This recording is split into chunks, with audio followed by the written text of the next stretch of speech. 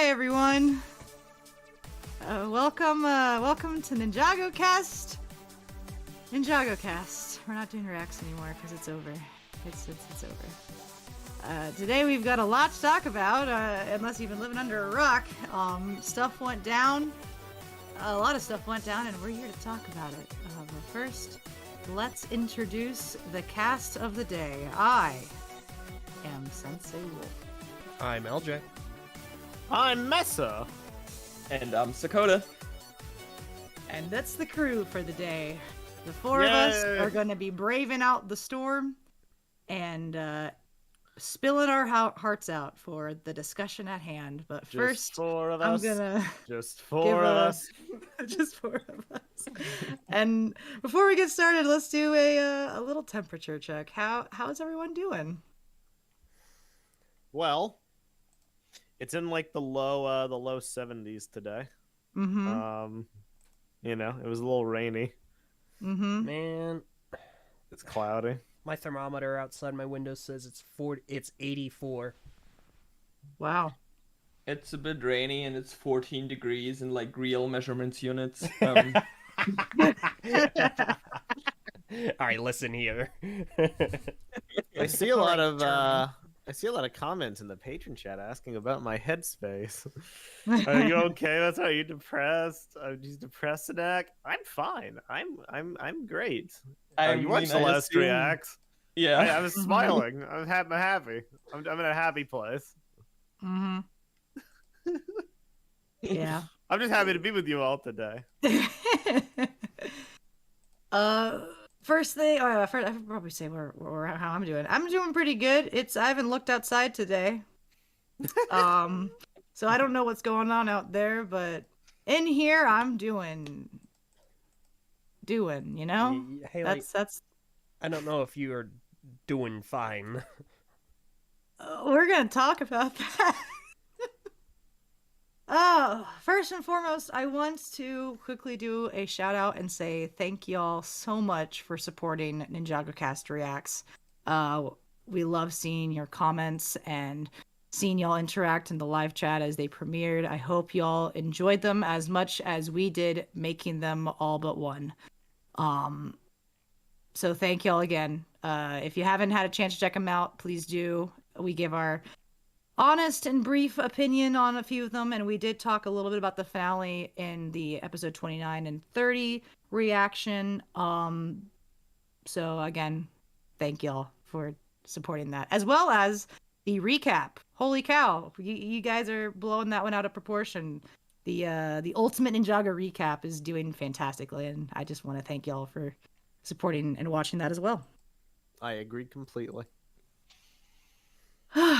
All right, well, before we get down and dirty, I think we should get the elephant out of the room.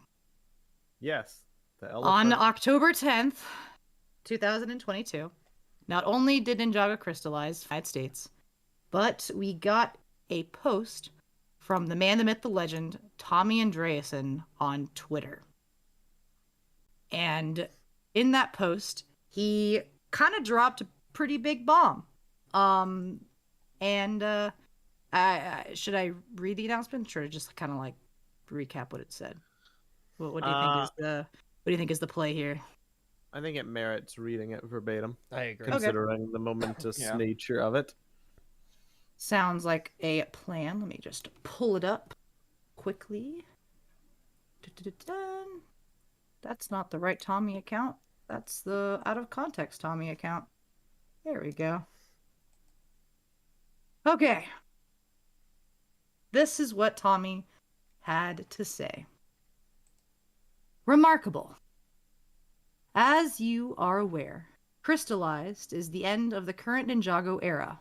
We set out to make a season which would conclude the storyline and show we have begun producing since 2019, but also reflected on what we started in 2011 as a whole. We wanted to bring it full circle and draw on lore and characters from Ninjago's entire run.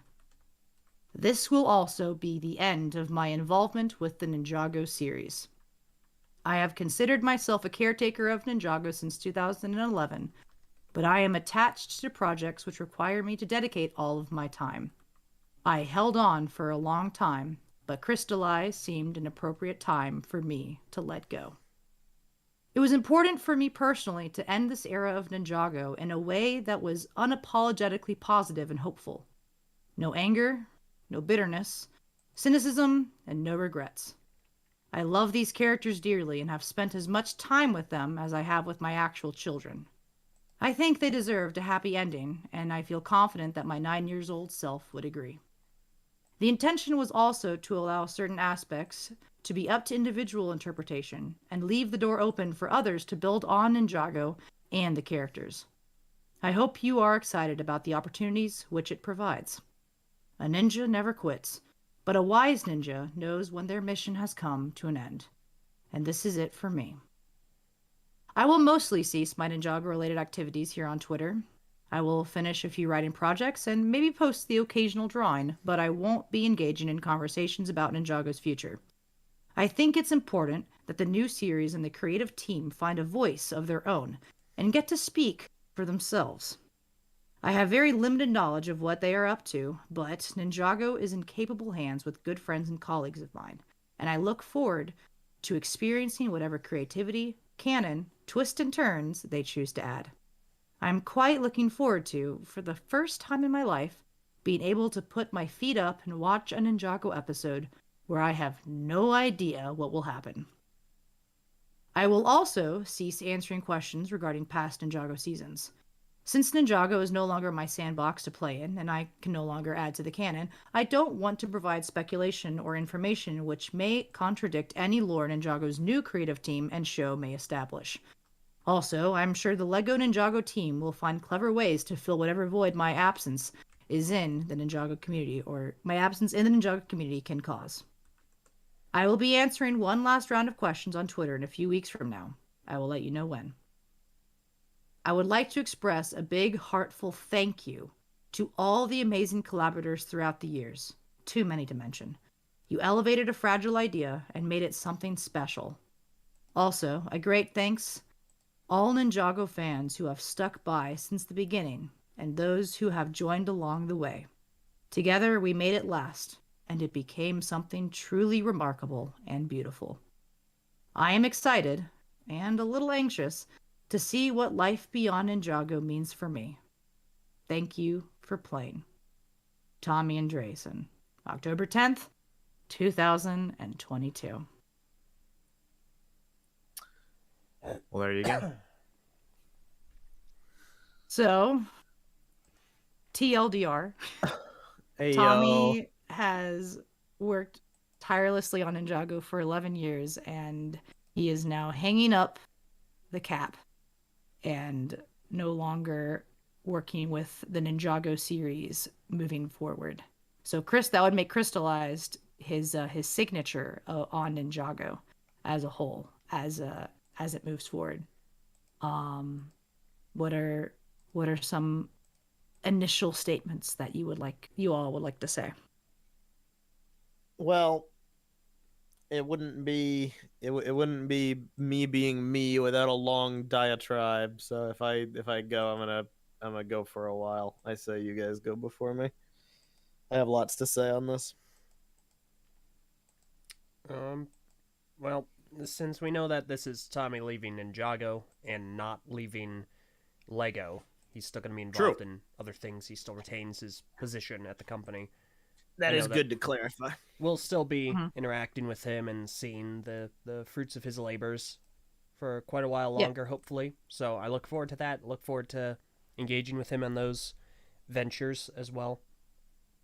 But it's definitely the end of an era, and hopefully he is content with his role in Ninjago as a whole, and hopefully it was all worth doing. And thanks for engaging with us. Yeah, very true. This is definitely like a big shift of things. For someone who's been keeping up with Ninjago for a long time, especially like with smaller detail stuff and community stuff, like Tommy was always the go-to person for all that, and he's the person that like understood everything, had like got what's going on in the universe. And I mean, I'm gonna be honest, I'm a bit afraid what's gonna happen now that he's not involved anymore. If like whoever takes over that position, if someone will take over that like that role for Ninjago. It might not be the But same. yeah, I don't think it will ever be the same. And but I'm very happy that Tommy did like that super important job for such a long time, and like how he always interacted with the community, how he took so much time for just questions and like um fighting the fight behind the scenes for us a lot, from like some of his statements regarding like release and all that. So True. very thankful for everything Tommy did, and a bit worried about the future. Yeah. I have a lot of thoughts on this, but I'll try to keep it brief. I feel like the best way to translate my thoughts would be through an anecdote. So the year was, oh man, when was this? I think it was 2014. We were doing our channel. We were kind of fumbling around. We were trying to find our path in a post Bionicle world. And at this point, Ninjago was more of an idle curiosity for anything else from our perspective. We watched it from time to time. I remember LJ would like put it on his TV and like webcam stream the show, and him and I would watch it that way because I didn't have cable. Anybody from the channel who cared to be on would be on, but it wasn't a household name yet, at least in our group. And we watched the stuff. We watched Rebooted. We were really interested in that. And we were blown away by Zane's sacrifice. We were like, this is the best thing ever. And I remember LJ and I did a Rebooted coverage, and we just broke into applause because of the masterful writing. And that was a rare thing that would happen because, we were doing Chima reviews and criticizing the heck out of that show. But eventually, I forget how long after, we got a message from Tommy, and it was a very nice message, and it was the first time we had ever made contact with him. Email, text to text, word to word, and he had been watching our coverages, our reviews, and we didn't really realize that, and it was very humbling to have been doing something, just kind of spitting our opinions into the void, basically, and to realize, oh, hey, one of the people involved with creating this thing that we love actually cared enough to check out what we had to say. And it was very nice. It felt very good, especially in a post-Bionicle world, to have a communication like that with someone from the Lego company, considering everything that was going on with Greg Farshtey at the time, kind of going dark after the whole Children's Online Privacy Protection Act thing. And throughout the years, we would exchange more messages with him. I know he still watches our stuff to this day, and he took it all in good faith, which I really respect, because a lot of times we are very biting in our critiques. Myself in particular, I've been known to be very scathing because I believe in like honesty to a fault. If I don't like something, I'm not going to sugarcoat it. Spoiler alert, there will be some of that today. But throughout all of our interactions and through all of what has been said, I may not always agree with Tommy's decisions, but I can say that I've always had respect for him as a creator and the art he makes and the voice that he had in shaping Ninjago's legacy. And if I had one emotion, I'd just say gratitude. I'm thankful to him for caring. I'm thankful to him for showing respect and reaching a hand out to a random YouTube channel full of kids, and the collaborative process that the community has been able to foster. And, if you're listening to this, which I hope he will be, he usually does, just keep that in mind. The same thing in 2014, nothing's changed. We may have opinions on the art, Well, we got nothing but respect for you as a person. And thank you for all that you've done. That's what I'd have to say. Well said. Well I said. think also what he mentions that he's not gonna be answering any more questions in the future. Yes. But I think that might be sad for some people who have open questions. I think it's a good decision. I think it's for the overall. best. Yeah. The If we Twitter think discourse about- has been. No, I mostly think about it in like the context of some things that happened with Bionicle and Yeah. and It's a slippery especially since slope. Ninjago is going on, like it's gonna keep having Mhm. more content. So I think that's definitely the right way. But I'm very excited to see like Splinter and Way of the Departed as Wrap up, yeah. what's gonna come up with those. Yeah. Mhm. Yeah. It was like two gut punches in a row, right? You know, the end of Crystalized and then Tommy announcing that this was his signature.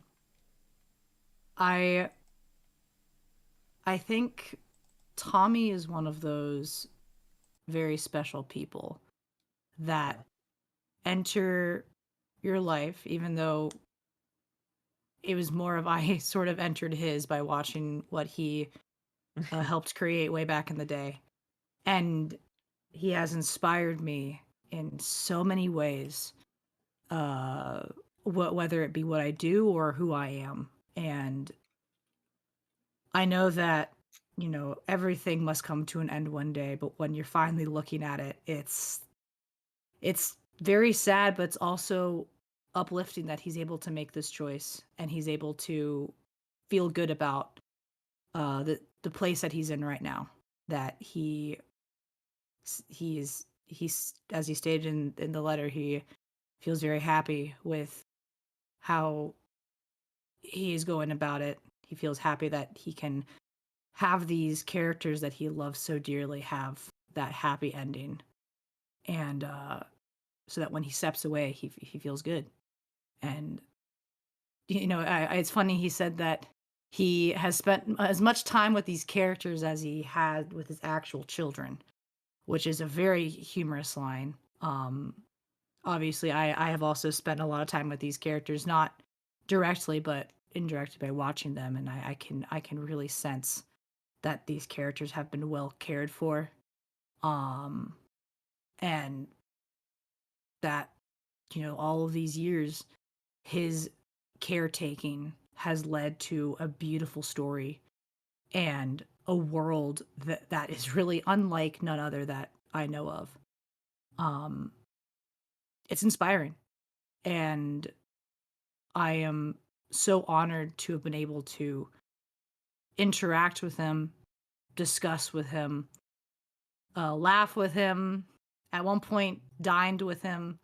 Um, he is a remarkable person who has done a remarkable thing in my life and in the life of so many others who love Ninjago.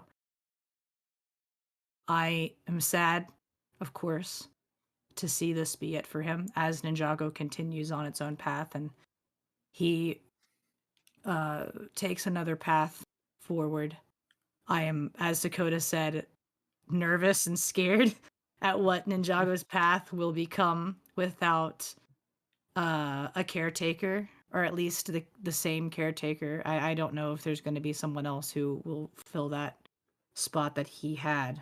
And even beyond that, I'm scared of what could happen if there's nobody who has that spot.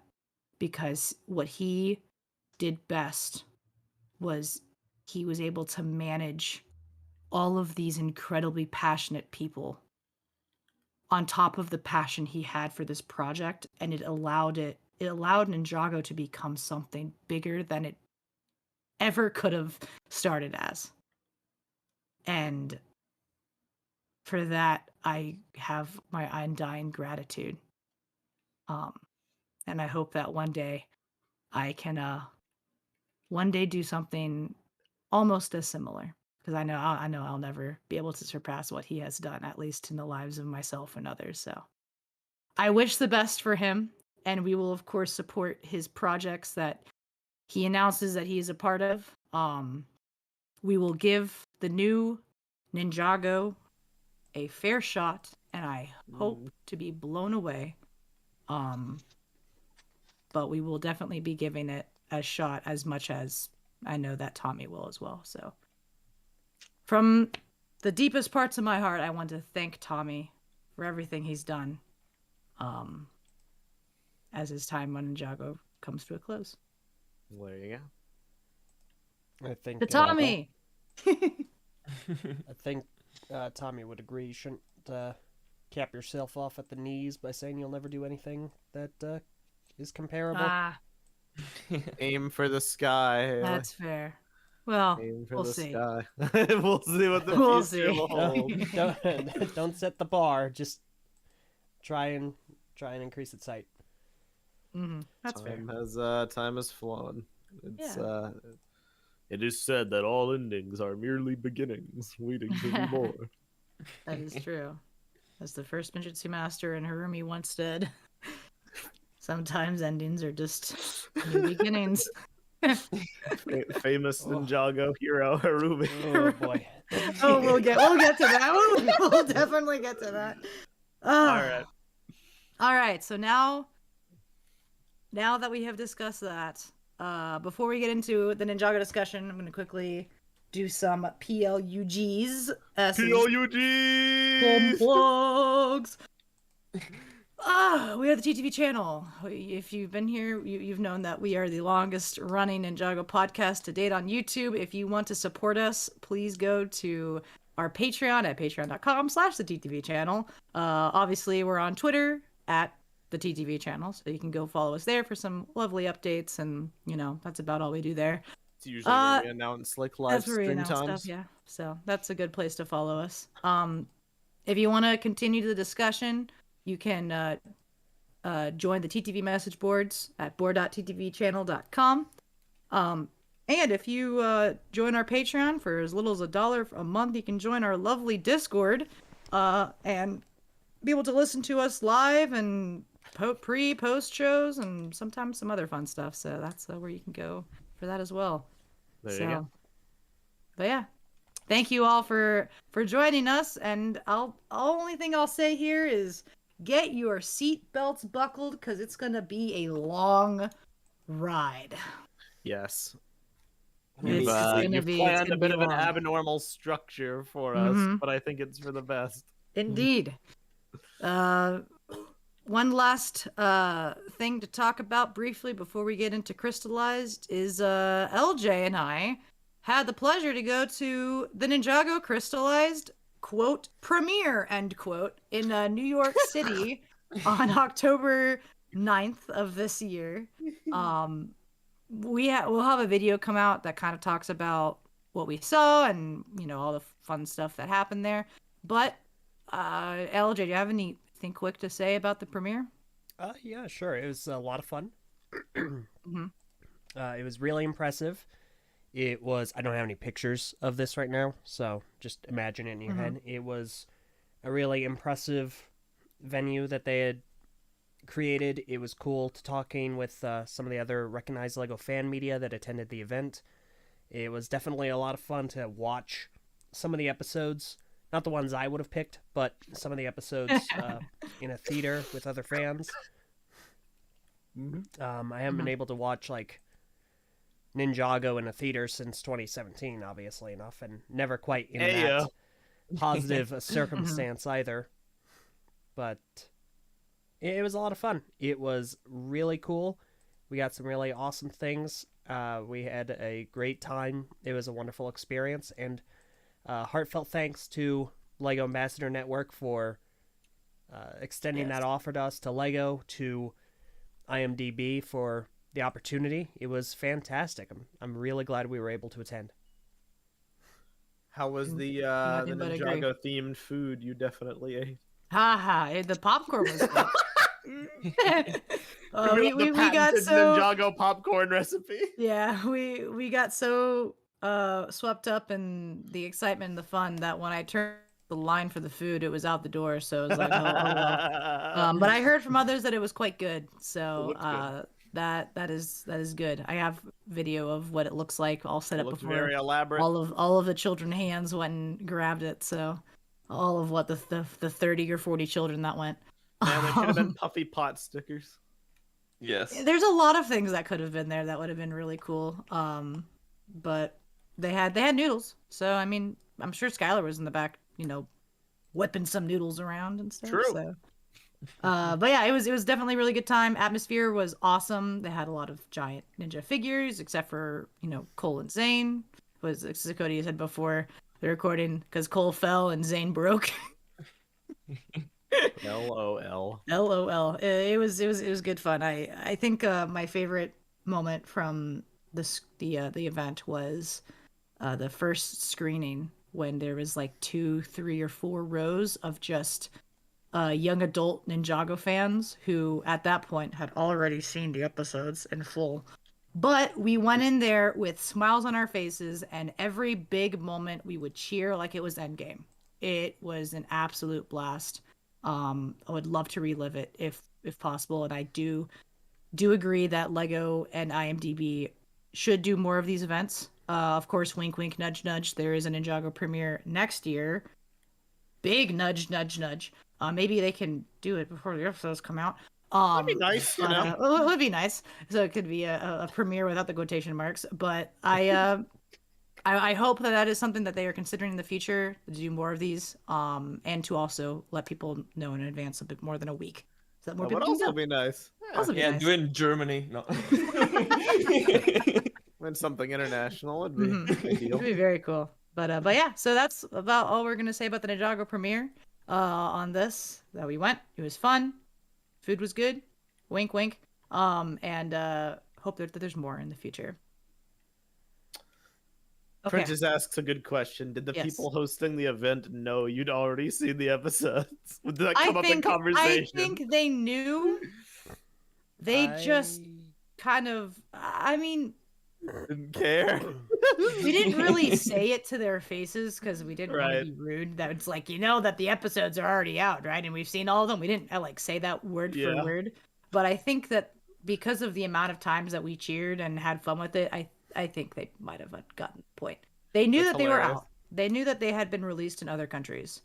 I don't think that they knew that we had all seen them, though. See, I don't actually know if they knew that we had seen them or not, but it didn't matter because everyone still had a great time. No one was a stinker about it. Everyone just had fun. So what mattered it was an issue. The people they wanted this event for had not seen that, which would be the kids. This was a premiere for them.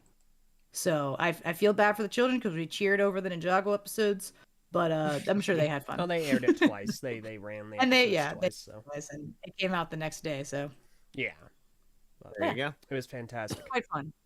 Well done. Hope for more. Okay, so what's the structure here? Today we're going to be talking about Ninjago Crystalized, the whole series, but most specifically episodes 19 through 30. So that's 12 episodes in full.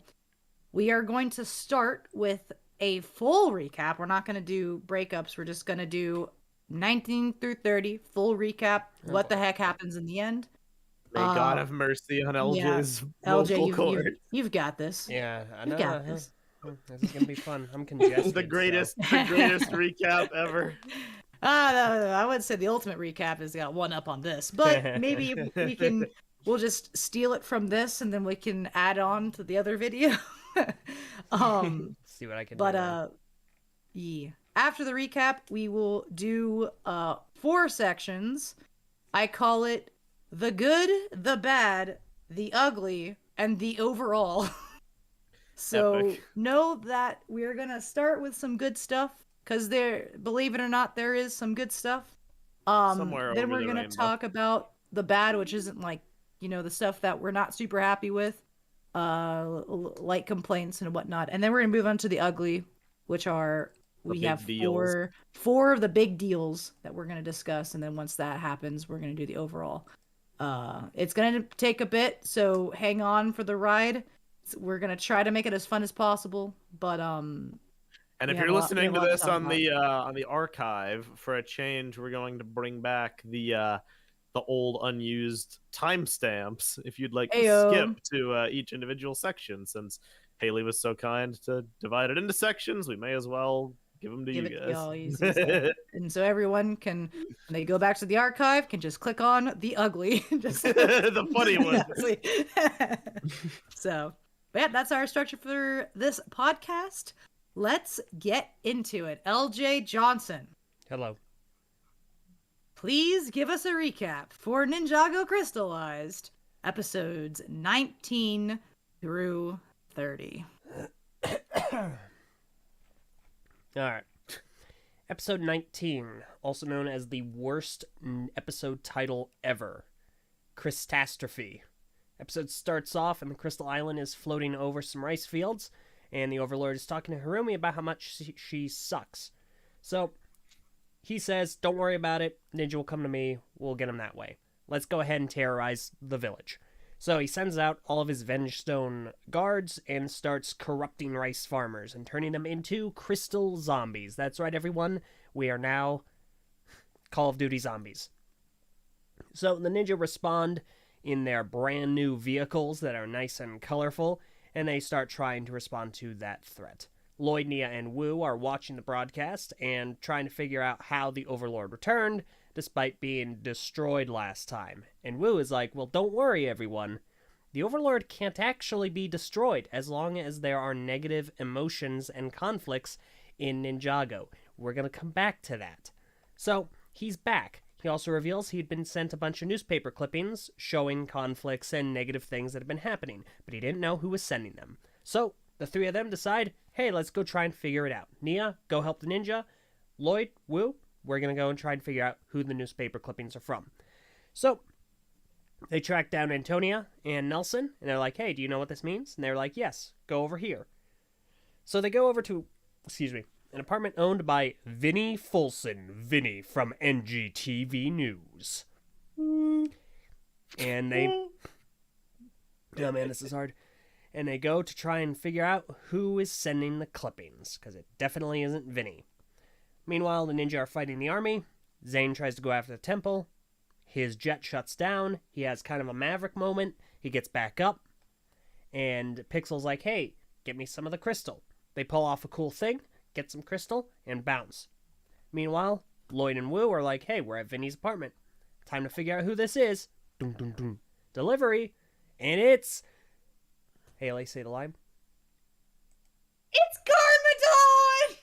There you go. That's the end of the episode. Epic. Oh, this is going to be tough.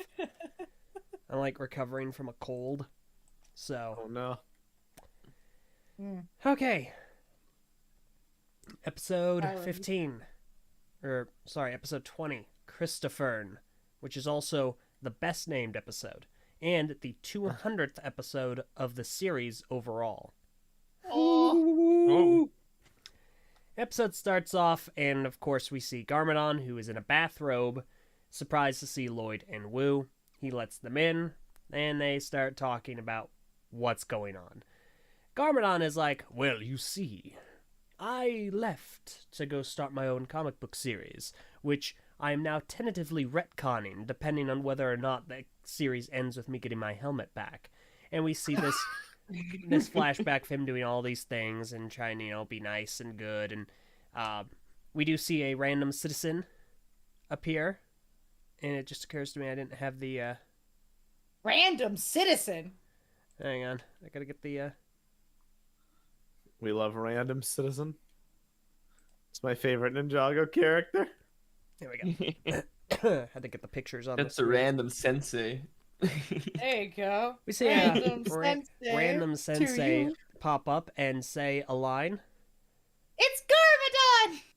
It is in fact Haley, and that transitions into the flashback.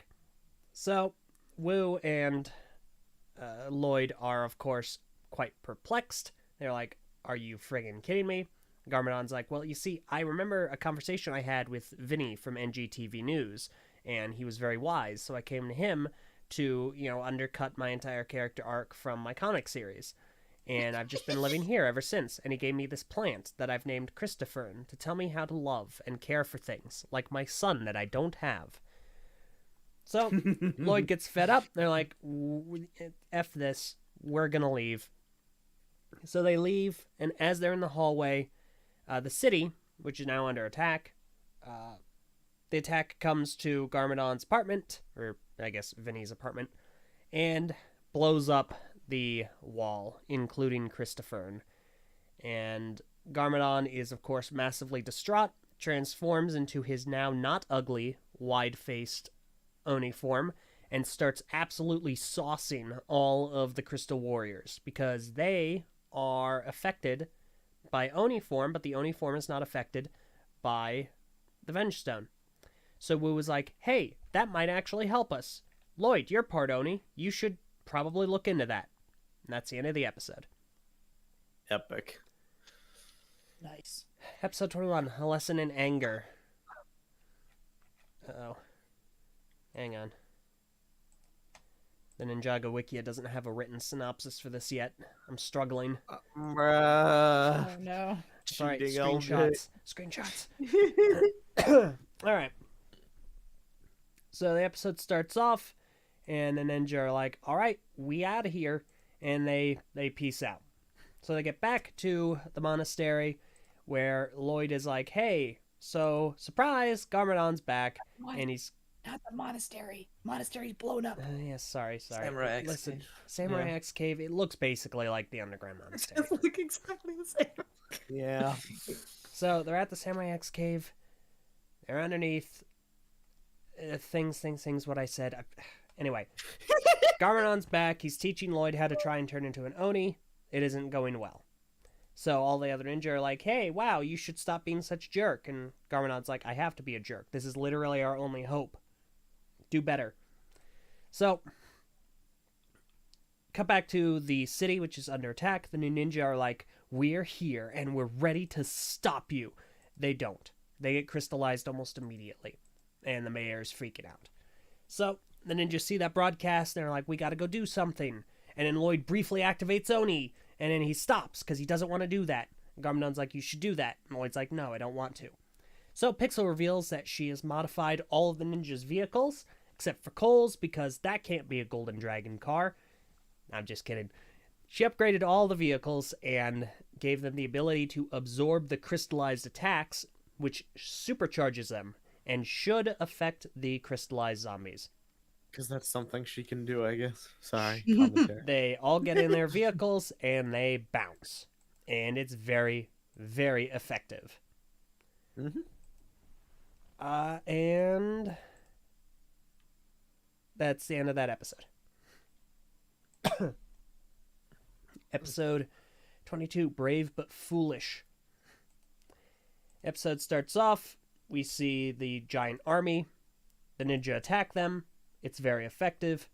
We go to Cryptarium, and we see, the usual suspects, and they're just kind of chilling. And Ronan's like, those meddling ninja. Yeah, you should probably be rooting for them, because otherwise we're not going to have a city to loot. And, being a leader and whatnot. So, the ninja are monitoring things, seeing how the battle's going. Wu pops out with his golden armor, golden dragon armor, and is like, I'm ready for the final battle. I also have upgrades made to this armor. You'll see them soon, but they aren't included in the set. So, Garmadon is now carrying Christopher in a soda can, and Nia is like, oh, cool. Those ferns are, really cool. Just give them plenty of water. So anyway, we see Harumi and the Overlord. They're chatting. They're like, stupid ninja. They can't do anything against us. And then Zane, blasts their friggin' floating castle, and it does something against them. So, the bounty comes under attack. Christopher gets squished. Death fake out number 2. Garmadon is like, oh, snap. Nope, I'm gonna kill you all. Nia is like, I have water powers. Lloyd is freaking out. Wu is flying. Antics are ensuing. The vehicles are crashing all over the place. All hope seems to be lost. Oh my gosh. And then Wu shows up at the top of the floating tower to confront the Overlord. And they partake in a super friggin' awesome fight. One of the best fights in the season. Anyway, Wu loses. Ooza. Booza. He loses, but lives. The giant floating castle goes over not Borg Tower and crystallizes just a whole huge chunk of the city. Bounty goes down yet again, splits in half, and basically all hope seems lost. End of the episode. We love it! Woo! Everything's looking good so far. Let's keep going. Doing good, Eldred. Go, All right. LJ, go, LJ. Quitting time, episode 23. Episode starts off, Wu is free falling, but he is grabbed by one of the Dragonides, I guess they're called. But he detaches his wings and he manages to fall in a canal, where he's saved by the paper people. Meanwhile, Nia is trapped under the wreckage of the bounty, and the mechanic is like, where are these ninja? I need to be derogatory toward one of them. And figures out where Nia is. Jay arrives and starts whooping butt and rescues Nia. And they bounce. Yeah. So, the paper people bring Wu back to the newspaper warehouse. And the newspaper people are trying to, coordinate rescue efforts and do all this. And Wu was like, stop doing that. We've lost. I'm depressed. And paper people are like, nah. So meanwhile, Jay gets an idea, now that Nia is slowly getting her powers back, is like, hey, we should rant about that on a podcast, talking about how Seabound no longer has any lasting consequence. I mean, you should try and contact the whales to have Benthamar, King Benthamar, and his army come help us. Nia's like, okay, I'll give it a shot. Meanwhile, at the warehouse, Wu is like, all right, we're just going to evacuate. And here's the sound of crystal warriors attacking some more people. So the paper people save them.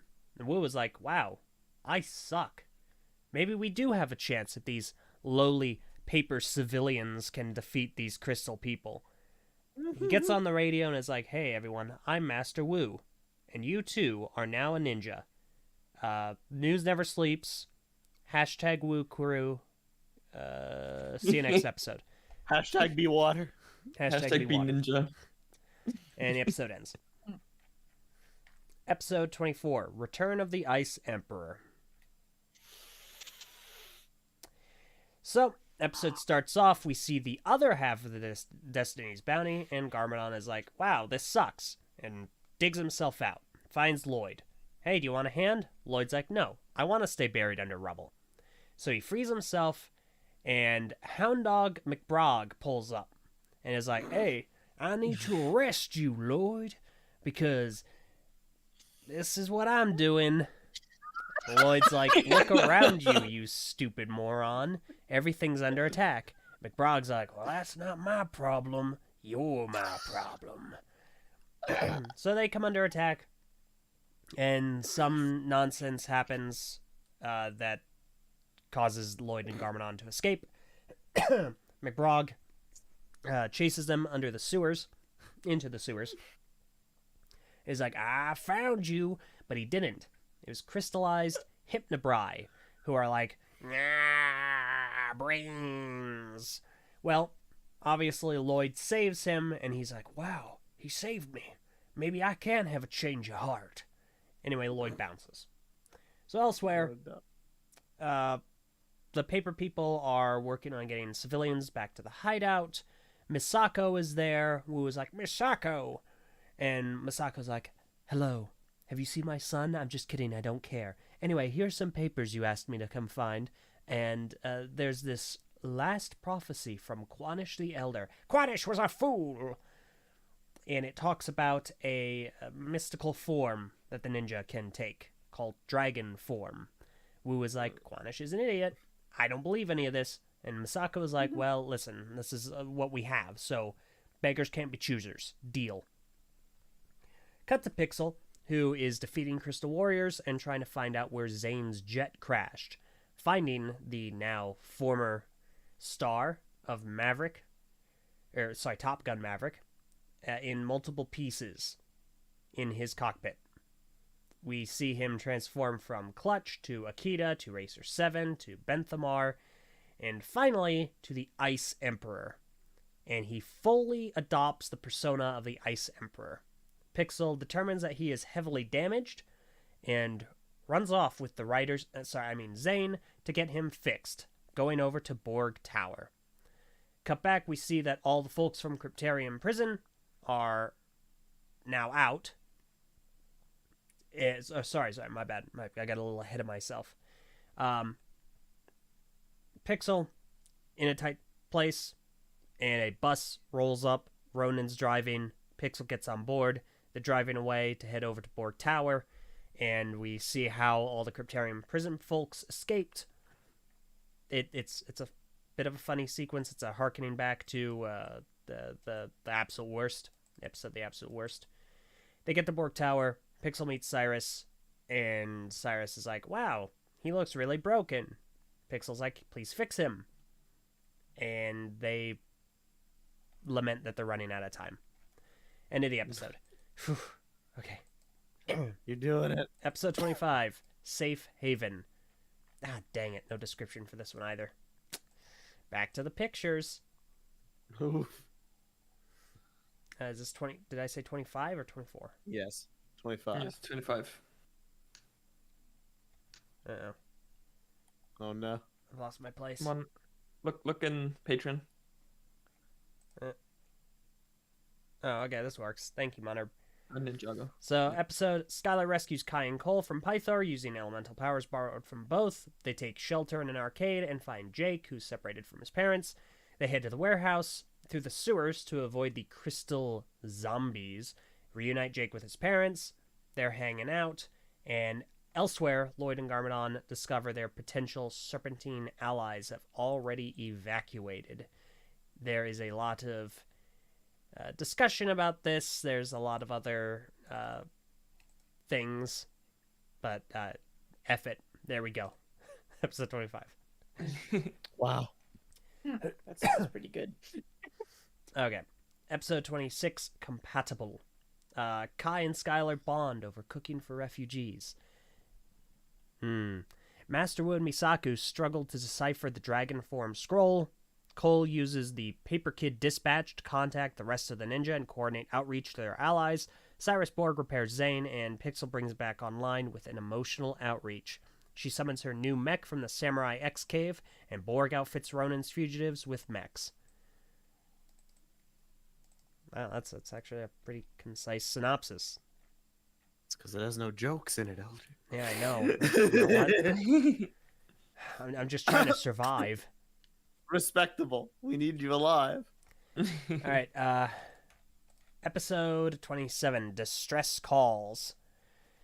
Jay and Nia attempt to contact Benthamar over at the harbor, and Racer 7, now known as Blazy, and Vinny get Cole through Ninjago City to broadcast a distress call to Princess Vanya.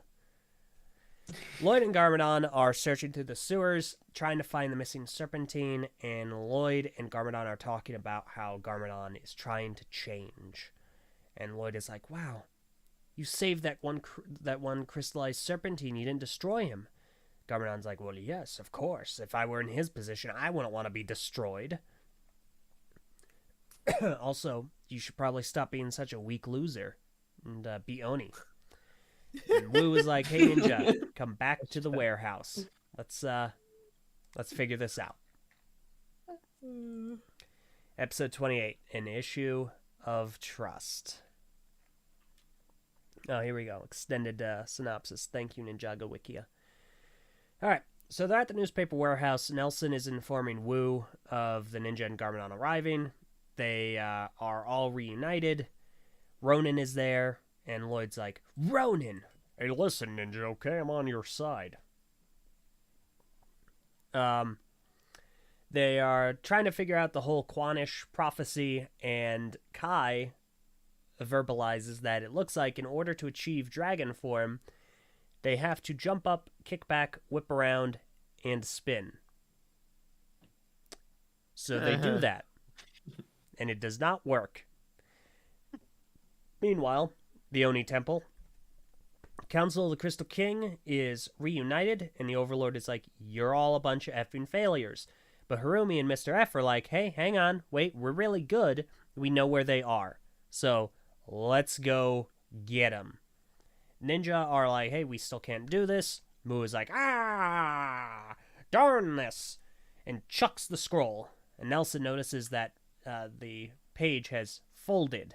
It's like, look, the fold is telling us something. Huh? Wu folds it fully and discovers writing in Old Tongue. Only if the allies unite through a selfless act will main and might prevail the light and dragon take flight. So Cyrus is like, hey folks, Overlord's coming to you. Kai is like, hey, we should probably bounce. And Cole's like, maybe not. And Garmadon's like, let's just attack him. So they come up with a plan, and they exit, and the battle is on, and they start fighting. So the Council and the Crystal Warriors descend to the ground to the warehouse, and Cole's like, hey, maybe we should talk it out. It doesn't work. So the battle begins, and atop the temple, the Overlord and Harumi watch the battle as Lloyd and Garmadon arrive. Episode 29, Dragon Form. Episode begins, Lloyd and Garmadon are on top of the Oni Temple, and the fight is on. Lloyd is in Kilo's exosuit, and that gets promptly destroyed, because mechs don't last in this show. On the ground, the Resistance is fighting off the Crystal Warriors, the Dragonides, and the Council of the Crystal King. Antics are ensuing, and oh my goodness, there's so much fighting.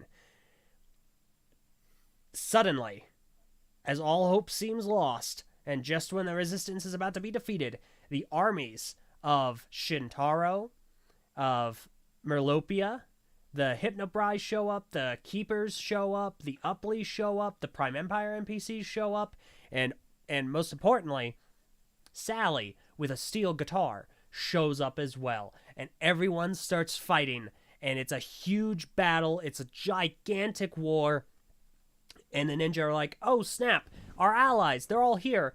Jump up, kick back, whip around, and spin. And now they're dragon form. And they start fighting their respective villains. Zane fights Mr. F and beats him with a Dareth billboard. Cole fights Vangelis and has the best of these battles. Kai fights Asphira. Jay fights Pythor. They get the weapons of Spinjitzu back, essentially. As this is going on, the Overlord is fighting Lloyd and Garmadon and just absolutely blasting them, and is like, I corrupted the great devourer, and I caused it to bite you, Garmadon. You are everything because of me. This channel is everything because of me. And is just going absolutely ham and cheese. And Garmadon is like, what the flip? And Harumi is like, what the flip? And she switches sides and cuts off the Overlord's hand. Harumi cuts off the Overlord's hand. And a reference to a very popular movie, Star Wars. Okay. Really good sword. With a sword! With a sword. No, So it's fun. she switches sides and does basically nothing else from that point on. As that's going on, back on the ground, Ninja have their golden weapons. They are ready to rock and roll. However, they notice that something is going on with the Oni Temple, and Wu miraculously figures out that what the Overlord plans to do is corrupt the elements of creation, which will petrify all life in Ninjago, and that they are too late. The episode ends.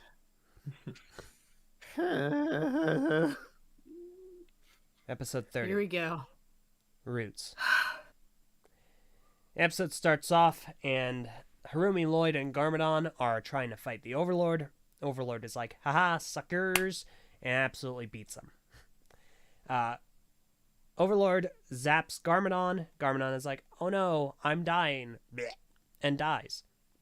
Lloyd is furious and finally transforms into his Oni form and knocks back the Overlord.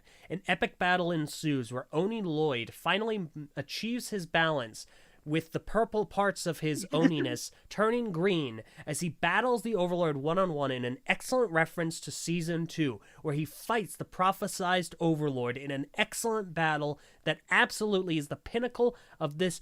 He turns back immediately after he sees himself in a reflection. That is the last we see of the Oni form. The Overlord knocks him back and tosses him off of the temple. Harumi is nowhere to be seen at this point. Cut back to Wu. No, she's there. Lloyd! Cut back. Oh, Lloyd! yeah, that's right. Cut back to Wu. Wu was like, "We're too late. Wait, we can reunite the weapons and free their elemental powers and free their original form." So the ninja are like, "All right, well, F it. Let's just do that."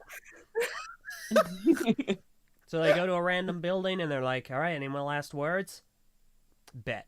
So they combine all the elemental weapons, and this giant beam shoots up into the sky. It matches the beam coming down from the Oni Temple. The Oni Temple beam wins. These elemental, I don't know, whatever they're called, spirit stars, start flying up in this massive cluster. Lloyd falls. They hit Lloyd mid-air. The Overlord is like, "I have done it." But then Lloyd comes up over the side on a giant four-headed golden ultra dragon created from the elemental powers of the golden weapons and starts fighting the Overlord. Keep in mind, Lloyd is his normal human form. They start duking it out in the sky. A brief battle ensues.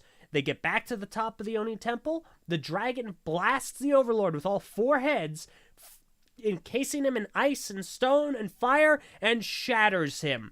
And they end the conflict and win the day.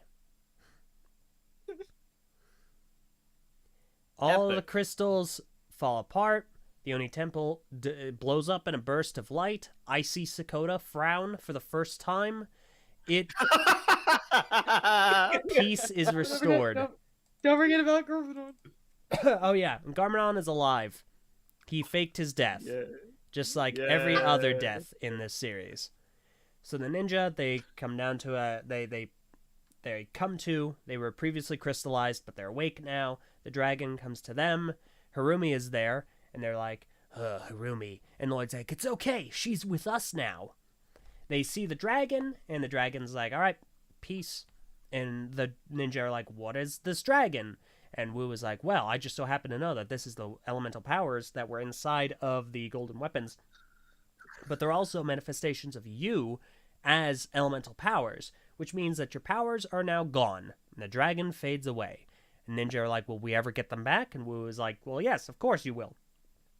Eventually. Don't even worry about it. Don't even worry. Give it like 2 weeks." Yeah, and now it's time to rebuild. So Garmadon plants Christofern, who has somehow survived, and is like, "You need roots, like the episode name." And he goes off to help rebuild the monastery. Ninja are like, "This is going to take a while," but then the main protagonist, Dareth the Brown Ninja Chadley, arrives and brings everyone that the ninja were allied with. Cue Inner Steel. Everyone is helping the ninja rebuild the monastery, including Harumi, who flirtatiously waves at Lloyd, who waves back, and Lloyd and Garmadon are working together to rebuild the monastery. The camera pans over to Christofern. Sally plays out the series. And say it. And that's... Oh. And that's Ninjago. Okay. That's Hold. Ninjago. Hold. I'm holding for how much longer. First applause, LJ. Well done, LJ. That was very good. You made it. You made it through. You made it through. Thank you. Okay. I know we are all mad. And I'll say most of us. We know that most of us are mad. I'm having a good time. I'm fine. Yeah, I'm sure you're having a good time. Makes fun of us. Let us start with the good. Yeah, with the good, some good stuff. I figure that's for the best. Let's let's start there. Who wants to start? It's 2 minutes. You should post the thing that you made in our like private chat, just so we have like a framework to go off of. Because I will admit, with the mountain of stuff to talk about, my brain tends to forget some things. I can tell you. Yeah, you go first. So the first thing that I feel like we could talk about is some of the non-story stuff, like the vocal performance of all of the cast, the animation, good as ever. Good as I mean, I think the voice performance of this season in particular was phenomenal on everyone's. And even though like Scott McNeil got his performance kind of hindered by a muffler that was over it, he did phenomenal as well. Yeah, some standouts for me, voice performance wise, were definitely, of course, Garmadon as always. Yeah. And Pixel speech was delivered super well. So yeah. Yeah. Those Wu were did a fantastic job when he did his fight against the Overlord. Very good. I agree completely. They even like, Sam Vincent had a lot of great moments as well with Lloyd. Obviously the ninja, Andrew Francis doing fantastic as Cole. Yeah, he did very well. I've good. Was not immersion breaking at all. The performance. Whenever we heard Heather talk as Skylar, it was great. Dude, oh my god, yes, she did good. She did good. Yes, I can't say anything. Everything has a caveat. Everything has a negative. Let's talk about animation, because that's something that doesn't really have much negative stigma with it. I think obviously Seabound and Crystalized has been Wildbrain's best animated season so far for Ninjago. They just have a really good sense of fighting techniques, of facial expressions. They do like a really good atmosphere. I think when the city was overcame with crystals, it looked phenomenal. Yeah. The show the season has a very good like visual style, especially in like the second half, where you like there's nothing like it in other seasons. With the purple crystals and the atmosphere that creates. Yeah. I was never bored watching. There was always something to kind of look at. There was always something to enjoy. I think animation-wise, the most hype we ever got was the Wu versus Overlord fight, which we'll get to. But also the combo mech, which appeared for a good solid 30 seconds, but I don't think I've ever seen LJ more excited in his life. It looked really good. It looked so friggin' good. Like, yeah, I was so excited to see it, and they animated it beautifully. I just wish it was there for longer. It was also fantastic that they gave it to Pixel. Well deserved at this point. I was happy about that, although we didn't get to see it combine. Yeah. Yeah. It's whatever. I thought it was the rig for the dragon was good. I thought the dragon was well animated. I thought the Overlord Centaur form looked fantastic. Oni forms, which I think LJ mentioned in the recap, the no longer ugly fat face Garmadon, they were able to make that look really good. Design. They sold it like hard. Yeah. Oh yeah. There's the Ninjago SCCBS models that were in here, which looked great. I want my Ronin mech set. I want that Fuji Dove one, man. That looks awesome. Fuji I'm mech. sure it's possible. Wait, what do you call it? Was it Mecha Dove? Yeah. My goodness. His servos fill the night. I basically have no complaints about the overall production value visually. I'd say the animation, the lighting, the rendering, the character expressions, the fight scenes, like you said earlier, the vocal performances. none of my complaints really have anything to do with that side of the production. So Yeah, I'd say anyone involved with that, killed I it. take my hat off to you. Yeah, y'all did your jobs perfectly. Which I would argue is most of the people involved in the production. Yeah. So if you treat the project like that, then it's a Yeah, success, right? it looked phenomenal the entire time. No complaints there. Let's talk a bit about the outstanding characters of this season. There are I had originally 5. I added one more from the recap.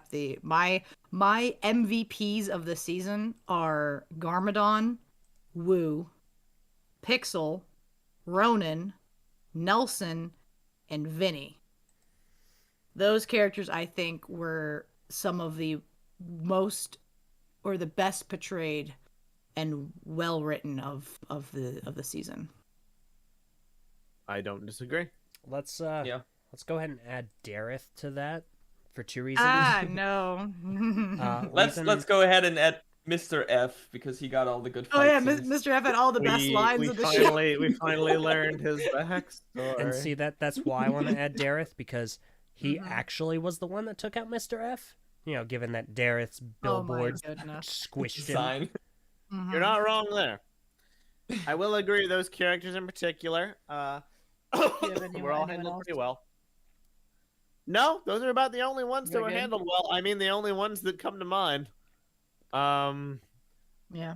I will say we had very low expectations for Pixel, and I was very surprised by, because she was kind of barely used in the first half, and I recall in our first podcast we were kind of criticizing and speculating what her role would be, and like, oh well, she's gonna get overshadowed by Nia now that Nia's back.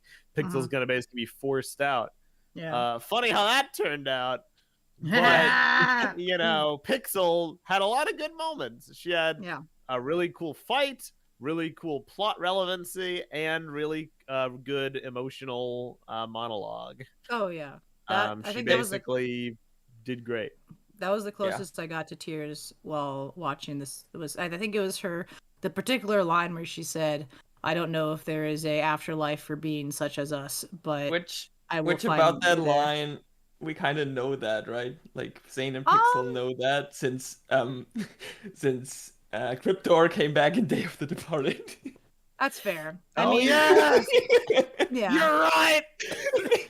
Oh my god! I mean, I'm sure they know that ruined there's Crystalized most emotional moment. Well, I'm sure they know about it, but they just don't know what exactly that looks like for them. Is it going to actually be them, or is it going to be something else? Like there's a lot of that's question a mark. Charitable interpretation. I'm gonna throw that onto a later point in the bad. That's fine. That's more than fine. I still think that whole monologue was it was great. beautiful. It was beautiful. Absolutely beautiful. I was surprised that a line like that would be said at a Lego show. Yeah, me too. Yeah. It was a really good scene. I'm sorry, which line? About the afterlife. I don't know if there's an afterlife for beings such as us. Oh. I think that's the first time since Rebooted where Pixel has been able to directly interact with a Zane fake out, correct? Yes. I'm not counting Sons of Garmadon because we didn't get to see her. Yeah, she was still she was there, but she wasn't actually there. Yeah. You are correct. So it's like it's nice to have that moment, but it's hindered by the fact that is Zane fake out death number 492. I'd say it's more hindered by the contents of the rest of that subplot, but we'll cross that bridge when we get to it. Yeah. In isolation, it was a very well done scene, and I have very few complaints about it. Tyler? Yes, hello. I want you to talk about Ronan. Yes, okay. So this is actually earned. Before I do my thing later on, I feel like I can get some unequivocal and unanimous praise out of the way, because for those who may have missed the first Crystalized podcast, I went on a famous rant because I was kind of really annoyed. I kind of reached my boiling point after the island and the first half of Crystalized with the Ronin thing. And I was, in my perspective, I felt as if the people writing for Ninjago right now have fundamentally misunderstood the character of Ronin, and they got him completely wrong. and they boiled him down to just a random generic criminal dude who didn't care about anybody. And I recall a point I made was, Lloyd is saying this and none of the ninja correct him. And Tommy actually said in the YouTube chat, well, the opinions of, Lloyd don't necessarily represent the opinions of the writers. And my response was, well, the writers write Lloyd. I don't exactly buy that, that explanation. But I was like, fair enough. The words of Tommy gave me some hope. So I waited. And I will say, on this aspect, and this aspect alone, my faith was 100% rewarded because Ronan was absolutely handled well. Yeah. Was his arc just a repetition of the arc he already had before, but worse and shorter? Yes. Yes, it was. But was it in character? Yes. Yes, it was. It was good. He's a criminal. He wants to make money. He wants to steal, but he likes the ninja. He's the ninja's friend. He cares about them to a degree. And when push comes to shove, yes, he does have his priorities in order. Ronan is not a super villain. Ronan is somebody who will pitch in when the chips are down to help. Yeah. Do I necessarily think that Kilo, Ultraviolet, and Fugidove fill that same role? Kilo works. Not particularly. Yeah. But I liked Ronan. I- I liked Ronan having a posse of people who aren't just generic goons, and if they ever show up again, I hope they're associated together as their own kind of character unit because they play off each other really well, and I like them a lot. I'm fine if they're part of Ronan's like gang now. I really liked how they portrayed like the little speech thing with Fugidove, where it's like first, that's funny. because it's like it kind of very much works for Ronan's character because like he motivated them to do the right thing, but it's not something he'd admit. So like others would tell that story about him. So I really think that was a smart way to do it. Inspired, and you get inspired. Yeah, It was a good scene. It's epic. And I mean that's really all I have to say.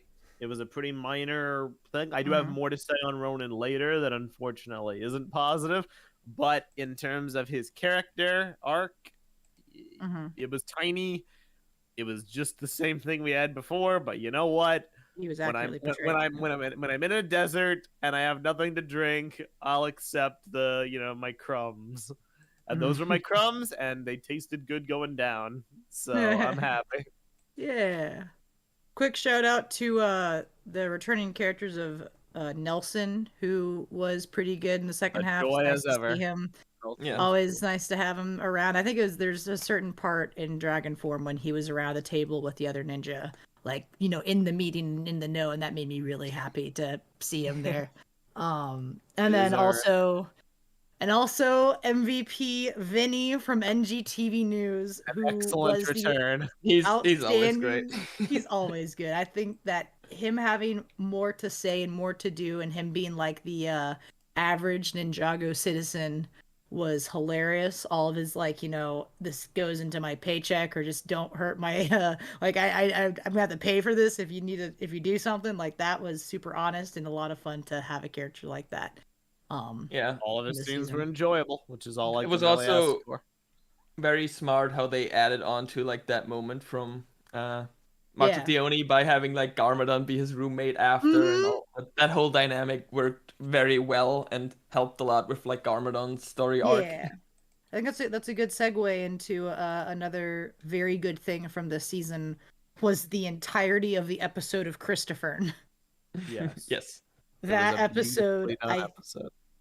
That might be one of my favorite episodes from the series because of how hilariously it portrayed Garmadon. It was a version of Garmadon we hadn't seen yet.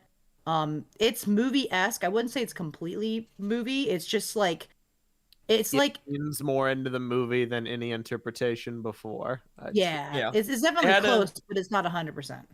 They had a very good progression from like Emperor Garmadon to like March of the Oni, where he has kind of like some kind of movie-like lines, and now this, which is very much like the movie version.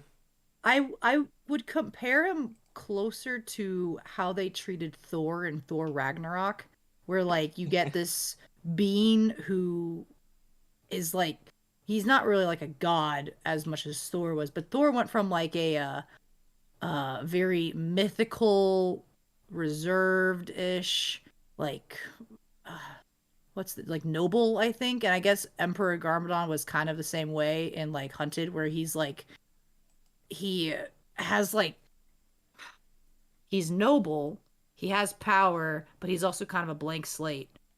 But this is what happens to him when Garmadon gets to sit in the Ninjago culture for like 2 years. They sprinkled in a bit of Thor from Endgame too.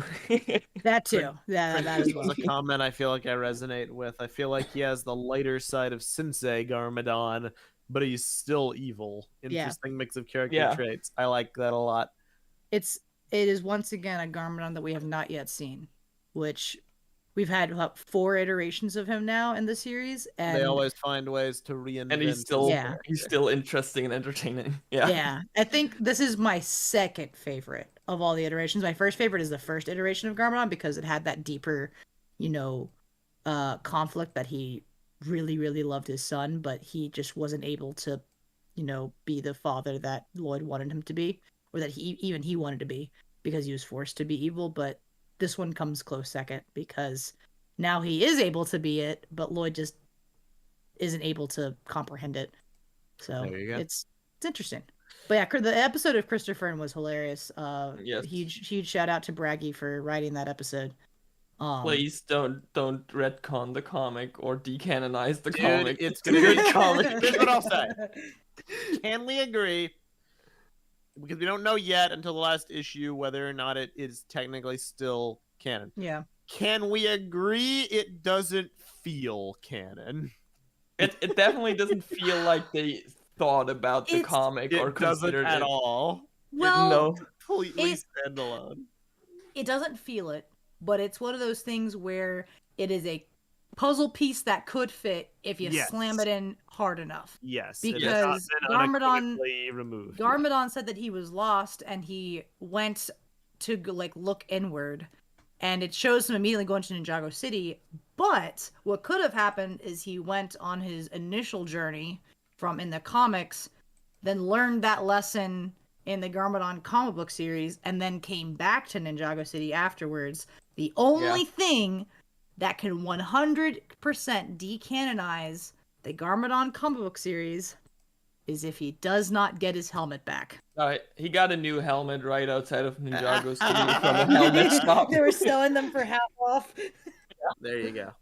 But right now, because the helmet is the same one as March of the Oni, and in the comic book series, Wu literally tosses it, and then it was given to Lord Mogra, who now wears the helmet. So if Garmadon does not get that helmet back and he leaves the end of the comic book series without the hat, that is like a direct conflict with canon. Yeah. So true. Let us all hope that he gets it back for the sake of the Garmadon comic book series. So, but yeah, good episode. And then I think we were just dying of laughter the whole time, especially when the plant got broken. I'll say my other like point of praise that I want to get out. Mm-hmm. All the comedy.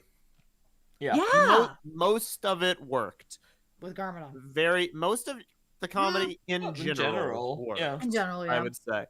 There were very few jokes. There were some, but there were very few that I found overly cringy. To be honest, a lot of the ones that didn't work came from Harumi. Yeah. Most of the ones that did came from everybody else. First stuff didn't really work for me, but we'll get into that. Oh yeah, that too. But those are the minority. Most of the comedy in general did work.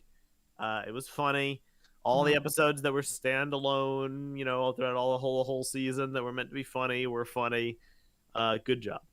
Yeah, comedy works.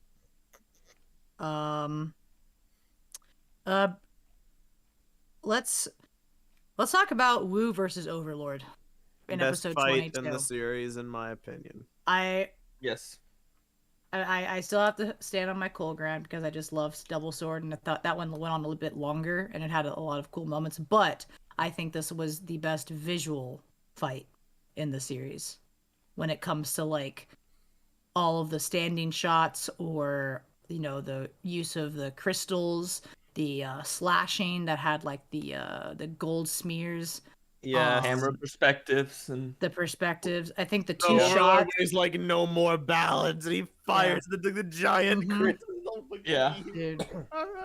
The shot of like when Wu is holding the sword up against like the force field that the Overlord is projecting, and you can see every single itch mark on the sword, and Wu is just like, my father told stories about. Oh my gosh, that was amazing. It was so well written. The voice performance on both ends were just out of this world. It would have been nice to actually hear Scott McNeil, but Yeah, your mileage may vary. that's fair. I thought it had such good control of cinematography, of of the fighting, of when they were fighting. I think when Wu like went for the throat was really cool. And it felt really fierce. Like it didn't feel like anyone's holding back. They both like use everything they have, and yeah, it was very, very good. It's a shame that it capped there. It's weird that we didn't get another fight scene that topped that yeah. in the Well, rest of yeah, the series. That is It makes one me of the really cons. wish. It makes me really wish that the Overlord stayed in his like minifigure form for longer, because Yeah, it we could have gotten some more of that we could have gotten more fight scenes with him. instead of him just kind of standing still and blasting. Yeah. And then I started blasting, and then he starts winning.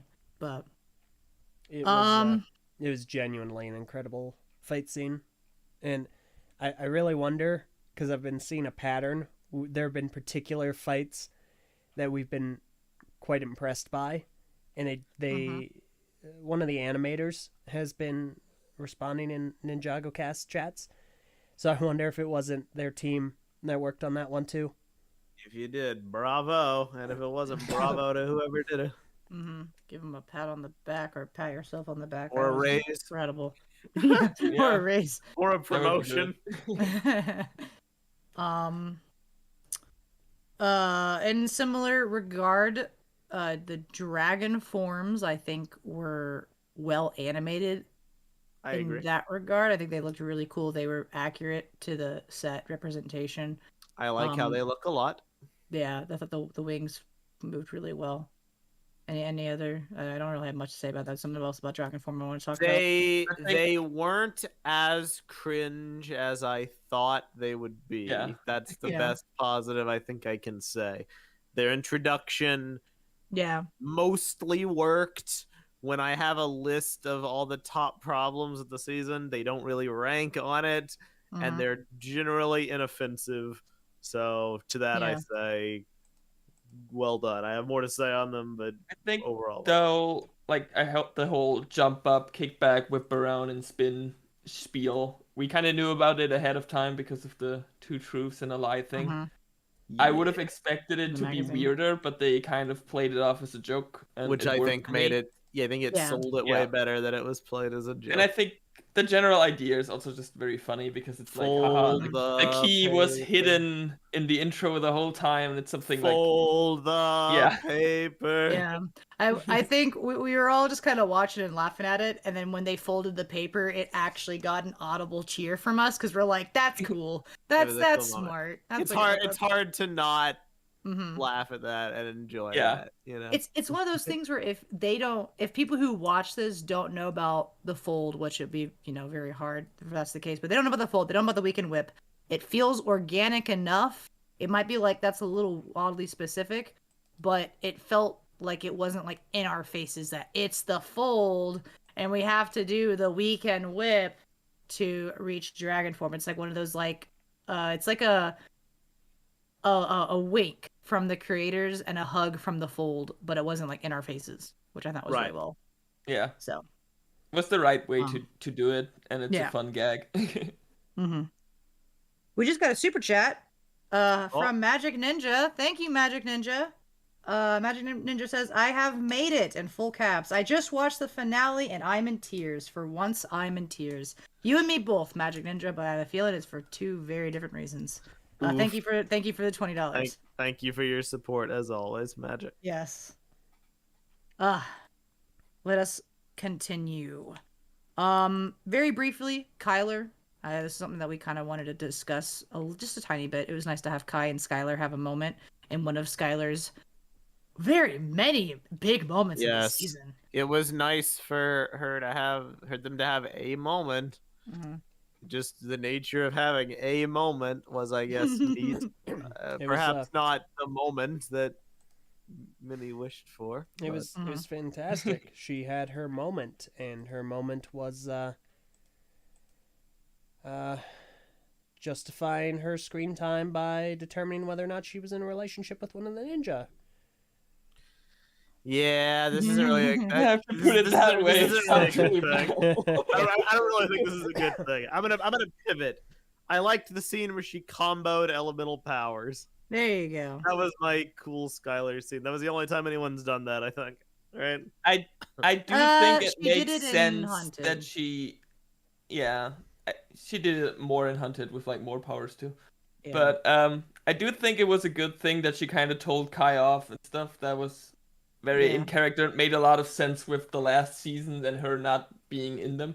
Yeah. But yeah, it's sad that was like the only big Skylar thing, really. Yeah. I mean, I have thoughts to say on this, but I'll save it for the band. There you go. And then last but not least, let's talk about cameos. Not just the cameo fest itself, but there is a lot of familiar faces. We've already mentioned one of them, but Tommy said a couple of weeks, last month ago, that the minifigure that is based off of myself was going to scream at some point. He lied, haha, and I didn't scream. I had an actual line, and for those who are wondering, no, that was not my voice. I don't know who actually performed as my minifigure. But that was a welcome and incredible surprise to have that happen.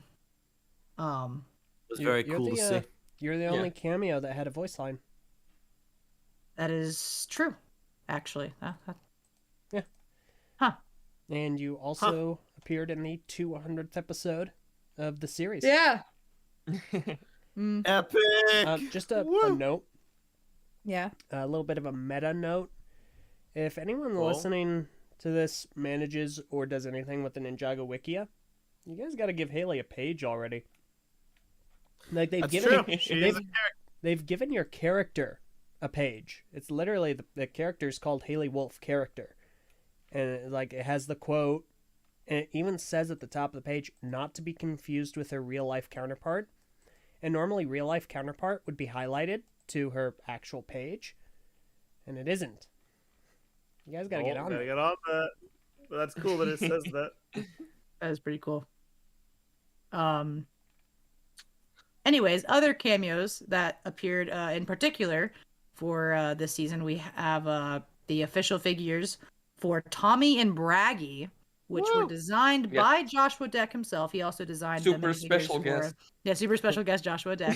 Shout out to him in our recording right now. Hi, Josh. We love you. He had the pleasure and honor of designing Tommy and Braggy as well, and they appeared throughout this season and had a mini arc of themselves. I'm not sure if y'all caught what they were up to. Yeah. It also ties into the Tommy announcement we talked about earlier. That is true. Tommy and Braggy appeared in the news warehouse, and they slowly crept up on Clutch Powers, and by the end of the season, they have taken the teapot back, and so now they are in possession of the teapot. Yeah, which I think and then is Tommy's really funny. goodbye tweet in the drawing, his figure also holds the teapot of Tyran. So he's taking Nauticon and he's holding that close to his heart. Yeah. No Nauticon allowed. But yeah. And then finally, the obvious, there were a lot of cameos that appeared in the end, and it was nice to see familiar faces such as the parents, Ed, Edna, Lou, Dareth, Sally for some reason, the Merlopians, the Islanders, the Skyfolk, the Upley, Scott in both his human and his Prime Empire forms. Whoops. A bunch of other people from Prime Empire. We got some Serpentine. I think we got like 3 Serpentine. Let's go. It looks like they kind of had some hard times fall upon them. Princess Vanya. Princess Vanya. My favorite princess, Vanya. Who else am I forgetting? Unagame. Milton Dyer. Milton Dyer. I said Sally. Okino. Okino, yeah, the Prime Empire crew. Obviously, Ronan was there for a brief second until he got crystallized. The new ninja and like the ending scene. Yeah. Oh yeah, Ray and Maya were there, the parents. I feel like I'm forgetting like a solid crew, but I think that's I don't think so. it. But yeah, so last thing I'll say with that is it was nice seeing or having an endgame moment for Ninjago. Do we all agree? Yeah. Yes. Like if this is It the was finale. nice having a moment. A moment, yes. If this is the finale, I think it's important to bring back the side characters since like we spent a lot of time with them and a lot of people like them a lot. So yeah. I suppose a moment is better than the lack Not thereof having of them, a moment. I suppose we can agree on that.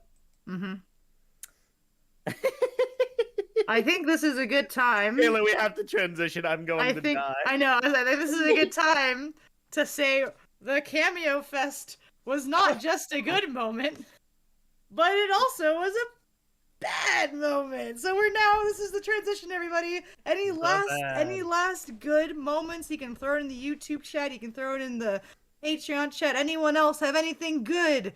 This is your moment. Positivity from here on out. I forgot about the Upley. The Upley were there. Yes. Serpentine were there. Yes. Let's see. I'll give y'all about 30 seconds for some good stuff. Yes. Pixel finally kissed Zane. It was a good moment. It was on the cheek, on all the broken wires. Mini Pix was in fact cute. Yes, we love Mini Pix with the giant combo mech. Merlopians Islands were there. The entire army of Shintaro. I loved seeing that one army Cyrus guy. Borg was funny. Cyrus Borg was very funny. Yes, it was nice to see him. And then LJ had the big awakening that it was what's his name? No. Lee Takar. Lee Takar. Yeah, I even knew that. I knew that, and you didn't. I might have known that at some point and just forgot. So. No magic. The Ice Emperor is not a good moment. Yeah. I'm sorry. No, I just funny wanted plant was good. I just wanted to echo all the good things everyone's been saying. Like all of it is very good. The animation, the voice acting was, of course, excellent. I didn't have as much of a hard time hearing the Overlord, and I thought that Scott McNeil's work is outstanding as always. Yeah. Just all of the usual presentation in terms of the audio and the visual was firing on all cylinders. So. Oh, yeah. Makutros in the chat, we finally got the Great Devourer confirmation, which we've been that's speculated and discussed with Tommy tweets and comics for a long time, and it's finally all like official. It was a big lore drop. Yeah. Kind of wish we heard about it sooner. Womp, womp, womp. But like I said, it came in like episode 29 of 30. Oof. Guys, I'm about to crack. Please. I know. I'm looking. I saw 10 something. seconds. 10. Dare to stop Kai and Skylar kissing, which is a reference to season 4. I think that last final like shot of everyone working together in the monastery was pretty good. We'll talk about that more later. 2. 1. Okay, I'm opening the floodgates. Where's the postmaster? For all the cameos. Where's the elemental masters? Where's the elemental masters? That's the big one. Where's the beaver? Oh, No.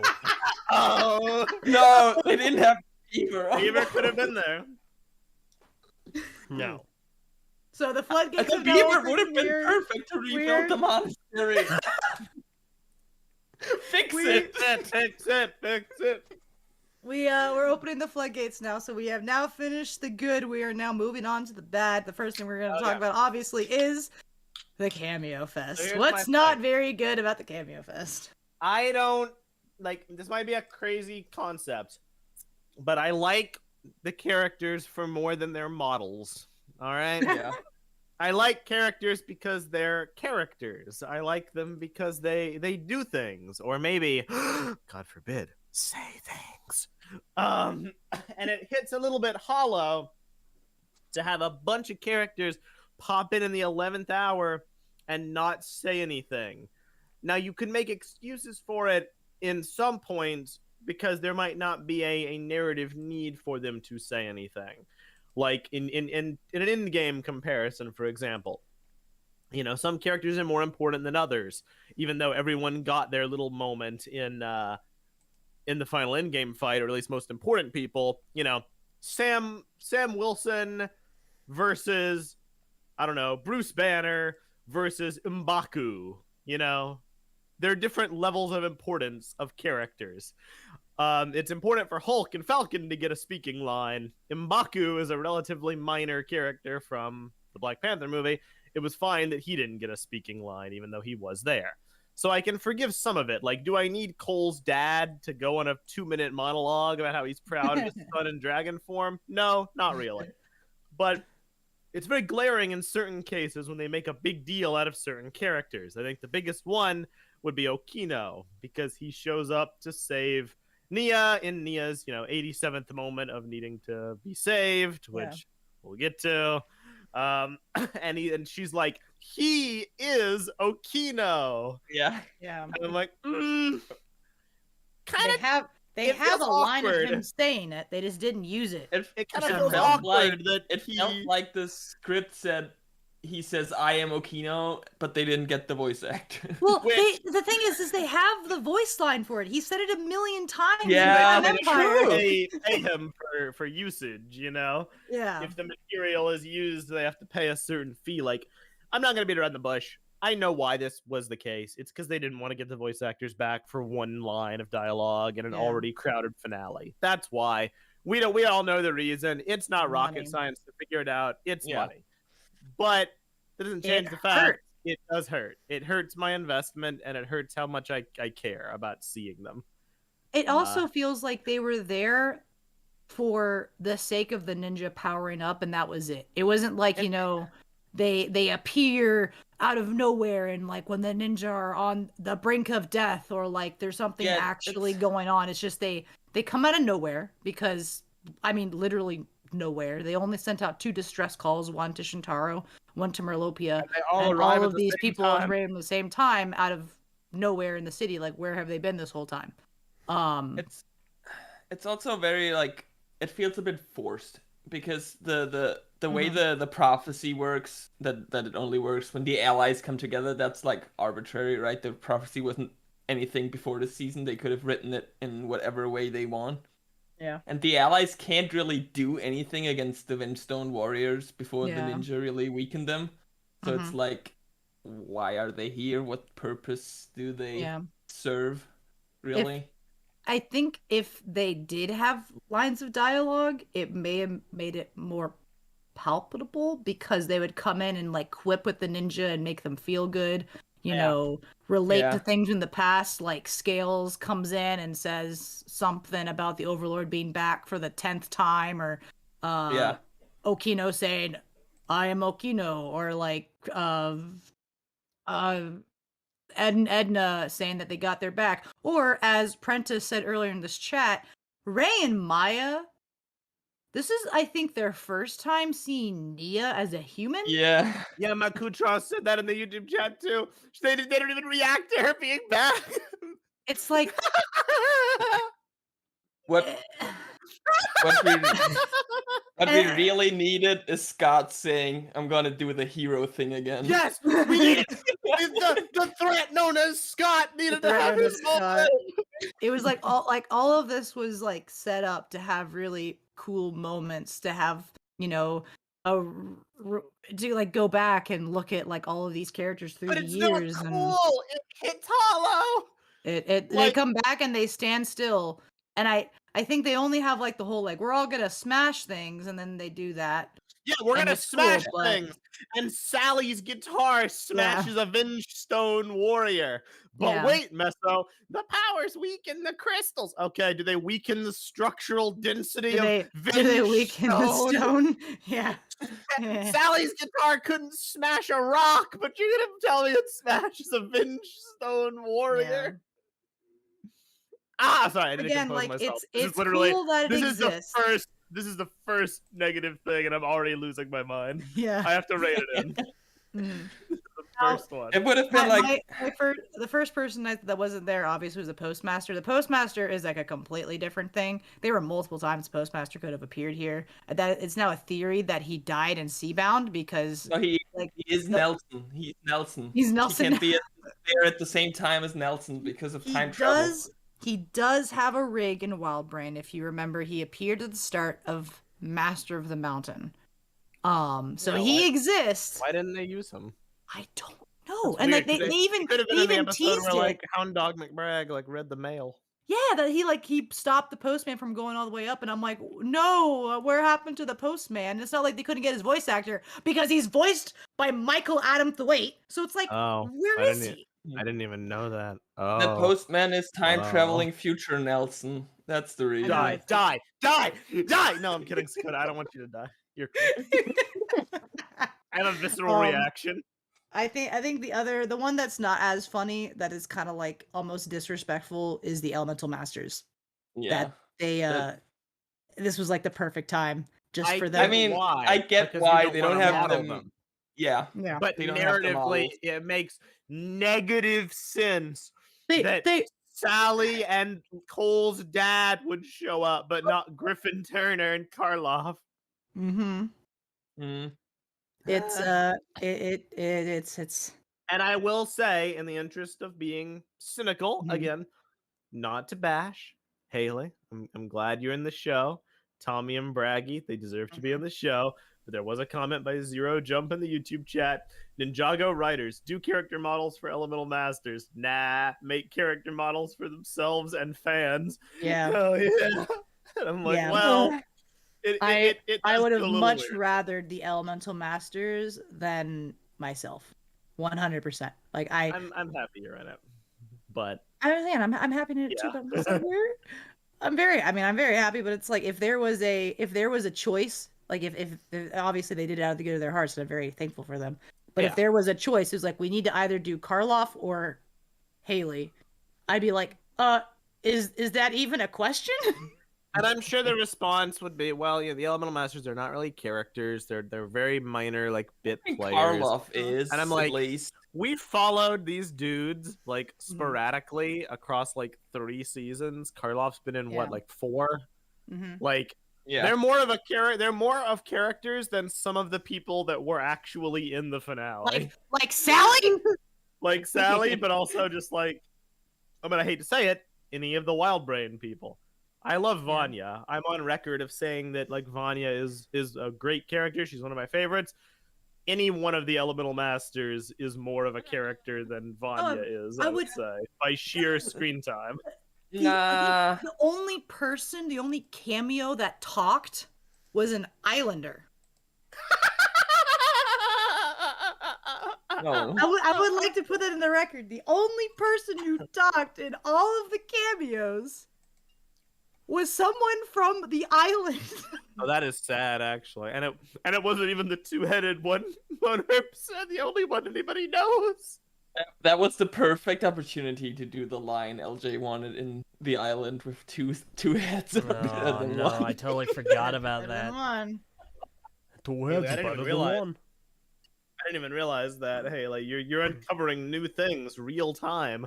Yeah. This is and I'm just like, okay. We're still talking about the cameo. This isn't like, this is like one in a list of like 20 things we're gonna talk about. You might ask, random audience member, why are you spending so much time on a minor thing? it's not important, and really, it's not that important. There are way more important things we're going to talk about. But this is not just an ending to Crystalized. This is an ending to Ninjago as we know it. They put the cameos in for a reason. They're designed to pander to the fans, not in a derogatory way, just that's what it is. It's designed to make you go like, oh, look, you know that person. I'm happy to see them. They're spending valuable screen time on this thing trying to achieve an emotional reaction. It's only fair to say why that emotional reaction doesn't work for at least some members of the audience, not for everybody. And I think it also goes into a bigger problem if you consider the screen time they used to set this up, because they used a lot of time for like the setup of Nia contacting the Melopians and Cole contacting the Shintarans. They could have used for some of the underdeveloped stuff we'll criticize later. And they didn't even forget about everything I just talked about. Forget about the elemental masters. Forget about making rigs, making models. The two big ones, the two big people, Vanya and Binthamar, didn't even get a single line of dialogue. And their armies didn't show up either. Like if you go back and look at, when they arrive, it's like 2 of each.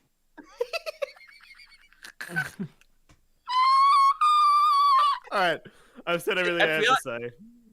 Really quick about Vanya, I feel like they could have completely skipped the part where Cole contacts Shintaro and just had her show up and say, "Oh yeah, we noticed Vangelis broke out of prison."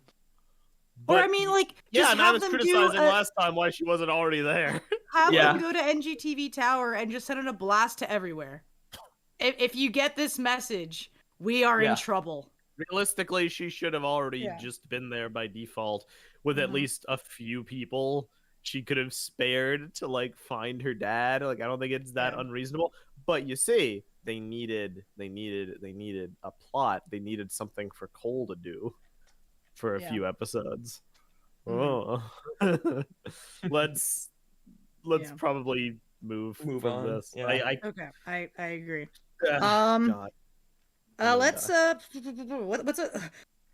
what's our next poison? We want to talk about pacing. We want to talk about the Ice Emperor. We want to talk about Death Fake Out. Ice Emperor. It's I think the Ice Emperor is only since the Ice Emperor gets more screen time than Vanya. Let's talk about how they portrayed the Ice Emperor.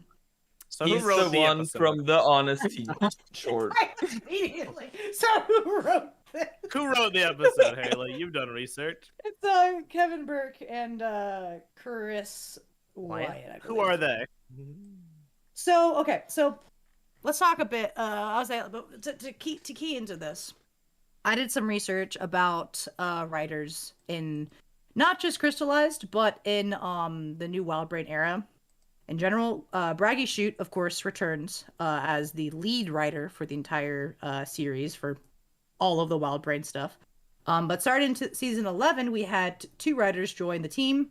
I believe Kevin Burke and Chris Wyatt, who are a duo. They write all their episodes together. They've written episodes like The Last of the Formlings, Dungeon Crawl, Into the Dark, Ninjago Confidential, and a lot of really good episodes. Yeah, they also wrote the ever so popular 6 Virtues shorts that came out on YouTube, which, by the way, to this date has the best airing schedule of almost every Ninjago season. And they also were the writers for multiple of Crystalized episodes, including Return of the Ice Emperor. There were 2 other writers in Crystalized. I don't know their full names. I know that it was Lizzie and Linda, I think. I have to double check and do some quick research to get their full names. But this was their writers. Oh, you got the name? Go for it. So it's Lizzie Oybode. Okay. Oyebode? I'm not entirely sure. The total writer catalog for this season was Lizzie Oyebode, Liz Hara, Lauren Bradley, Chris Wyatt, Kevin Burke, and Braggy Shoot. Okay. There you go. For those 3, is it the 3 ladies? This was their first season working on Ninjago. I'm not saying that as a diss. That is a fact. This is their first season. Cool. But yes, so Chris and Kevin have been working on Ninjago since season 11. They have written some phenomenal episodes. They are very funny. They've written, I think, some They of are. Ninjago's funniest episodes, I agree. except for Christopher. That one belongs to Braggy. Braggy nailed that one. But this was their episode. The reason I ask is not to put people on blast unduly, although I do believe in like accountability. We'll get to that later. It's more just to be like, what's the common thread that connects this episode? And it's like, oh, the Ice Emperor. Well, let's look at our amazing Ice Emperor Virtue of Spinjitzu short. Yeah, it's about how he was represented here. And you know what? If that was canon, it was. I would disagree because the Ice Emperor in the shorts wasn't as extreme as this one. No, the Ice Emperor in the short wasn't evil. That's the difference. I would argue how he was presented in the short up until his "I'm actually a good guy" reveal was this over-the-top, very cartoonish, I'm gonna lock you in the dungeon for the rest of your days. That's fair. Kind of a character, which was not actually how the Ice Emperor was written in the Ice chapter. If you go back and watch, that was not actually how he was written. He was very down to earth. He was very menacing. He was very, I'm barely ever going to speak, and when I do, it's, you know, pretty scary, pretty spooky. Over time, he's just kind of become a joke, and I think it's this collective like headcanon that the Ice Emperor is actually funny, and I don't know where that came from because it's not true. And even if you liked some of the jokes, which comedy is totally subjective, you can totally find him funny. That's not a problem. I just kind of am like, why? Because what the Ice Emperor is, in reality, it's a dark and twisted version of one of our main characters that enslaved an entire realm for God knows how many years. About 50 years. Probably realistically killed some people, but it's a Lego show. Assume no deaths. At the very least, he enslaved people. He broke up families. He froze people. He took away time for Craig's family's death. Yeah, he took away time that people will never get back. People that were frozen, people that were in prison for however many years. And yes, at the very least, he killed our poor Yeti's family. When people have been saying we'd like to see the Ice Emperor addressed for these last few years, they kind of did it in the context of, wow, it'd be kind of cool for Zane to get like a character arc where he had to grapple with like what he did. Maybe he feels guilty. Maybe he does the whole cliche plot of, oh, maybe there's some inner darkness in me that I was capable of doing all those things. You know, anything like that. And the fact that they knew what they were doing, titling an episode that way. They knew it would hook people in. Return of the Ice Emperor. Ooh, what's that about? And it's just jokes. Yeah. Is weird it's also, to me. I think something that also plays into it and kind of makes it even worse is that we knew about this episode title for a long time now. You're right. And it like got people very, very hyped and lots of speculation, which I personally didn't buy into too much. But yeah. It was on Ultraviolet's voice actress's Instagram page, a script leak of this episode title. And everyone just kind of thought it was fake when Crystalized came out because, you know, how could that actually fit into the season? But no, it ended up being real.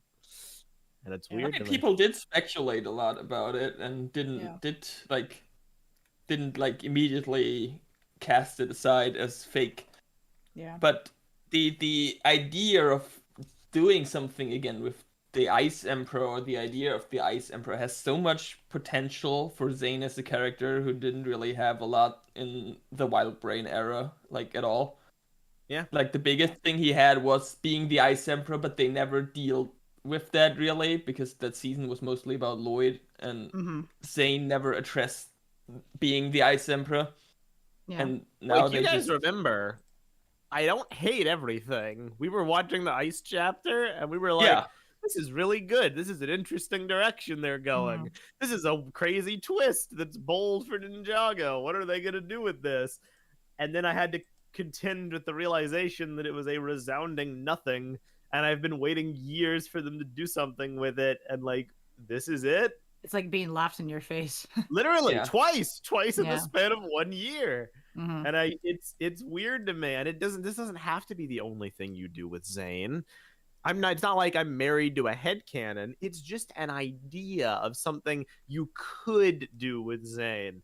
Yeah. But the alternative is I need to learn that emotions are good because girl play song and love parents.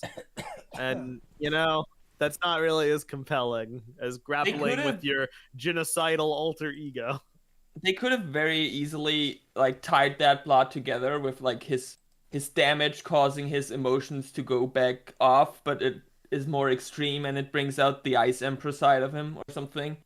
But and it also could be interesting because Pixel never saw Zane as the Ice Emperor, and that could be something that terrifies her. And then she has to learn to bring him back or to accept that part of him that he still has that side of him. Gold. It's right there.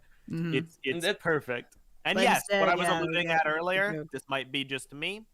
It does hurt my attachment to Pixel's monologue that it was predicated by this whack plot.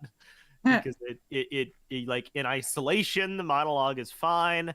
And then I remember that the reason Zane is comatose is because his head fell off and he started screaming about throwing people in the dungeon for the rest of their days. I mean, his head falling off was pretty good because that was like one of the few times we've seen Zane that damaged where like his head was detached from the rest of his body. It helps kind of that it's 2 separate episodes with the Pixel dialogue. What I also thought was interesting, because I've been thinking about the Ice chapter a lot and how it could work. Like the best explanation for why Zane doesn't address it at all is like it was all Vex that did all the bad stuff. Yeah. But this very much implies that that's not the case, since like Zane is like, Vex, throw him in the dungeon, like the other way around. Yeah. So it kind of even ruins like the Ice chapter if you want to be like, if you want to say that Zane wasn't really the person in control, it was Vex, but this makes it look like that Zane did actually have some commands. Yeah. Even like hurts the nice interpretations of the Ice chapter. Yeah. It's it's a go really for it, LJ. It's a really good example of what we're going to be talking a lot about moving forward, of how this season, the second half of Crystalized, is presented with and sets up these really great opportunities for some really complex storytelling and some really complex lesson learning. More complex than I would expect from a show like this. And it just absolutely wastes it. It 100% every single time. It has these great, fantastic opportunities that you would, like, I would struggle to think up, right? Like these fantastic chances for complexity that can really like children can watch, not necessarily understand right out the gate, and then look back on and be like, wow. Yeah. That was very impressive. It challenges children to think more than just kind of seeing cool visuals and hearing funny dialogue. It challenges kids to engage with the show at a higher level, which is something that, at least in my opinion, Ninjago used to do very well. I think a good question that I can ask you all, like a hypothetical, not hypothetical, what's the name of that thing? A question that doesn't have an answer. Rhetorical question for everyone listening. And I don't think we'll ever answer this, but this is something that I've been asking myself the past few days. Who was this season written for? Because it's like which audience was this season? I don't think there is any other answer than the old fans. But it's weird because it feels like that if it was written for old fans, then why is there so many inconsistencies, and why do these characters don't feel like the characters that we know? Yep. It is a season that is simultaneously writing for the old fans because it's bringing things to a conclusion, it's bringing back characters, it's tying everything together, it's ending the story, but it's written for those old fans for the age they would have been at when they first got in the Ninjago, which is kind of weird. So it's also, yeah. Go ahead. Yeah, I'd say it's hard to kind of comprehend. It's like you look at both sides of the equation. You have the old fans, and then you've got the kids, and you can see an argument for both. But it's like they can't choose. While they write one episode, it's directed towards older fans. Another episode, it just throws it out the window. I mean, I see stuff like Nia's, arc and Seabound, and I see Oni Lloyd, and I see Ice Emperor Zane, and I'm like, these people, they know how to write. They're not inept.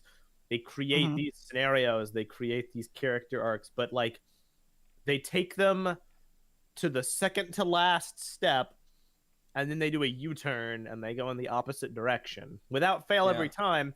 So I'm left to either I'm wrestling with the possibility, and I don't know which is worse. Either they take it as far as they can and then they get mandated to reverse course. Yeah. Or it just kind of happened by accident. Yeah. And I kind of believe the Ice Emperor was accidental. I think it was accidental that it was that much depth, and I think the fans read into it more than the writers did. Oni Lloyd, not so much. I think that was we'll get to that. The Ice Emperor thing, like, what I thought about is, like, compared the episode Return of the Ice Emperor to The Real Fall. Because, like, both are episodes where they kind of try to make fun of something that wasn't handled very well in the past. And with The Real Fall, it works. Like, they turn it into a meta joke.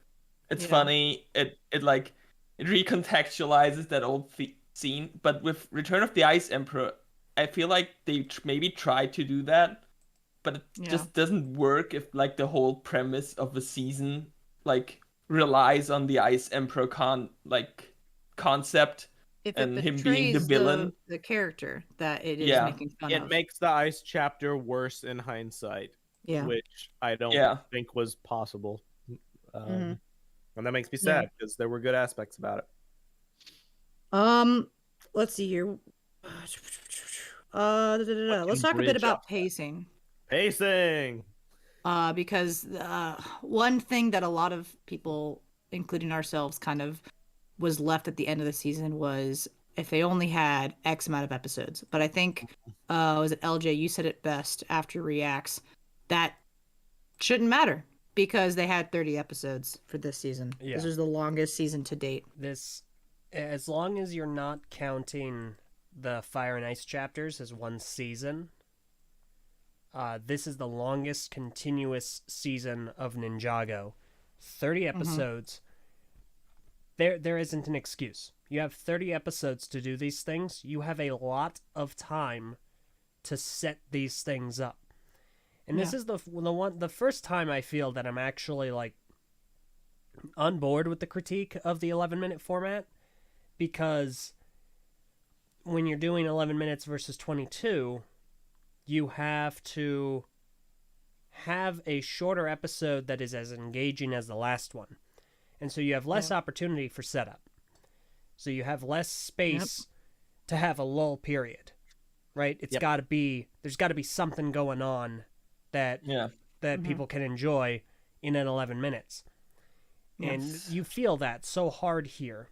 The problem is you still have 30 episodes.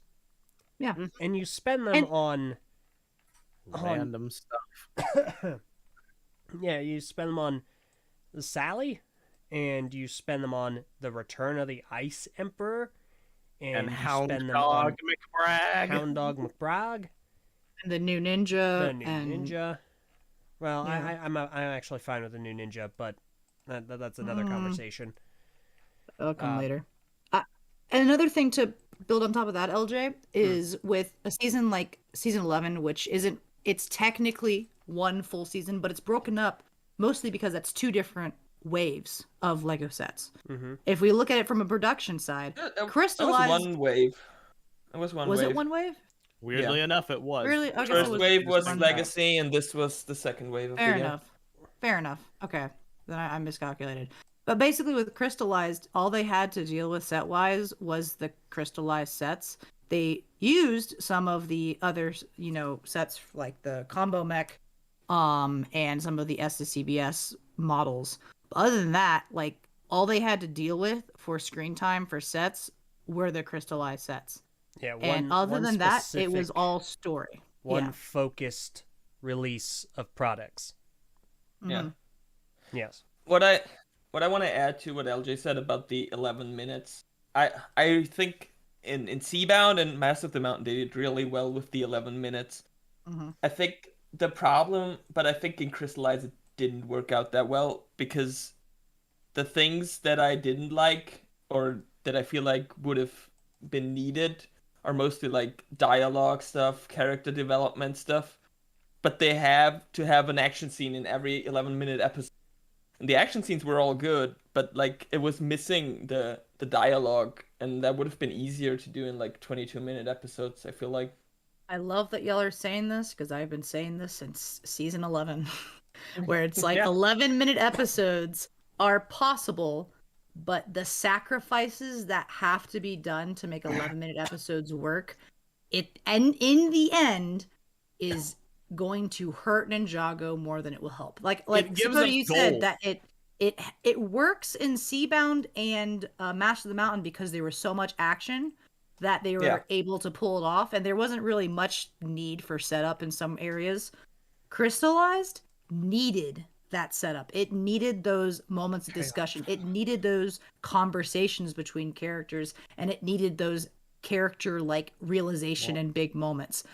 I don't think any of those that we needed were ever gotten. I think the few monologues we gotten were good. Go for it, Tyler. The thing with the 11-minute episodes, it gives us some gold. It's not just action. It gives us unique episodes we would never get otherwise. Yeah. Christopher would never exist in a 22-minute episode universe. Mm-hmm. It just wouldn't happen. All the episodes from the Fire chapter, the news report episode, the absolute worst, Kaiju Protocol for the two people out there that like that episode. Tale of Benthamar. Yeah, stuff like that. Tale of Benthamar. Nothing like that would exist if the 22-minute episode format was a thing. But you also lose a lot, like Haley says, and consistently the thing they seem to struggle with are the endings. The endings feel rushed most of the time, except not always. For Seabound. Seabound did it well. That's because they broke their final battle into 4 episodes. They were able to pull off the hero's journey in 4 episodes where you get, the initial kind of like, holy crap, the city is under attack and the stakes are huge. The ninja come in. It's looking kind of good, but not really good. Oh no, it's no longer looking really good. Oh no, Jay is going to die. Nia does the ultimate sacrifice. There's an incredible fight. In fact, there's multiple incredible fights. We have Jay versus Calamar, Benthamar versus Calamar, Nia versus Benthamar versus Calamar, and then Water Nia versus Ujira, and then you get that again, and then you get the incredible finale of the really intimate moment with the ninja and Nia leaving. It was perfect. It was so well done, and I was hoping that this would do it the same way. We spent it. I would like to remind you that Wu versus Overlord was episode 22 of 30. Yeah. That is 8 episodes after that big fight that was the peak of the finale, where the ninja were separated, did the distress calls, came back to the base, figured out how to do the dragon form, and then the battle happened. That took 8 episodes. It's a funny thing because most of the problems we're talking about are like writing. Mm-hmm. This is one of the few non-writing related. This is a production complaint, I would say. Just on that level, it's weird that you peaked in terms of animation and fight choreography in episode 22. Yeah. That's weird to me. I don't know what process went behind that decision, but that is the only season that has that situation. I think every Nothing other that happened other in the rest of season. the season outclassed that fight in terms of sheer production. Yeah. We can what talk I- a bit. I mean, briefly about. I was almost done about the 11-minute episodes. I was just saying, those episodes exist and they're good. The funny standalones, they're not worth the sacrifice. And the thing about this season was it had a lot of episodes like that. But I recall in our first podcast we praised it a lot. We were like, this season feels varied. It has good variety. You know, the first 6 episodes are the Nia return arc. The next 6 episodes are the prison arc. You know, like, it keeps things moving, it keeps things fresh. And that was true. And it would still be true if the ending wasn't botched. But because the ending was botched, I look back at those episodes now, I hate them. Why did the prison arc need to exist? Why? What relevance did it have? The mayor, the new ninja, Pythor did not need to be introduced in that way. I know, but that's the way they introduced him. So Pythor had, like, could have been all of introduced in any other way. Except for Vangelis, all of the council members, I guess also Mr. F, had like a 2-episode chunk, or maybe a 3-episode chunk for Asphira, of like reintroducing them. Like the Asphira arc, the Pythor arc, and then the mechanic arc. But in the end, why do we need that? If the season was written for old fans, why do you need to reintroduce these characters? I think their reintroduction was very natural, but you have to prioritize. You have to pick your battles. If you can't have everything, like, Pythor would have worked just fine if he had just showed up to the council, or if he had a throwaway scene like Vangelis. It would have been even funnier, because then Lloyd, while pretending to be the mechanic, walks up and sees literally Pythor sitting there, and he has to, like, choke down his absolute shock of seeing someone he hasn't seen since Day of the Departed. Fun fact, the Day of the Departed, like, Pythor wasn't even in prison, so it would have been very plausible for him to just show up. Around, It's like it's like the writing at the start was good, but then retroactively it becomes questionable, and that's very frustrating to me, because no, I don't think it would be better narratively if the villains just showed up. I wanted the opposite. I wanted explanation for why Mr. F was back. I wanted, more of substance for the villains to do. Yeah. I wanted more screen time, not less, but you have to pick your battles. There's more important things than the villains. Like, I don't know, all the other characters. I have a super scalding hot take that I'm going to say. I don't want to talk about it too much because we'll get to more of it later, but super scalding hot take. Pythor could have absolutely replaced Harumi. Ooh. Overlord goes to Pythor because the last person he worked with was, everyone say it together, Pythor. And Pythor served him until the end, and he goes to Pythor, and Pythor has been serving him for all of this time. Here's my hot take. Klaus could have replaced Harumi. That is also another hot take. And she had like the exact same goals the Overlord had in the Dark Island trilogy. I got a super chat. You want to read it? Yeah, I do. From World of Cards Entertainment, thank you for the $4.99 super chat. World of Cards Entertainment says, I don't understand why they can't just make the last episode 20 minutes or 40 minutes long. So many cartoons have this, like Adventure Time, Amphibia, PMF, Phineas and Ferb, etc. I got the answer for you. That Lego doesn't care. They even did it for Seabound, though. For Seabound, there was the 40-minute version of the final 4 episodes. That is true, but they did that on purpose. They did that on purpose with those episodes.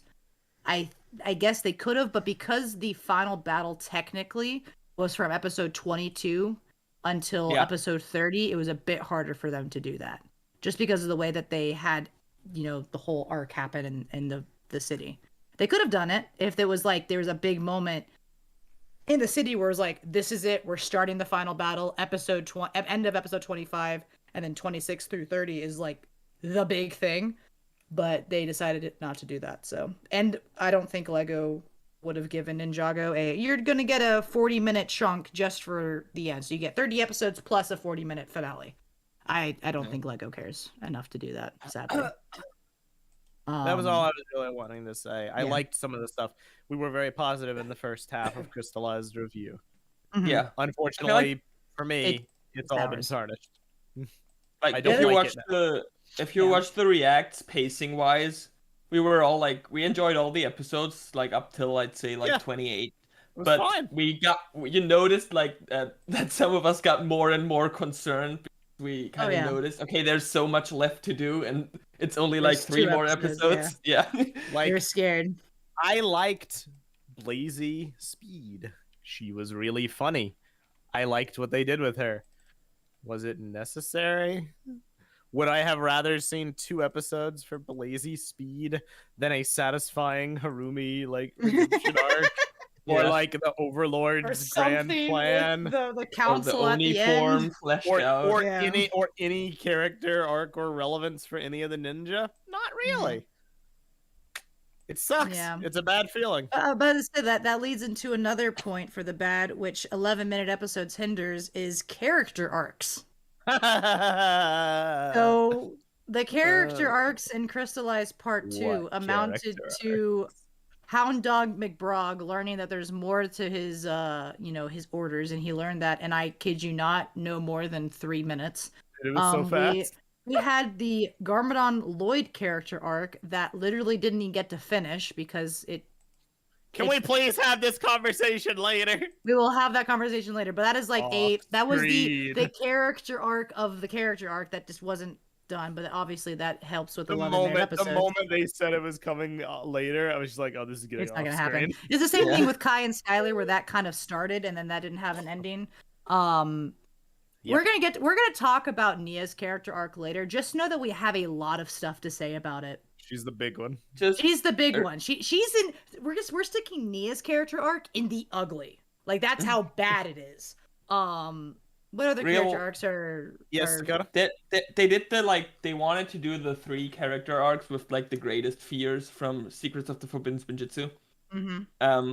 For me, none of them really worked because all of them were solved like by the flip of a switch, basically. Yeah, they never got to overcome them. Yeah, there was no struggle there. Zane just turned his emotions on. Nia just got her powers back, and Lloyd just turned off the Uniform. That's so sad. That's so upsetting. Oh my god. I was like, that could have been one of the best setup payoffs and probably like Ninjago those are like era. Amazing story potential, like all 3 of them. But the resolution was just really so sudden. Yeah. I didn't even realize that those were the big 3. Wu had 2 character arcs that did the exact same thing over the course of 3 minutes each. I think, but it did allow us to have the best clapback from Nelson when Wu said, I'm not about to bring a whole bunch of children to battle, and Nelson said, well, that didn't stop you before. Yeah, that was a good line. Gosh, that was a backhand to Wu. It was a good line. That again, see, that is another example of an opportunity presenting itself that they needed to capitalize on. And in this instance, they did. They capitalized on that opportunity that they wrote. Yeah. It's one of very, very, very, very, very, very few examples where they do that. Yep. Yeah. Notice that I haven't said Zane, Jay, Cole, Kai, the main characters of the series. Nothing. And like, let's be honest, that's par for the course by now, but it only gets worse with time, especially for an ending, quote unquote. Yeah. Just like throwing that out there. They had a bit more in the first half of Crystalized with like the bringing back Nia plotline, but not really a character arcs that like went to a specific place, I'd say.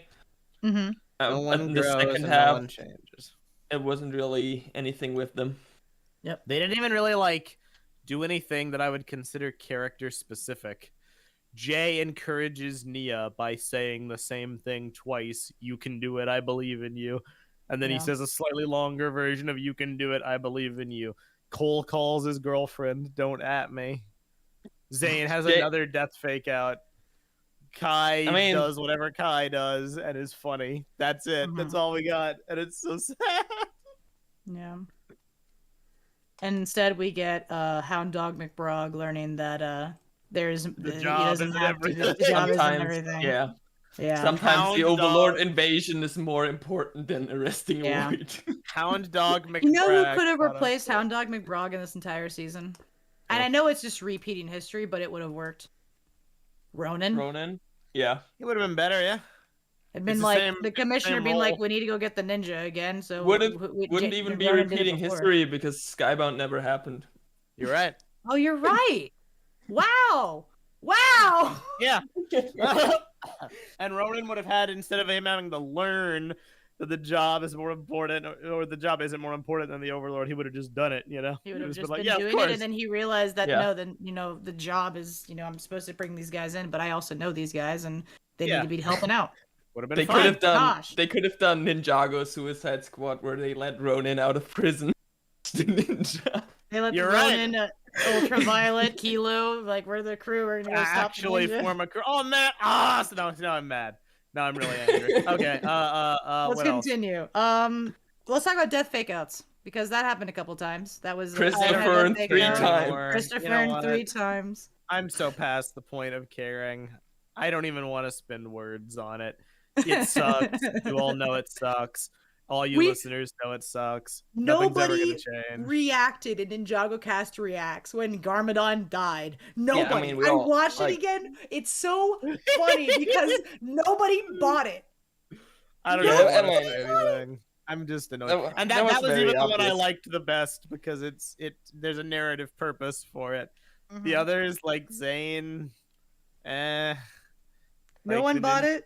Had a good The worst scene. one was crushed. the worst one was Nia in the explosion of the monastery. I feel like, but Yeah. the Garmadon one also was like, I mean, it had a narrative purpose, but they really tried to make like the audience think he's actually dead in that Sam one. Vincent gave a good performance too. He I wish sure I did. cared. Yeah, Elder? you know why we didn't react, right? Okay, you know what? I didn't react because I didn't think he died. I thought he passed out. Yes. Oh. Well, yeah. Well, yeah. I mean, no. I mean, that's fair. And then was it the Overlord said, "Grieve not," and then I was like, "Oh my God, did he just die?" At no But point did I ever knew think he was wasn't dead because When he, the better fake out is when he re-popped up. I forgot that he had died. Yes, no, you're Yeah. right. You're absolutely right. That's the funniest. But well, I mean, okay. Upon rewatch, this is like the only defense I'm gonna have for the next hour, so enjoy while it lasts. I was like, why did he die from that when we were watching? It's like barely anything happened, but he was electrocuted like a lot. Yeah. It's proportional damage to what I would say Darth Vader got from like Palpatine in Return of the Jedi, and he died from that. So Yeah. you know, it's that may have even been a Star Wars homage. I don't know, but Well, that maybe. entire scene was a Star Wars homage Yeah, because it was the tickle fingers, and then he was like, "It was me, and then they all just Hermie chopped was off like, the hand. "No," and then top cut of off the the hand, the yeah. father figure, like redemption Yeah. moment, sacrifice. But And it also works with the Oni form, with like Luke refusing to lean into his anger. Now thinking about it, it's very much Return of the Jedi. yeah, it is. Yeah. Unfortunately, it sucks. Spoiler But alert. They Anyway, also didn't set up Luke to go to his dark side for like the entire saga. You know, nope. that was Only in the last movie. only in the last movie they kind of said lean into it or whatever. But and it wasn't even that big of a arc. Read the super chat. Yeah, super Haley. chat from I love it. Superfan Go. Thank you so much for your super chat of $7, Superfan Go. Superfan Go says, "I almost wish the new show would be about the new characters if the ninja have peaked, but it looks like we're stuck with them for better or worse." I don't know where you're getting if we're getting them. I don't know how have we gotten anything about the new show being about the same ninja? We I haven't, don't but know, I mean, but it's a the reason. ending Like, kind of. We can That's a assume reasonable We- assumption. I would say, I mean, because Superfan, based off of the ending. I'm with you. You know, I've been saying this for years. I completely agree with what you're saying. I want new characters more than I want air to breathe. But that's not because I don't like the ninja. It's because consistently they squander opportunities to write for them. And at this point, like, they're just shells of their former selves. But we don't know. Maybe the new show can do something, but I don't know. Speaking about what we know about the new show, there was like a book description that got released. So and that featured the old ninja. Oh, So, okay, fair enough. or at least some of them. Well, We're not talking about that right now. Yeah. That is a completely different conversation. True. Let's see Death here. fake outs What else? suck. Death That's fake all I outs. got. Yeah, it was a part of the thing. Kind of wish there was a death, but oh well. We'll talk about that later. I want to talk briefly about music. Yes. Before we get into the big music, I want to quickly point out and say I'm a huge fan of Ninjago soundtrack and score. I think that the composers are some of the best out there right now. They have super good control of leitmotifs, of instrumentations. They are incredible. I will say, though, I felt like we didn't get enough new stuff in Crystalized, and instead we got a lot of recycled old themes, which it started off very cool to hear all of these old themes come back to kind of like, draw that connection point. Oh, we're relating to, we're in the mechanic arcade base. We're gonna play that music again. We're doing the chasing from Prime Empire. Let's do the chasing from Prime Empire. But the more it went on, it was like I feel like I'm not getting some really big pinnacle moments. I think what was it that when Oni Lloyd finally emerged, it wasn't even a new track. It was a repeat track. Yeah. So it's like that definitely hurts a little. Where you're expecting the big banging songs, the big bangers to appear. It really didn't. But I'm sure the new ones that did come from this season are very good. I just wish that there was more of them, and that's pretty much all I have to say on that. I noticed it, but I personally didn't mind it really that much. Ninjago often uses old themes. They had some like cool, like a little bit changed versions of older themes, especially for like Pixel and Mini Pix. That was good. Having Pixel have some new music was amazing. Yeah, so it is a criticism that I get. I don't think it's like important. Yeah, that's why I said like it's a small it's a small thing. I think the bigger thing to talk about is the final thing we hear from the season. Something that I initially was like, let's go, this is cool, and have now made a complete 180 on. My Joker moment and the reaction. That is the only thing that gives me a smile thinking back on the reaction and when we cue the music and Tyler went absolutely insane. So can I just say, who wants to talk about it? Go for it. Can I just say I don't mind Inner Steel. I don't want people to get the wrong idea. Yeah, it's a good song. It's a good song. It's a fine song. It's a little cheesy. It's a little sappy. I don't mind it. It's not the worst thing in the world. I don't have any hate for, the singer, the instrumentals, even the character of Sally in a vacuum is fine. I care about how bizarrely out of place it is from the first second it even was relevant this season all the way up until it being the final thing for the season. It does not feel like it belongs in Ninjago. Well, it can belong in Ninjago, but not at that point. If it was the end of a season, then sure. This is not the end of just a season. This is the end of the series. That's the bigger problem, yes. It is just a weird note to end on, and it was so predictable. Like we were saying all season, we were making fun, like, oh, we can't wait for Sally to come in and save the day, from the Overlord. But never once did I imagine it would be the last thing in the season. I thought it would happen during like a pivotal moment. She would play the song and it would be cheesy and we would all cringe and we would make fun of it. But I was not at all prepared. And the moment it happened, I was like, oh, we're doing this. All right. There's no hope for anything left. I'm just going to throw my hands up in the air and sing along. Embrace it. Drink the copium. Yeah. I like Inner Steel as a song. I even like the Sally episode. It just like is out of place, definitely. But the way they used Inner Steel as the final song in the series, as it all fades out, for me, I mean, I don't want to be too harsh, but it's kind of like disregarding the legacy of Ninjago. I get that. It's a song they introduced in this season. They did not use anything from the composers. They did not use anything from the fold. They did not use the overture we've had like for 11 years now. They used a new song that has a very different vibe to everything we've gotten before. And that's like the end of Ninjago. That's it. That's a good point. I would have rather anything else. I would have rather a new song by the composers.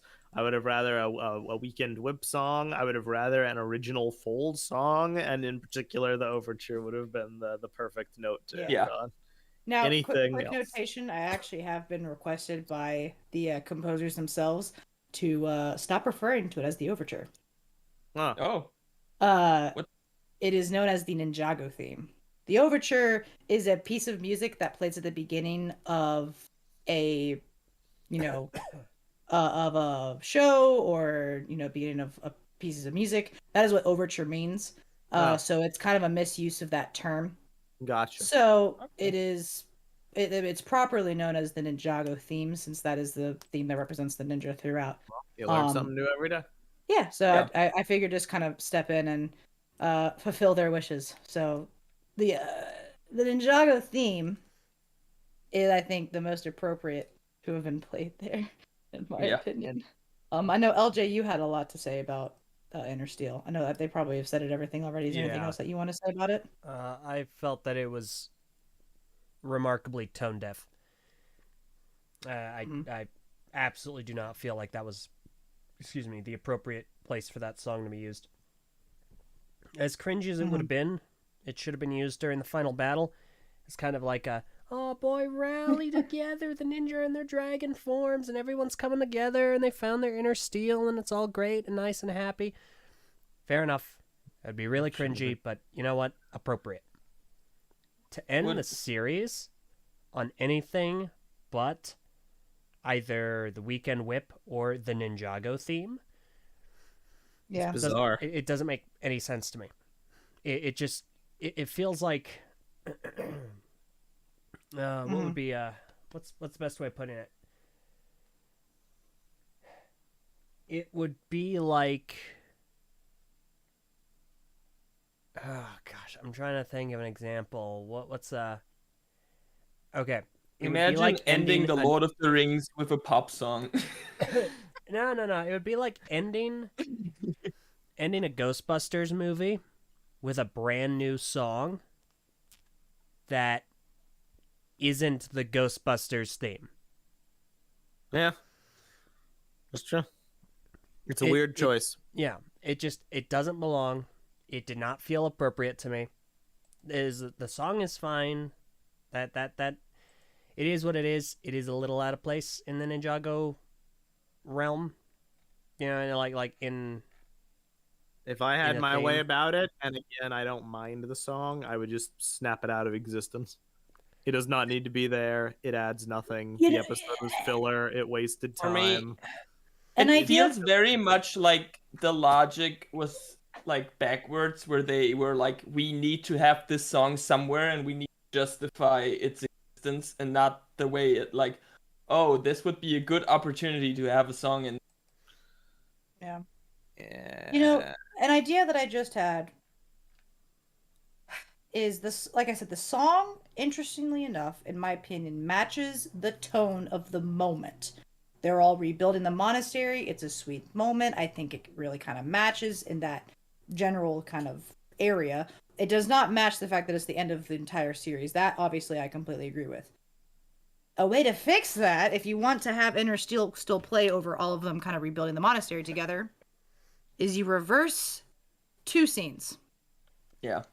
You put the scene of Garmadon planting the plant at the very end with his monologue about roots. And you play your Ninjago theme underneath that. And then as he walks away to go help out with the monastery, or he get like, I'm going to go help my son now. And then you just focus on the plant, and that's the end of the episode while listening to the Ninjago theme. There you get both. You get the best of both worlds. And you get to finish the series with a monologue instead of a pop song. So Plastic's comment is perfect. It's like ending Bionicle on the Baraka rap. Yes, actually, not only that, but if the Baraka rap was introduced in 2010, Yeah, no, I agree completely. it's tone deaf, it's inappropriate, it is not in keeping with the atmosphere and the tonality of the series. I It doubt we bothered me a ever lot. will. I doubt we will ever learn anything, but I would love to know like this because I'm sure there is a story behind this song, why it exists, why it's so relevant, like what the reason was for making Sally. I would love to know. But again, I just want to make it clear: no hate towards the song or the singer or anyone involved in the actual production. My only complaints are with its usage. It feels very tacked on. And the fact they felt obligated to pay off a setup and the ending of the show that in and of itself did not need to be set up and just wasted time, it leaves a very sour taste in my mouth. Yeah. No, I agree. I think my reaction in the reacts is it really illustrates how I felt about it. You were very unhappy. I was stunned. I could not believe what I was hearing. I could not believe that they were doing that. It left us all speechless. We didn't even cheer at the end, which you would think that you would cheer at the end of Ninjago because it was it. You're all just kind of in disbelief of what was happening. I mean, I like the song and I was like, oh, cool, we get to hear Inner Steel again. Yeah. I had since kind of thought back on it and it was very different. Literally, like, it was set up in the episode it was introduced to even play during the final battle. Like, I'm on the Ninjago Wiki page for Inner Steel. Here's a quote from Sally from The Benefit of Grief. It's a song to make people feel better. Songs can help people come together and find their way. That's what I want my music to do. I mean, they did come together to build the monastery. I mean, that's why I said, like, the monastery, the song matches the tone of the moment. It does not match the tone of what that moment actually is. Yeah, the wording is like narratively it matches, but in the meta context of what Crystalized is, it does not match. Yeah. That's the issue. That being said, I think that's basically all we got. Yeah. It just no. To me, it's unacceptable. I really did not like it. I think it was like one of the problems it had that could have been very easily changed and would have had a big impact. Yeah. One last thing to kind of, bring this bad segment to a close, because this doesn't really fit in with the ugly, is some lore inconsistencies that kind of was scattered throughout the season. We're not going to talk about this for too long, but it's very important to notate. The one that is most heavily memed and that we've joked about throughout this podcast is the demotion. No. Yep, demotion. Yeah. Demotion of Queen Vanya back to Princess Vanya. And it's funny because I was just on a road trip with, Tyler and LJ, and I literally in the car played the clip of them saying, you're going after or you're going to call for some queen. And then Cole says, Princess Vanya. And then I went to the end of Master of the Mountain and played the clip where they literally crown her Queen Vanya. And they call her Queen Vanya. It's weird. It is and it happened 2 seasons ago. That's the biggest one that's scratching my head. There are some other small ones, but that one is just like, they correct themselves to make it wrong. Like it's deliberate. It's a deliberate choice. It has to be deliberate, right? It's like, it's so weird. Yeah, and Michelle says in our chat here in Patreon, and yet they're able to refer to Bentho as king. Yeah. Yeah, because I was confident because I don't remember the scene. I was just like, oh, I'm just sure the writers forgot that she was a queen now. And then it was like, no, they had Blazy say queen and then Cole corrected her. So I was like, oh, that's weird. I guess maybe she never was actually queen, and we just assumed that since the king was deposed. And then she went and played the scene where she was coronated as queen, and I was like, oh, I got nothing. I don't know. So that one is. What was the episode where Cola's like Princess Vanya? It was in Distress Calls, I believe. Distress Calls. Yeah. But he says it again in episode 28. They refer to her throughout the season as Princess Vanya, but that was the episode where they called her a queen, or what's her name? Blazy called, like, you're calling for some queen, and then Cole corrected, no, Princess Vanya. Yeah. So just so everyone is aware, the episode where she was coronated as queen is episode 16 of season 13, The Son of Lily. That was written by Braggy. The episode Distress Calls, episode 27 of season 15, was written by Kevin and Chris. Because Who they wrote also episode work. 29. I think it's 29, right? Where do they say it again? Yeah. Yeah, this is also 29. It's crazy because Kevin and Chris worked on Master of the Mountain. Oh yeah, Braggy did write 29, where they said it again. I mean, if it was just a mistake, I could chalk that up to just different writers. But it's the getting it right and then correcting themselves to get it wrong that's just weird. Yeah, and I mean, we can probably quickly go into the other ones because there Yeah. are some more kind of weird ones. They call the dragon armor the golden armor. Well, while those are like very different things. Very in the different Ninjago things. universe. Yeah.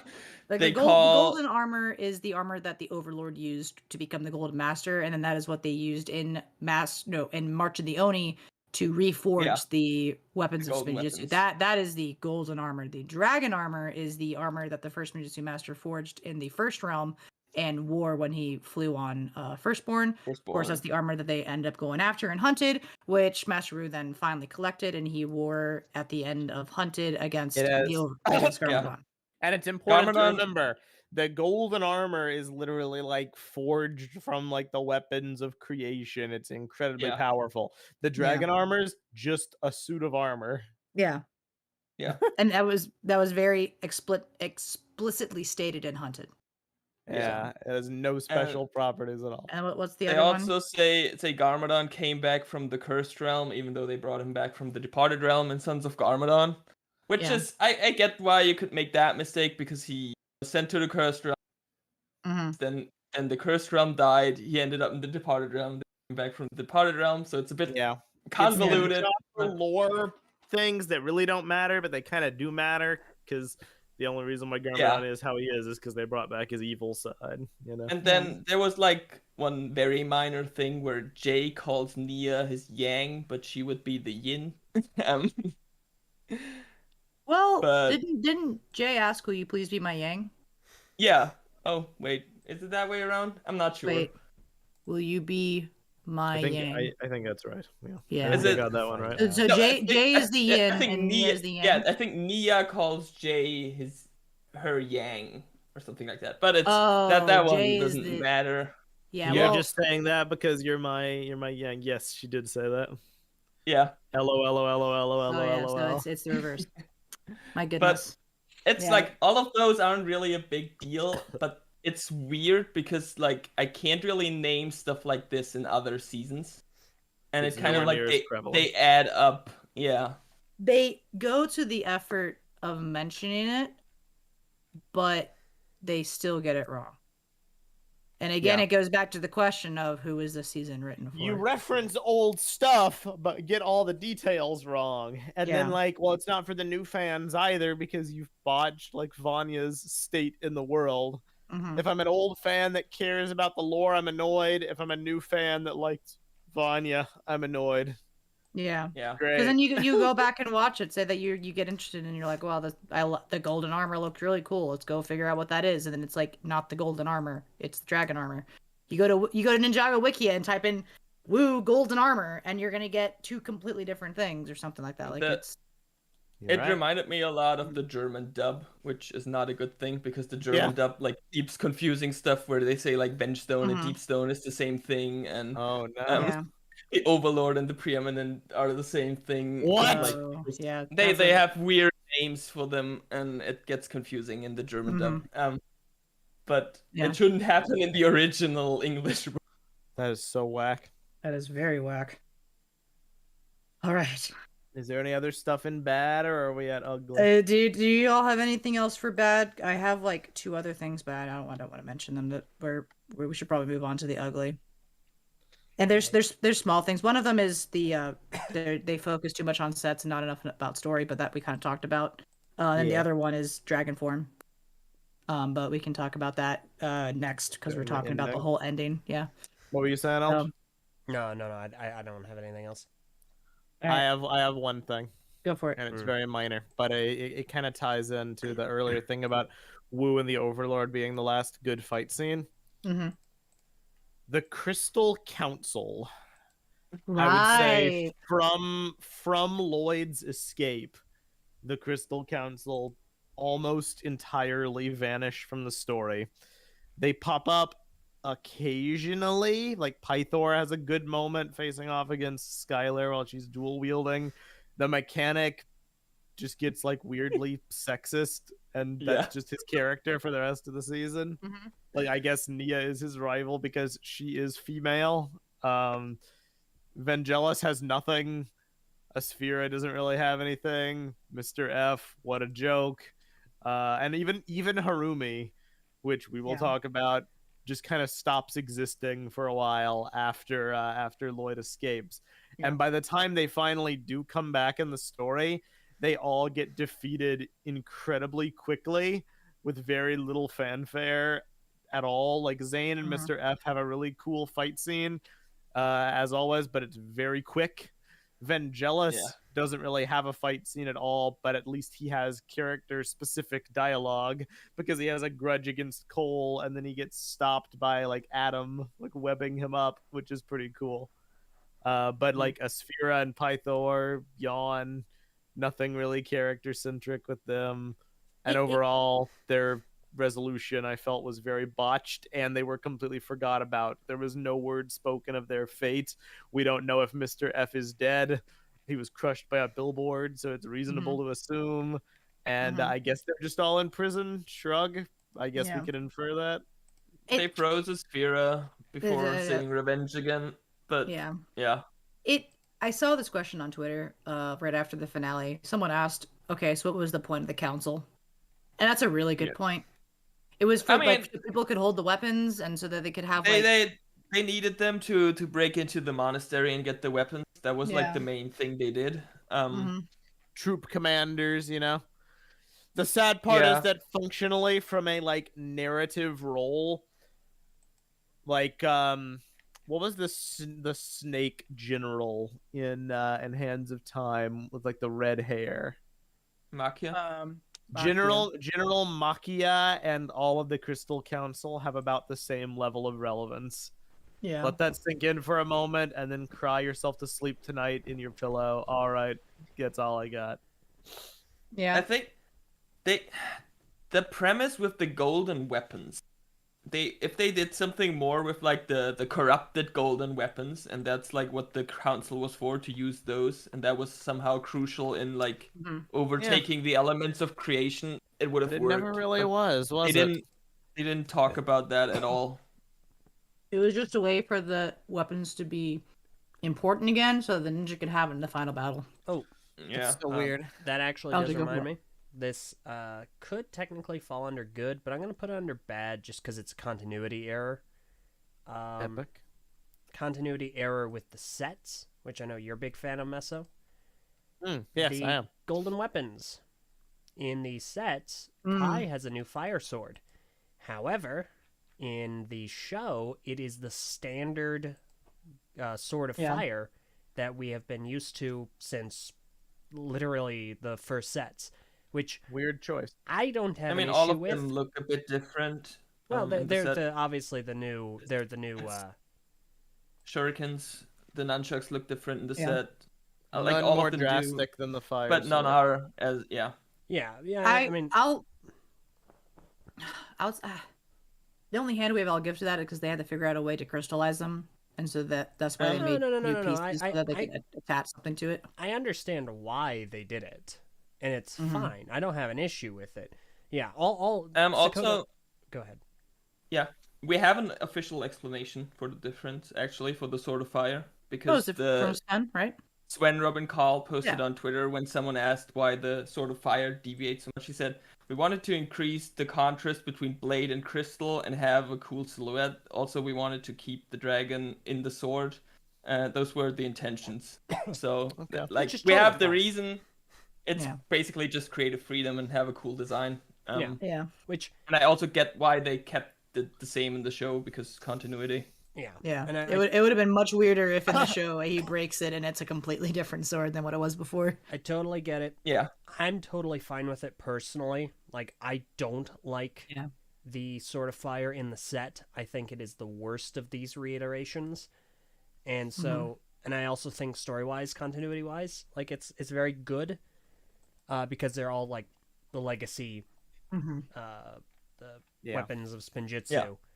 So, that's all fine. I'm just saying, if you do care about that, that is something that's bad. No, Yeah. That's a good thing to bring up. And I mean, I have a bunch more like nitpicky things, like friggin' new ninja, useless.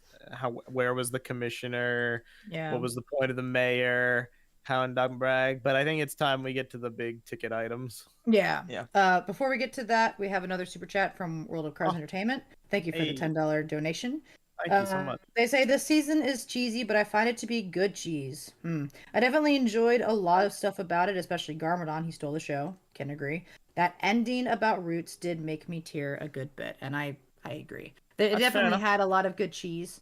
That was a good I'm gonna speech. They talk had about there. that later, but I feel like there was a lot of when it tried to be serious, it did a good job. I mean, I think like I just want to like reframe. Like you're totally entitled to that opinion, and again, I feel like no one's really calling us out for this, but it merits repeating. The purpose of explaining all this is not to convince you that the season was bad if you think it was good or if you enjoyed it. Yeah. More power to you Yeah. if you enjoyed it or got something meaningful or positive from it. If you out there just want to see the ninja like happy and cheerful at the monastery at the end, and that's how you enjoy this show, then more power More to power you. to you. We just have a different view, Yeah. and we're just gonna express that.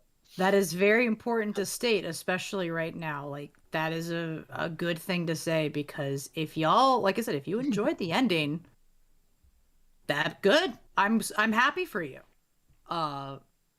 Obviously, everyone who is on this podcast will disagree with you, but we're not going to force that opinion onto you. We are Exactly. we are And even at then- this point talking about what we didn't like and like our hopes and our grievances and whatnot. And even then, like, we focus a lot on the negatives here because it's more like interesting discussion. But if you watch the reacts, we had a lot of these episodes up And we until spent like the an end. hour talking about the good things. So. Yeah, Yeah. exactly. Like So there's yeah. we didn't hate all of it.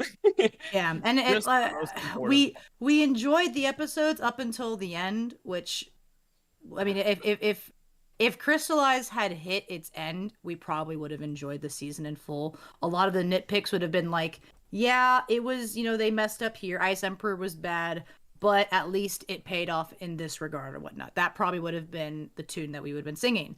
Unfortunately, the next hour and a half that we're about to talk about will show that it didn't. And so all of those It's gonna episodes be our longest podcast ever. yes, it probably will. Maybe. Because I would like to say on record that we are just about to hit the 3-hour mark, and we are just now getting to the ugly.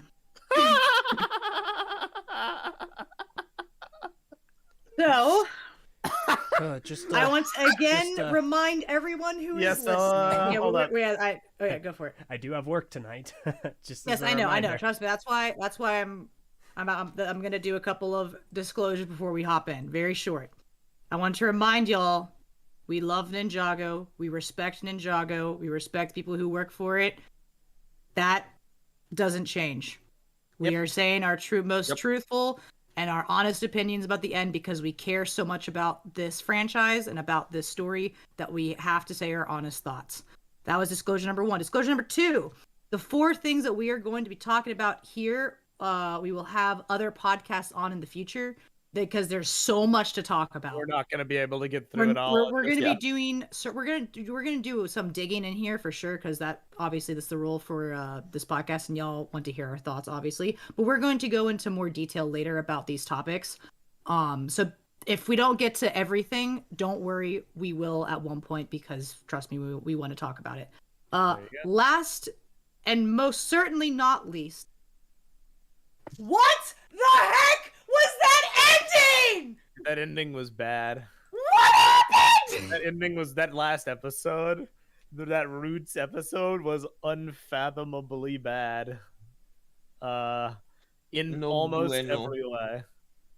And it's very upsetting to me. What was the thing you said? Well, I don't know. Do you want to say your hot take this early, Elge, or you want to save it for the finale? Because you said a thing that really resonates with me about the quality of this ending. Oh. But you might want to save it for later. We're gonna do an overall. Save it later. for the final thoughts. Yeah, I've got a hot take too. So You'll have to remind me what it is, because I don't even remember it right now. Haley, what's your hot take? Well, that'll come later. During the overall, we'll get to that. So, the ugly number one. Let's talk about the Overlord, the Golden Dragon, and the crystal motif. Because Sakota Tyler and I on the last podcast spent an hour and a half talking about how amazing the balance thing could be. Yes. Only for that to go down the drain and into the ocean and be gone forever. It didn't even matter. The only thing they did with that was haha, I'm going to corrupt the elements of creation. So he crystallized the ninja. But if you think about that, he did the exact same thing in the final battle. Yes, he did. That's the issue. That's the problem. And it's just words. They're just saying things as set dressing to make a bog standard final battle seem different. Whereas if they really explored those ideas, it would translate differently. It could have been so good. You had the right idea. It had all of the chess pieces on the board. In our discussion, you convinced me that it was different. I was like, okay, fair enough. This should probably be different, and then it just didn't end up being different. No, they just there was no that. He didn't do anything new. And I mean, I said this in the last podcast. I don't expect them to have a philosophical explanation or it will probably end up just good guys fighting bad guys. But the internal logic doesn't really work since he doesn't try anything new. He doesn't. It's just season 2 again, right? Yeah. And it's the same thing. It's so awful because the entire season, the Overlord is saying he's going to do something different. He's like, I'm going after something different. I mean, it's only in the second half. Well, I said, in the whole season that he is there, it's like, I'm going after the balance. I'm not I'm going after, Yeah, this time there will be peace. This time there's going to be peace in the dark. And he's saying all of this stuff. And we're like, yes, that means he's going after the balance, which is the thing that Ninjago has always been going about. It's super, super big picture stuff. And then he did the exact same thing he did in season 2. I don't even know what the ninja did. To be completely honest, it's weird. They introduced so much stuff in that last episode. So many I don't know if MacGuffins is the right word, but I completely lost track of what was happening or what the rules were or what the lore was or what was going on. I still don't know if the Golden Dragon is the original form of the elements or if if the original form went into Lloyd, which was what we saw, and then it's so funny. The Golden Dragon. It's so funny if you think about it, because when they say they will go back to their original form, it kind of makes you realize how convoluted Ninjago. Because you think, oh yeah, the original form of the golden weapon is the gold from peaks, right? But the original form of the ninja's elements comes from Lloyd because he gave them to them in the Temple of Light. But the original elements come from the first realm because Firstborn was the first dragon with the elemental powers. It's very funny. Sakota, I have a video request. Can I get Ninjago lore explained? And it's just the lore explained in rapid, funny. Honestly, I kind of would probably have a lot of fun doing that. Because that was hilarious. I will give you all the footage you need, Sakota. Oh my, please make this video. Oh. It's just weird. I mean, we make fun of it, but like it hurts my investment because I want to care. I want to be on the edge of my seat, wondering how they're going to defeat the bad guy. And when I can't even follow what's happening, like I can't get invested. I'm just When confused. the pinnacle of the Ninjago series happens, and this is the final of the final battles, and none of us knows what the fudge is going on, there is an issue. And it's a point where a few instances are okay. Mm-hmm. It's when it piles up, it's a problem. Like I remember Yeah. in Seabound's finale, I was kind of confused about how Wojiro was defeated. I was like, oh, Yeah. they broke one amulet, so I guess there was some kind of balance between them that the amulets was providing, and without the balance of one, the lightning just like sucked her into an alternate realm. I didn't really follow what was going on there. The but lightning overtook her, and she couldn't. the rest was was an- so good. I that was a didn't really nice care. There was a nice visual hint to it in the Niad backstory episode where they had like a yin yang symbol forming with the two amulets. Yeah. It wasn't destructive, basically, because the scene moved on and everything else was solid. But this, like, too much was thrown. The Overlord was just doing generic stuff, and how he was beaten was so whack. Like, I guess all four heads fired their elements at the Overlord. And so you could assume, okay, well, it was just like an elemental lock. But when they cut back to the Overlord's body, he only really looks frozen. Like he's not lit on fire or anything. He had ice on one side. He had like lava. He had like lava, magma stuff. The ice was very prominent. So when I first saw it, I was just like, oh, I guess ice is just his weakness again. But I would like to state for the record that the Overlord's last line was impossible when he saw the dragon, and he did not speak again. And he also didn't say anything to the original four ninja the whole season, which you pointed out. Yeah, I saw it a couple times. He had nothing to say to Zane, who killed him last time. You know, not that I really expected that. I know it's Lloyd's story, but we can't forget that this big bad guy of Ninjago, who they had to contrive this bizarre plot to kill temporarily, I guess, was defeated before just by ice. Yeah. And he was gone for a good solid decade. It was a mix of ice and also Zane exploding. Yeah. Right. Like he's not he used elemental energy to like kind of freeze him to death, but then Zane was a bomb and exploded. Like he just kind of, it's like if you put a bomb next to the Overlord and they both kind of got annihilated. The dude is not invincible. He can be destroyed, at least temporarily, by just an but because of the balance, he can't be destroyed forever. He's like an entity that will always come back. They didn't really address that in any way, so I can't wait to see the Overlord in season 23 fighting Lil Nelson and Master Lloyd. Because we'll probably get into this with one of the later ugly topics, but they didn't destroy him in any like new way. They just used the powers of creation again. So like he will definitely be back, right? Because that's what you did the last time. It was almost the exact same ending as season 2, except give Lloyd's head, dragon head, 3 other heads, and also Lloyd didn't do anything. So I would like to state that Lloyd did nothing in this finale. Well, we'll get to that later about what he ended up doing, but for the sake of the Overlord's defeat, Lloyd did nothing. A dragon crawled out of his butt and did everything for everyone else. That's great. I love it. We love build up and payoff. I love stories. There are 2 more things with the Overlord. One is the crystal motif, which was never explained, which I always said I don't think I ever said it on the podcast. There's the Woo Crew app game, which is non-canon. They had a kind of like a mini story about dark matter crystals appearing all over Ninjago after the events of the Dark Island. That would have been like the perfect explanation to just say, the purple crystals are dark matter crystals. It's not rocket science. That's probably what it actually is. It's just bizarre to me that they never even said it. Yeah. They didn't say anything about the crystals except for they neutralize our comms and the vehicles, which is weird, right? Like, the whole thing is called Crystalized, really but we don't know what the crystals are. I made some kind of comment. It's like if Nauticon came back and his whole thing now he just had like, I don't know, sapphires all over his body. Like on his head, he had like a necklace, they wrote his chest, and he just called himself the Sapphire King. It's not a plot hole or anything. Yeah, Nauticon could like sapphires. It's just odd, right? Like, why is that such a big motif? Is there a reason? I guess not.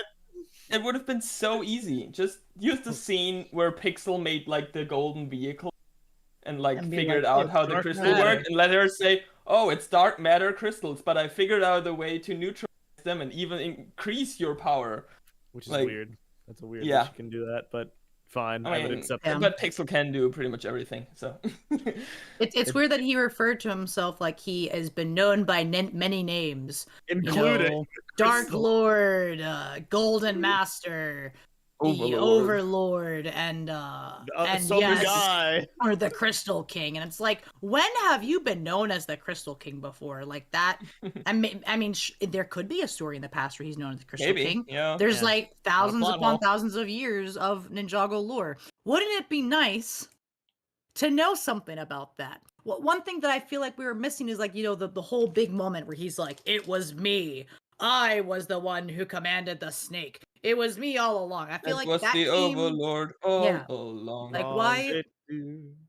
I feel like for a character who, like a villain as big as this season, to get something that massive drop and then to kind of like just be a line of dialogue.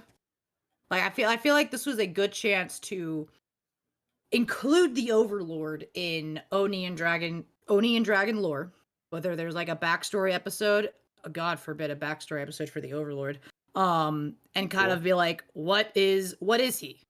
What actually is he, and how does he work with the balance? And why is he going after the balance so he can break free from it in order to defeat Lloyd, who is the counterbalance of the balance, or maybe it's the elements of creation or something like that. Why does he want to break free from it? Or why does he want to destroy it? We never got that. It would have been cool to see. I mean, and you have two opportunities. He kind of said it, but yeah. You have two opportunities to do that. You have Overlord explain it to Harumi, and you have Garmadon explaining it to Lloyd.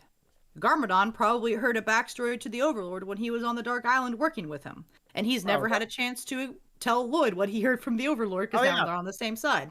I mean, so it's like, Garmadon said that all this about the Overlord and didn't tell them about it. The meme continues.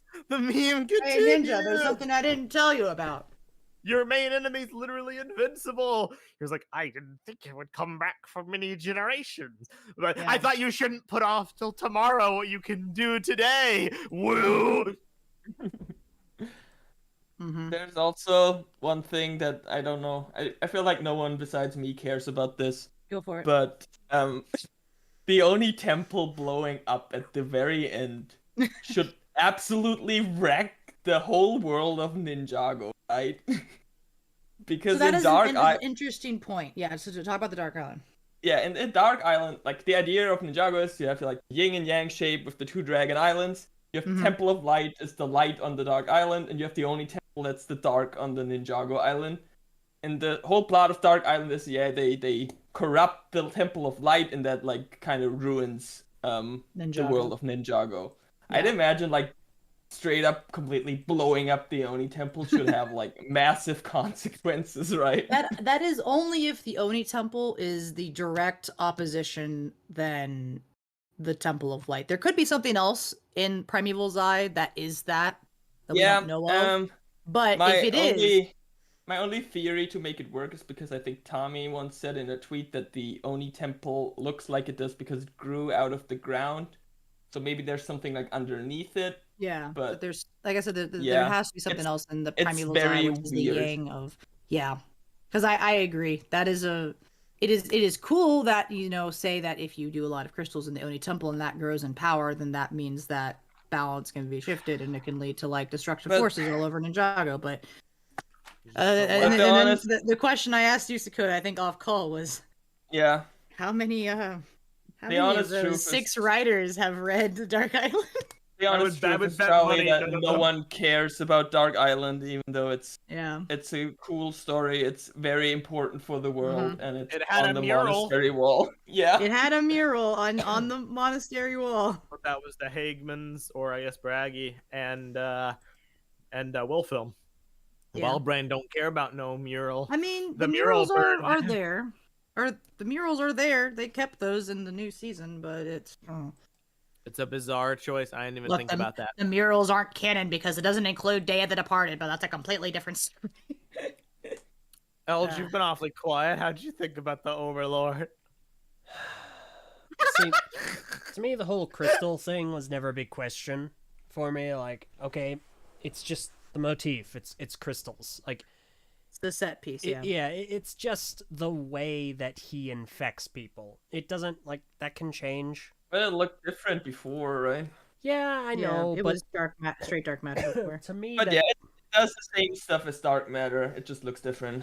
Yeah, it's easy enough for me to hand wave because it was never something that I questioned. It's just his power now. Like the Overlord has had so many different ways of infecting people, and different forms he's had. Like in season 2, it was dark matter, right? And that had a particular look. And then in season 3, like Pythor pukes him up and he looks different. Like he's like this purplish goop, right? And then he didn't corrupt people in season 3.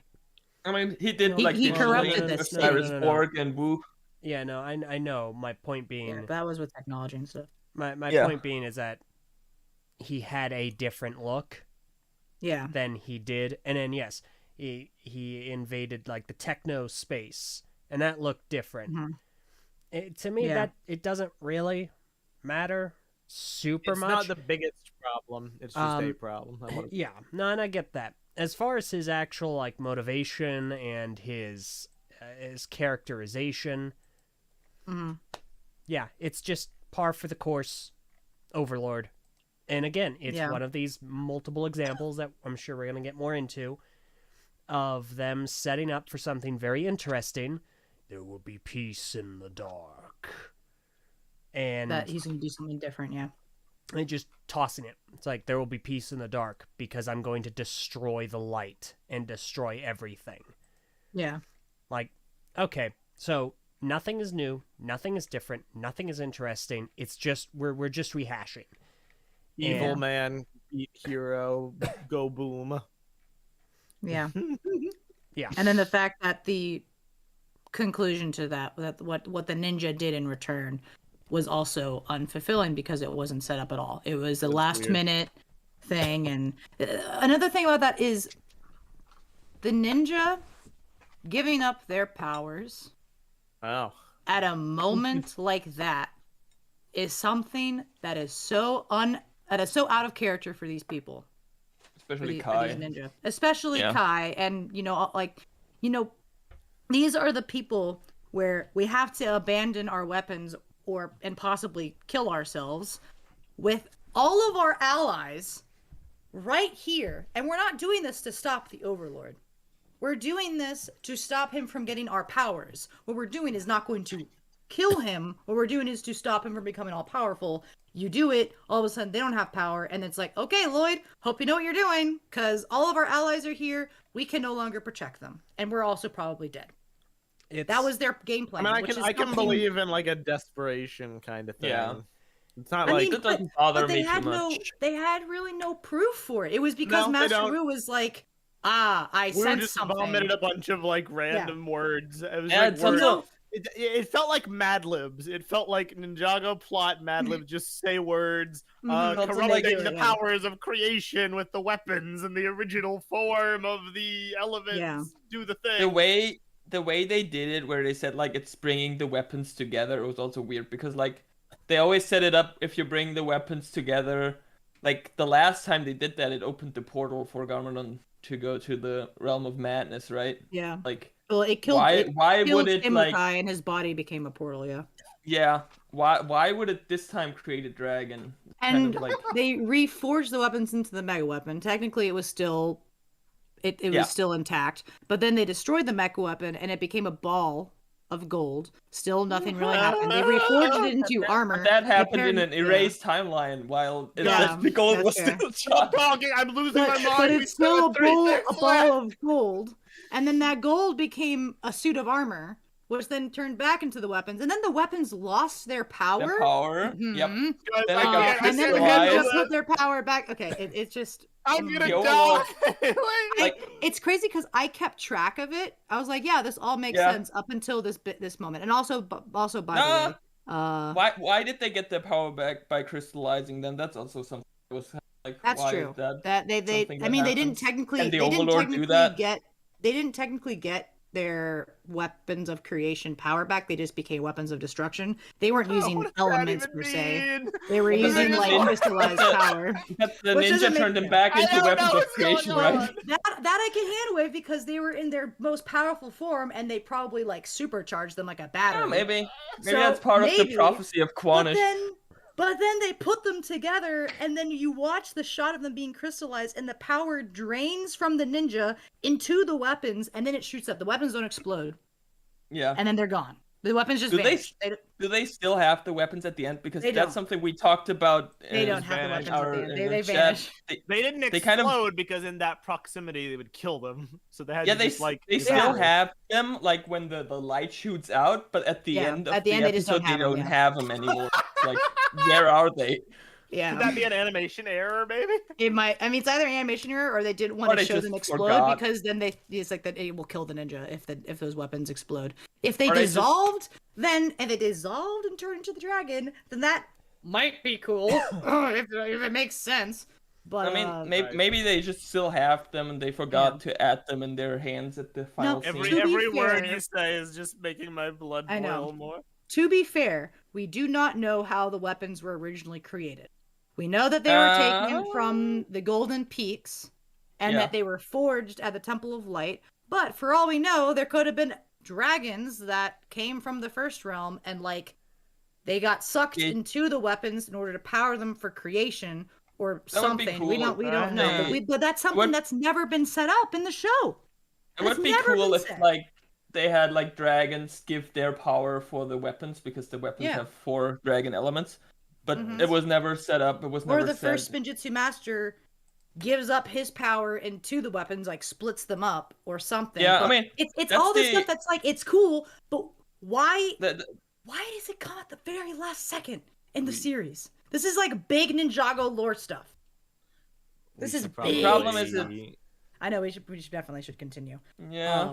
But this is like this was the 5 minutes in the finale where, in my opinion, it all falls apart. The moral of the story, basically, to consolidate this block down, everything surrounding the Overlord.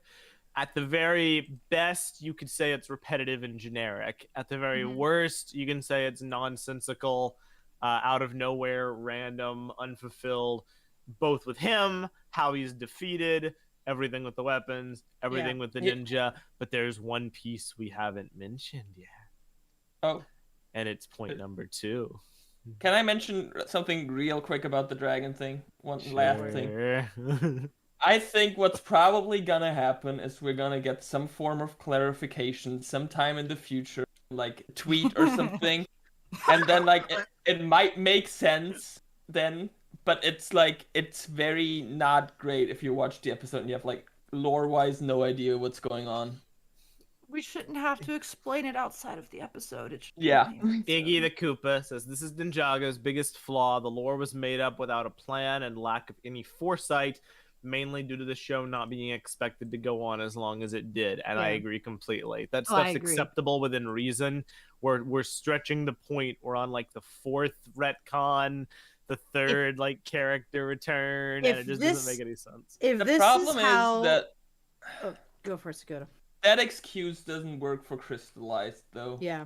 Because there are easy ways to make it make sense with the established lore, but they just didn't explain any of it. So that way, like, it doesn't matter how many retcons there are. If this was how they defeat the Overlord, why was that not hinted at earlier in the season?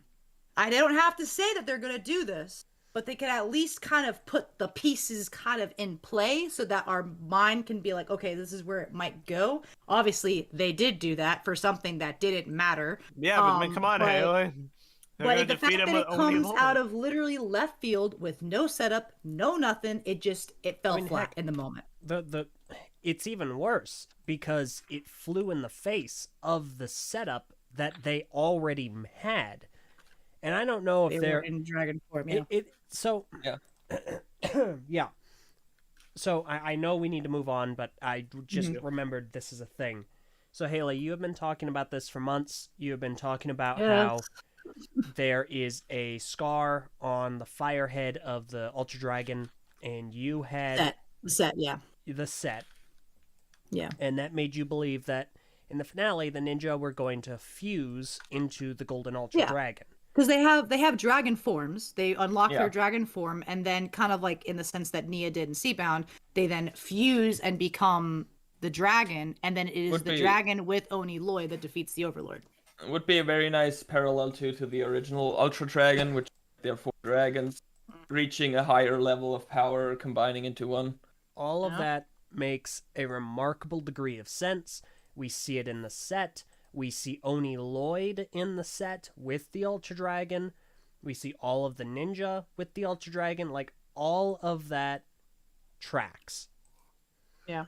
But no, don't you see, guys? Them losing their powers, they had to do it that way instead, because them losing their powers is stakes. Because even though people didn't die, they lost their powers, and that's a very permanent thing that they're going to have to grapple with actually in the future. Lost? No, powers never lost. They'll be back next Tuesday. The thing that I find interesting, and the reason I'm bringing this up, is because Tommy released a 2 Truths and a Lie a few months back, and one of them was, we worked with the story and the set designers worked together to confuse people and lead them astray. Oh my gosh! Are you saying no, LJ, no that's way. not correct.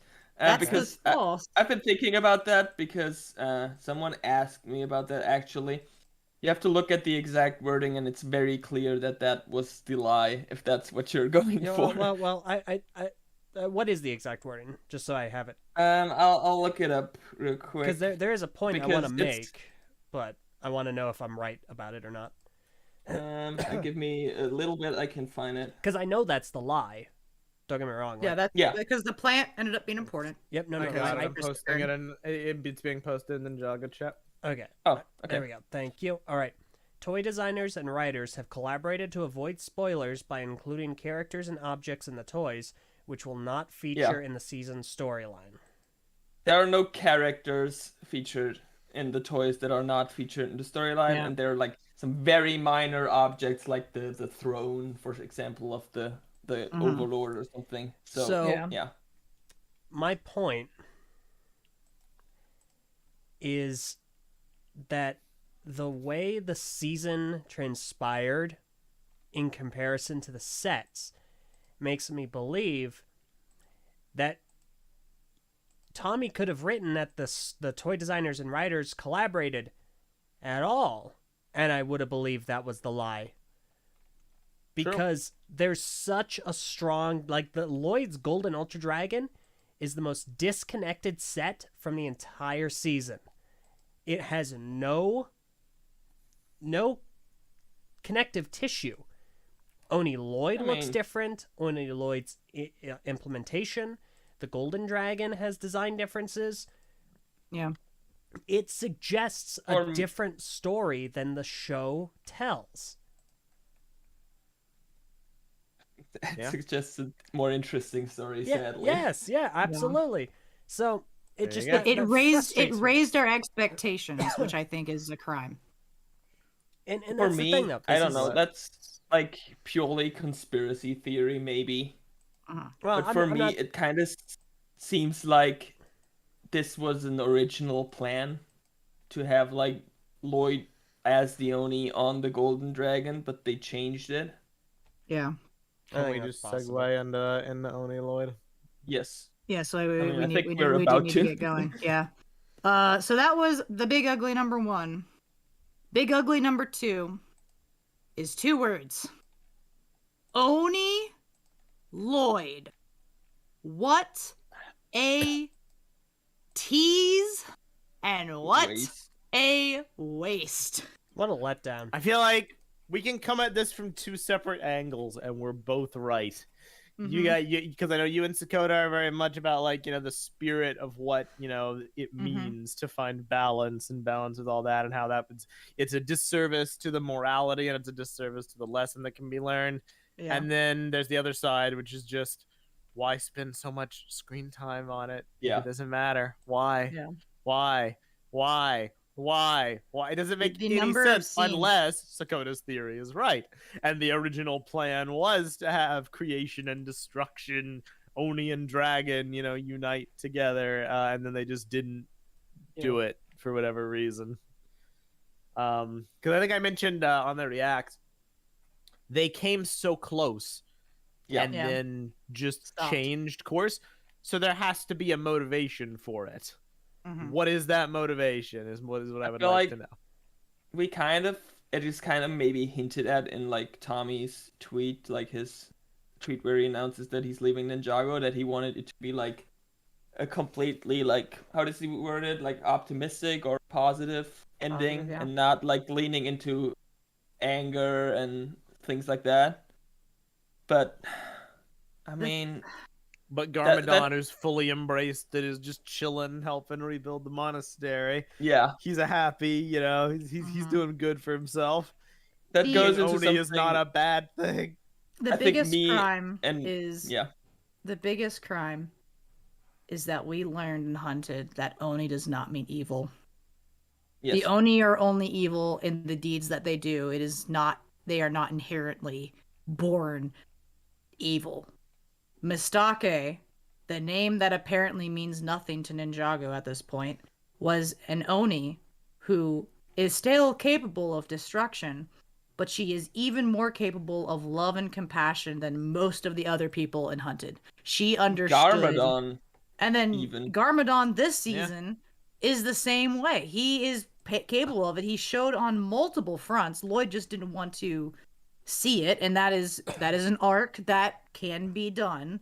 But it's the fact that it was shown to be possible that Oni does not mean evil, but the entire time they said, I don't want to be like you. I don't want to be evil. I don't want to like do all this stuff all the way until the end. That was not good. The thing that I liked about Oni Lloyd is that it was his biggest fear was to end up like his dad. He did not want to look in a mirror and see his dad back. That happened. He turned into Oni Lloyd. He looked in his reflection and he saw his father and he reverted back. That is fine. I'm actually happy with that. The fact that it stopped there is the biggest issue. Exactly. Because it meant that he learned nothing. If this is the spring, like if this was a springboard for a future season, it would be fine. But this is supposed to be the end. And that means the lesson he learned is Oni equals evil equals I don't want to be evil. There you go. And that's it. I took 2 notes of quotes for this. Okay. And one is from Lloyd from this season, where he says to Garmadon, "You can't learn how to care. You either care or you don't. You're an Oni. The Oni are incapable of caring. They only destroy." Dude. And this, like, a line like this is clearly set up to be proven wrong. Yeah. Which he kind of does because Garmadon learns how to care, but he does not, like, Lloyd doesn't learn that in this season. He sees himself as an Oni, he still thinks all that, and he decides, no, I don't want to be Oni, I reject that. Garmadon is more of a hero than Lloyd is in the final season of Ninjago. That line sounds like it was written for babies, by the way. And also, Lloyd says Oni are not capable of caring. His mentor for an entire season was an Oni. Yes. Haley, wake up. The new writers haven't watched Hunted. Speaking of that, here's a quote from Sons of Garmadon from Mistake, when she's talking about the first Spinjitzu master. "The child understood the power of both. Without one, you cannot have the other." That's about the first Spinjitzu master. Why can Lloyd just go, no, I reject this side completely. I only use this one, and that's the right and good thing. Powers, kid show. shoot, a shoot kid energy, shoot show. energy blast, big dragons, Centaur man, bright lights, Ah. big colors, motorcycles. I want to die.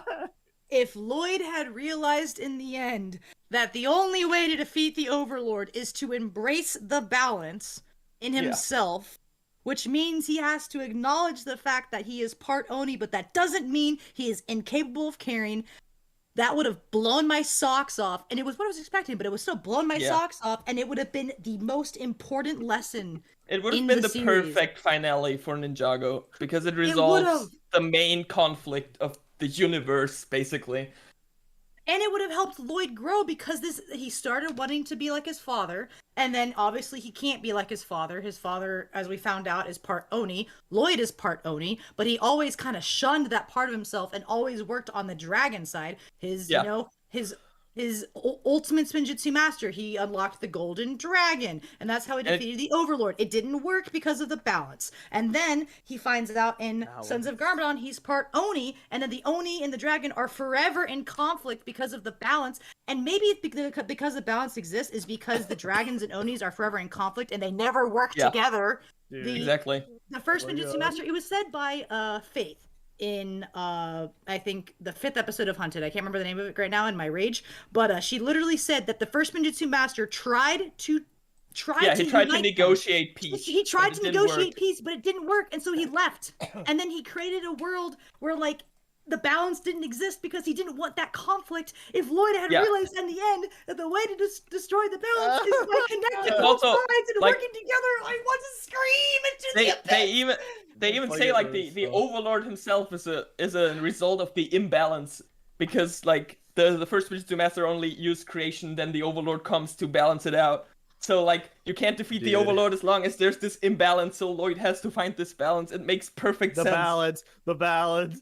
And maybe the Overlord is like, in order to destroy the balance, he has to corrupt the elements of creation, or quote unquote absorb them from the ninja, so that when he destroys Lloyd, he destroys him with possibly Oni. If he does the same thing with Garmadon, Oni and creation destroys Lloyd, and that is it. There is no repercussions because Lloyd's the other side of the balance, quote unquote, if he achieves blah blah blah, and then he wins. Boom. Yeah. It's the chess pieces are on the board. Like really, you have to question like what the point was, because what you just went on, that whole spiel, like it melted my brain, but it's like it's good. It's a lot of words, but when you peer past them and you get the core, it's a good story. It's a story of, it's a story of balance, it's a story of no absolutes. Absolutism is bad. No black and white morality. People can change, people can grow. Finding peace with the bad parts of yourself. It's all kind of cliche, but it's cliche for a reason. It's a good story to tell, and it's a good message to tell the kids. What was the story they told instead? Like, anger bad, don't be angry. Hate your dad's side of the family. Like, run from the bad parts of yourself. That you don't have to be. Like, you don't have to be what your father or what, people say that you are if you don't agree with it. Which I'm like, fine. But it's also the history of. But they're doing that plot while simultaneously telling a Garmadon redemption story. Yes, exactly. Yeah, exactly. Exactly. They're telling a Garmadon redemption story at the same time as Lloyd saying, no, you're bad, you're incapable of doing it. I'm going to do it a different way because there is always another choice. They do it at the same time, like they're incompatible with each other. I also feel like it's very counter to like the lessons of early Ninjago. For example, like in TikTok, Zane finds out he's a robot, but he gets his true potential by accepting that part and realizing it makes him stronger. And this is like the exact opposite lesson, where Lloyd finds out he's part Oni, but he just rejects that side, and apparently that's the correct solution to the problem. Which is very weird. So weird. Yeah. I don't understand it. I don't understand what the ethos was. I want to go on a quick tangent about Lloyd, because this is something that I have thought about constantly since the finale. Lloyd and Garmadon have always had such a unique character, conflict, and also relationship. You start off the series, Lloyd wants to be like his father because it's the only person he knows that is his parent in his life, regardless of if Garmadon is evil or not. He just wants to be like him because he wants to be with him. finds out, no, you're actually the person who's destined to defeat him. He has to accept that, even though he doesn't actually accept that. That's like a big thing in season 2, that he doesn't want to face his father, but he has to anyways. That was like a big deal. That was every single episode. It was he didn't want to do it. And then finally he had to, because the Overlord corrupted him. Again, he was upset that he destroyed his father, but he was able to save the world. Actually, no, his father was good, and he was able to, this is important, he was able to save his father in the end. He's no longer evil and corrupted by I recall that stuff. being a He good, was big able point. to cleanse him. And then we get Sensei Garmadon, who is, I think, Lloyd's, at least the happiest Lloyd's been in the series. He has his dad back. They get to work together. Oh, nope, his dad is now gone. Lloyd literally has to cast him into the cursed realm. Like, he's the one who does it. He didn't have to do it, but he did it because it was honor. He has to say goodbye to him at one point, and then that's it. He's worried who the man he's going to be without his dad, and then he kind of gets to live on his own and grow into a master and be able to grow up without And the then they shadow dropped of his that father. plot point. No. And then his dad returns. They're like, we're going to bring your dad back, but he's not going to be the man you recognize. They said that, I think, in every single episode in Sons of Garmadon. However, at the end of Sons of Garmadon, Lloyd decides to abandon his ninja, not listen to them, even lock them into a room, and go to the prison not to fight his father. Yeah. Remember, he was going there trying to save him. Because he was able to save him once before, he'd be able to save him again. That obviously completely backfires. Garmadon, who is not the man that he recognizes, he is now kind of like a zombified human because he's missing his other half. He's not corrupted by snake venom. He's now half Oni, which is their initial goal is destruction. That's what they are. So he's a half human who is completely Oni. No, not completely. He's mostly Oni, part human. So his mind is destruction. He's being told destruction. That is what he needs to do. He's kind of in a zombified state. He's like a baby. He just got reborn. Obviously, he's going to do what he's told. I need to destroy Lloyd. As Hunted goes on, you can kind of start seeing his humanity return a little bit. He still has destructive capabilities because he's being told, you're the Master Destruction, you're the Emperor Destruction, blah, blah, blah. All that's happening. Lloyd still doesn't want to face his father. He doesn't want to kill him. He doesn't, want to hurt him because it's still his dad, but he knows that he has to face him anyways. They go up. How does Lloyd defeat Garmadon? Let's all say it together. Fight without fighting. And that's how he gets his powers back. He didn't even have to fight his dad. And March of the Oni, we get that new thing where we get to see more of his humanity back. He wants to kind of learn, I don't want to say mechanics of humankind, but he wants to learn more about, what is being good human in life, being human, stuff like that. Yeah, you get to see that he's more than an Oni. Yeah. As much as I liked Garmadon in this season and he was well written, his arc was already covered in March of the Oni, admittedly abridged. But the same thing happened, and I recall Lloyd and him, they didn't really talk, but I mean, he joined in. No, they did. He saved the day. That was the first sign of conflict between Lloyd and Emperor Garmadon in that form, where Lloyd was not happy with Garmadon because obviously he's not the man or the father that he wants. He wants Sensei Garmadon back. And this is where things diverge, because the way that could have happened was Lloyd's upset with Garmadon because at the end of March of the Oni, he just leaves and just isn't in Lloyd's life for 2 years. And so Lloyd obviously can be upset about that. Another thing that he could be upset about is that this Garmadon is not able to be saved like the one he has done before. There is nothing that Lloyd can do to ever get Sensei Garmadon back, even though his father is walking before him. That is something that's very interesting, not mentioned once. Lloyd, however, is upset that his dad doesn't care about him because he doesn't send him birthday cards and cares for a plant more than he does, which... The plant thing is valid. The birthday card feels like it's ripped straight from the Ninjago movie and not really from this season. There's so many interesting things that they could have done with Lloyd and Garmadon this season, but they went surface level and ignored all of the past history that Lloyd and Garmadon has done in Ninjago's 11-year run, which, by the way, Lloyd and Garmadon has been a thing in Ninjago for about half of the seasons that Ninjago exists, and it wasn't even mentioned once. I ask the question again, who was this season written for? Babies. And also, even if you're you bring back a character like Garmadon, And his last appearance is March of the Oni, where he was in Oni form doing the right thing. Yeah. And you forget that, like, no, Oni means them. evil. Like, yeah. He even why? mentioned it a couple times. He's like, "I saved your life," and Lloyd was like, "I hate you." Yeah. It's They even. I know there was a bit of Twitter discourse about like this concept, but like it's absolutely true. Lloyd was like an Oni racist this season. bruh. That's what it is. Factually, it's true. That's a very strong word, but yeah, that's what it ultimately amounts to. They set it up in the season. In what episode was it? It was when they're underneath when they're in the yeah, they're in the Serpentine library. Yeah, the library. It's like Lloyd is confronted with the fact that Garmadon is good, does not have these urges to destroy. That is deliberate setup. That is straight up telling the audience, look, Garmadon is good, and now Lloyd has to confront that fact. Yeah. And he never did. And they absolutely fumbled it. They 100% wasted that setup. The other thing to go along with that is that Lloyd had to come to that terms.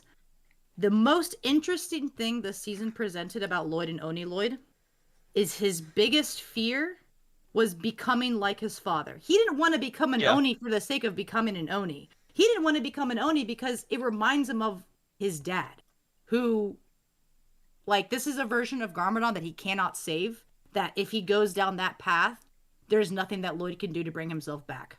That is something that inherently would scare Lloyd, especially after Hunted and possibly even March of the Oni. Like, he doesn't want to go down that path because he has seen firsthand what it is capable of, and he doesn't want to go down. He just doesn't want to touch it.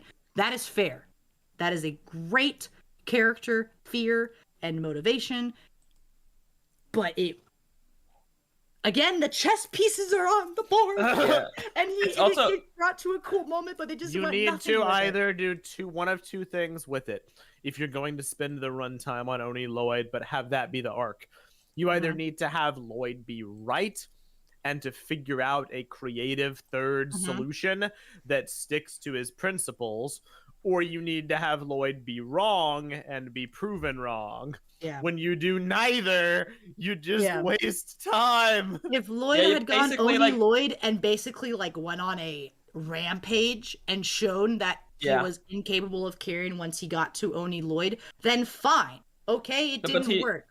He never once in this season, because like he was Oni with like the mask and everything only for a couple of seconds, but he used Oni powers often, but he never once did anything bad with the Oni powers. He never used them for evil. He never did anything like he would usually do. He was like aggressive in those moments, but Lloyd has been aggressive in past seasons while using his normal powers. Punching. Yeah. And it's just so weird because also like that's which kind of leads credence to the whole set theory. In the sets, the Oni Lloyd has green eyes, which is like and one set of arms, not two sets. Yeah, one set of arms, but Garmadon also only has one set of arms in this That's set, fair. which is but the green eyes on the Oni minifigure is like a perfect like representation of Lloyd using his green power while being in an Oni. Yeah, having it just control. It feels like they thought about that. It feels like they had that ready, but they didn't use it. They just like got cold feet at the last second. Yeah. I'm gonna say it. I'm gonna make the claim. This is just like Mr. E. They had a plan. This is far worse than Mr. But it reminds me of what happened with Mr. E. They had a plan. They knew what they were gonna do. Then they realized, oh, this doesn't work. But they didn't cut the prior scenes, and they kept them in. For me, it feels like they had the plan. They wanted to do it, but then it was like, but the kids won't like if the good guy looks evil or is like an Oni kids now. would love Oni Lloyd. It looks sick. I would have loved. But Oni Lloyd would have been my favorite minifigure ever. I don't think it's the kids. I think it's Lego corporate saying, excuse me, you're having your main character accept using destruction. Yeah, I can already see people saying like, "Oh, Lloyd's like the devil. Lloyd accepts his devil powers." Exactly. Yeah, but again, if he had stated that this is what is happening, that it's balance, and you know there's good in both creation and destruction. That's a story. That is a story that like God, people are so sensitive. Or if you have Lloyd reject it outright, that's also a story. Yeah. What they did wasn't a story. Yeah. What they did was either negligence or cowardice. Yeah. About Oni Lloyd, because I'm about to do a bridge. Yeah, no, that's fine. It's not that I don't have anything to say. I'm just being quiet to let everyone else get their thoughts out first. Yeah. This is just about the worst part of the finale. Yeah. It is an absolute abject betrayal of the themes of the series and the character development work that has been done for specifically Lloyd, not only in the series, but in this season, in the second half, very specifically. It is the only other time I have seen something like this badly fumbled, this badly screwed up, was The Last Jedi. Oh man, making that connection. I feel like there's two things that kind of like, there's one scene or one line of dialogue that was just like, I don't want to exaggerate, but it felt like a slap in the face, where Lloyd was like, I didn't need the Oni form. And it's just like, yeah, Lloyd was ignorant the whole season, and it turned out to be it turned out to be okay for him to be completely ignorant against Garmadon. And also just narratively, it just felt like, so you're telling me this whole time was a waste of time? Like, I didn't need it. That's the reason why you wasted half your episodes. Like, it was all of Lloyd and Garmadon's interactions since they linked up with each other. Every scene was about the Oni form and like the emotional parallels and what that exemplifies. So it makes all of their screen feels like there was a scene per episode. I feel like there was a moment where it was like, you have to embrace the Oni side. It literally was in almost every single episode leading up to the finale. And imagine all of those scenes being replaced with things that could have been used to set up the finale more, except for it didn't work anyways. Yeah. It just, it is, I just can't imagine being someone who is writing this season or overlooking this season and being like, yes, we've got it all set up. We're devoting a ton of focus in this season to Oni Lloyd. The set has Oni Lloyd. It's in like the flagship set of the season. We have it's the culmination. The trailer? They say it time and time again. You need to do this. You need to do this. You are our last hope. You have got to do this. The trailer was all about it. I rewatched our trailer reaction, and like the trailer was like perfectly framed in a way. Like, I was thinking after the finale, did I just have wrong expectations? But the trailer 100% created these expectations. Yes. It was like, it's all about Oni Lloyd, that this is going to be the part of the solution. Now, one thing with Ninjago is that throughout the seasons, usually it's like, you have to do this at the end. Like, this is what must be done. Most of the times it's not end up what happens. Like that's not what happens. But what they are talking about is usually a piece of the puzzle. And then at the very end, there is a big character moment, or there is something else that happens then that builds on what their whole plan was to then defeat the evil. Biggest example is Skybound. It would be perfect here, because like they tell him the Oni form is what you need to defeat him the whole season. But then he realizes, no, I can't defeat him with the Oni. I need to use both of my forms. I need to use balance. Not even both of your forms. Like, if the ninja become the dragon, if we work together, then we can defeat the Overlord once and for all, because that's what the Overlord is trying to do to us. Also, there's a really good comment in the YouTube live chat, which is something I was thinking about too, from Henfrick. He says, so the message that this ending delivers is that anger is a bad emotion. Kids should never be angry, because anger is bad and causes you to become a demon. And I feel like, that's kind of like a very bad lesson to just like ignore negative emotions. Yeah, that is... Or just repress them. I feel like that is a thing that is becoming normalized in family content, where they are teaching lessons about this sort of thing instead of going deeper. Which is not good, because that is not what you want to teach kids. You want to teach kids that feelings are okay, but you have to understand, like, where it's coming from and how to properly deal with it. True. So, all right, here comes the amazing bridge of the day. Lloyd and Garmadon spent an entire season not finding good trust in each other. But at the very end, guess who gets all of the trust and gets to be welcomed with open arms to the team of Ninjago and known as the hero of the day. Ladies and gentlemen, Harumi. Dude, Harumi's my favorite hero. Dude, I love it. It's so good. I can't like.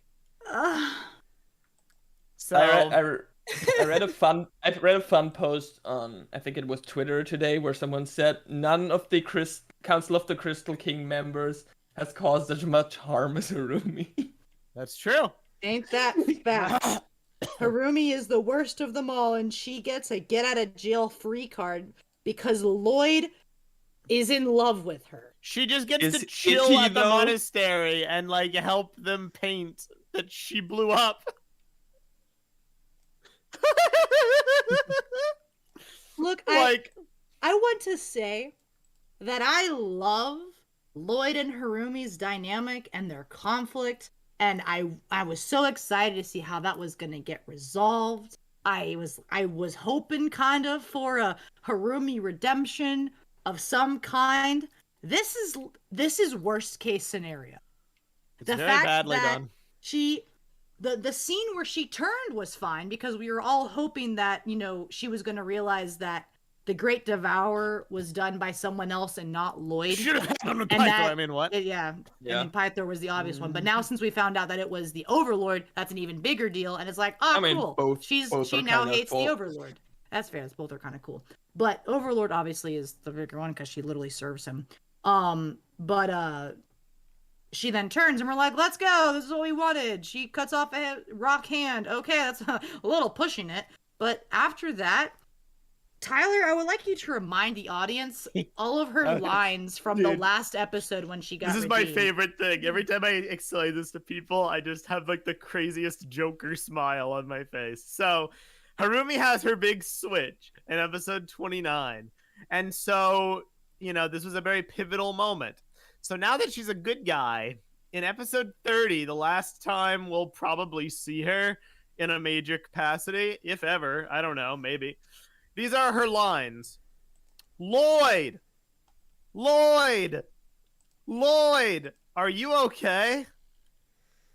That's it. It's over.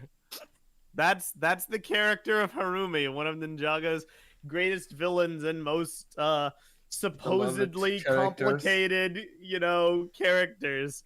She's been reduced to standing on these sidelines, doing nothing and yelling Lloyd's name in concern for him because she, I guess, actually does have feelings for him.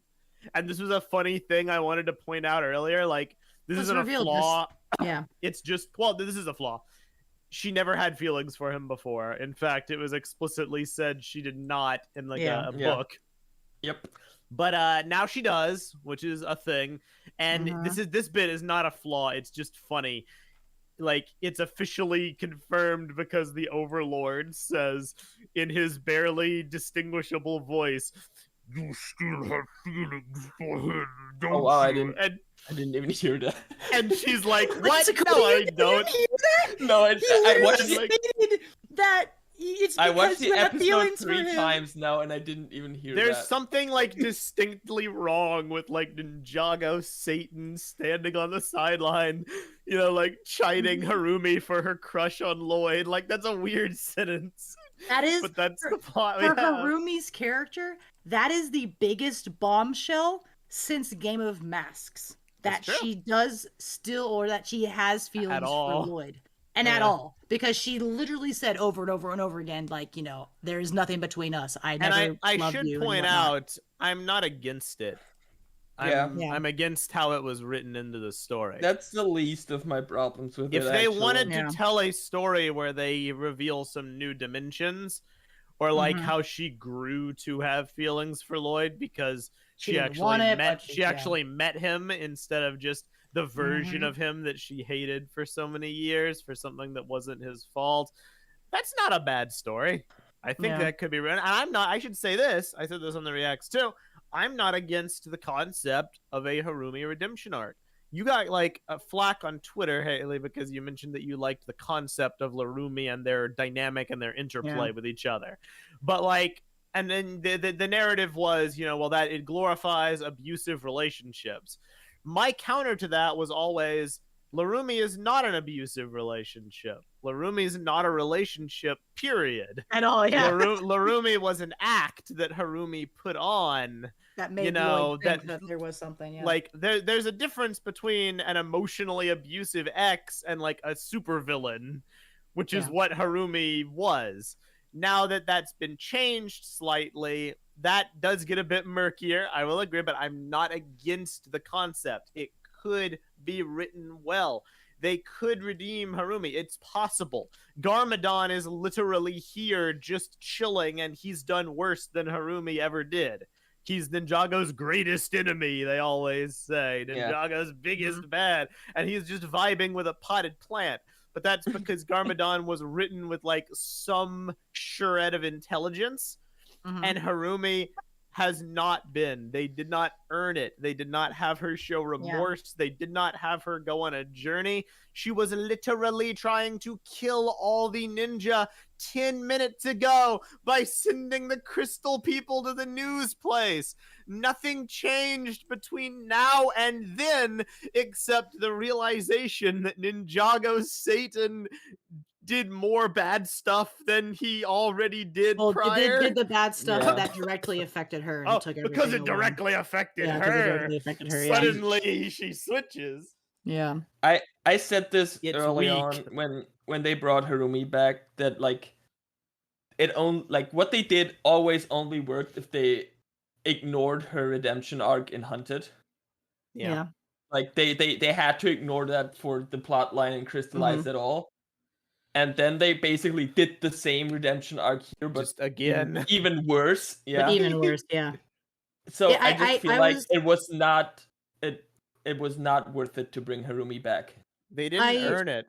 I watched, or when I was getting screenshots earlier for what you're seeing on the screen, there was a moment where at the very end, when the thing was about to explode, right? And Harumi's standing there in the same pose as what she was in Hunted. And it was like the perfect moment for Lloyd to grab her hand and say, I'm not going to let you fall this time. And that would have done absolute wonders for that ending moment. So because good. that is what her initial anger was in the beginning when she was brought back for Crystalized. And why weren't you there? Why didn't you come for me? That was like weird. his like Which was weird. Even though that's bad and I don't like that, it at least calls back to that. Saying I'm here this time and I'm not gonna let you fall, and then saves her, and then that's like the boom. Even though she doesn't have to say anything. I would like her to say something, but she doesn't have to say something. She can just smile and be like, "Okay, I'm being saved." That would have worked. She should say Lloyd again. Lloyd. Thank you. Any degree of thought, any respect to her history, any acknowledgement of the depth, the nuance, the bond, a callback to prior scenes, prior episodes. That's like bare minimum. What I would have enjoyed would have been a scene at the ending where she reflects on all the harm she's done. A scene where she feels guilty. A scene where she apologizes to Lloyd and the ninja. A scene where she like resolves to do better. A scene showing like some like acknowledgement, like her redemption just got handed to her on a silver platter and she put in like no work, which makes it feel unsatisfying. Very much She's not an irredeemable character. But for that to be satisfying, the character has to do the work. That's the fun about morality stories. That's the fun of and usually if there isn't enough time to have them do the work, then they die. And well, okay, if you weren't going to be able to have her do the work because of an 11-minute episode format, then she should have just pulled a Darth Vader and died to keep the Star Wars allegory going.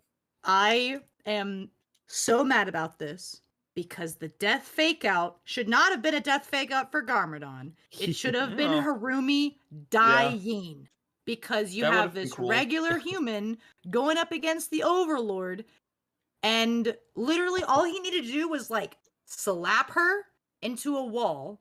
She falls, and then I thought about this in the car, and I think I pitched it to you in the car. I'm gonna say it here. Yeah. She gets slapped against the wall. She gets buried underneath crystal or rubble, and then you get Lloyd, who's like, "No!" And then he runs over, and then you get a flashback to him digging through the rubble way back in Hunted Out. He's doing that it would be- again, looking for Harumi. Pulls her out. She looks at him and like apologizes or something like that. Literally dies in Lloyd's arm, and then bingo, Oni Lloyd, because in the last 2 times he went Oni was because of Harumi. It practically writes itself. Yeah, that would be perfect. That would be And- fine. And you know the best part about that?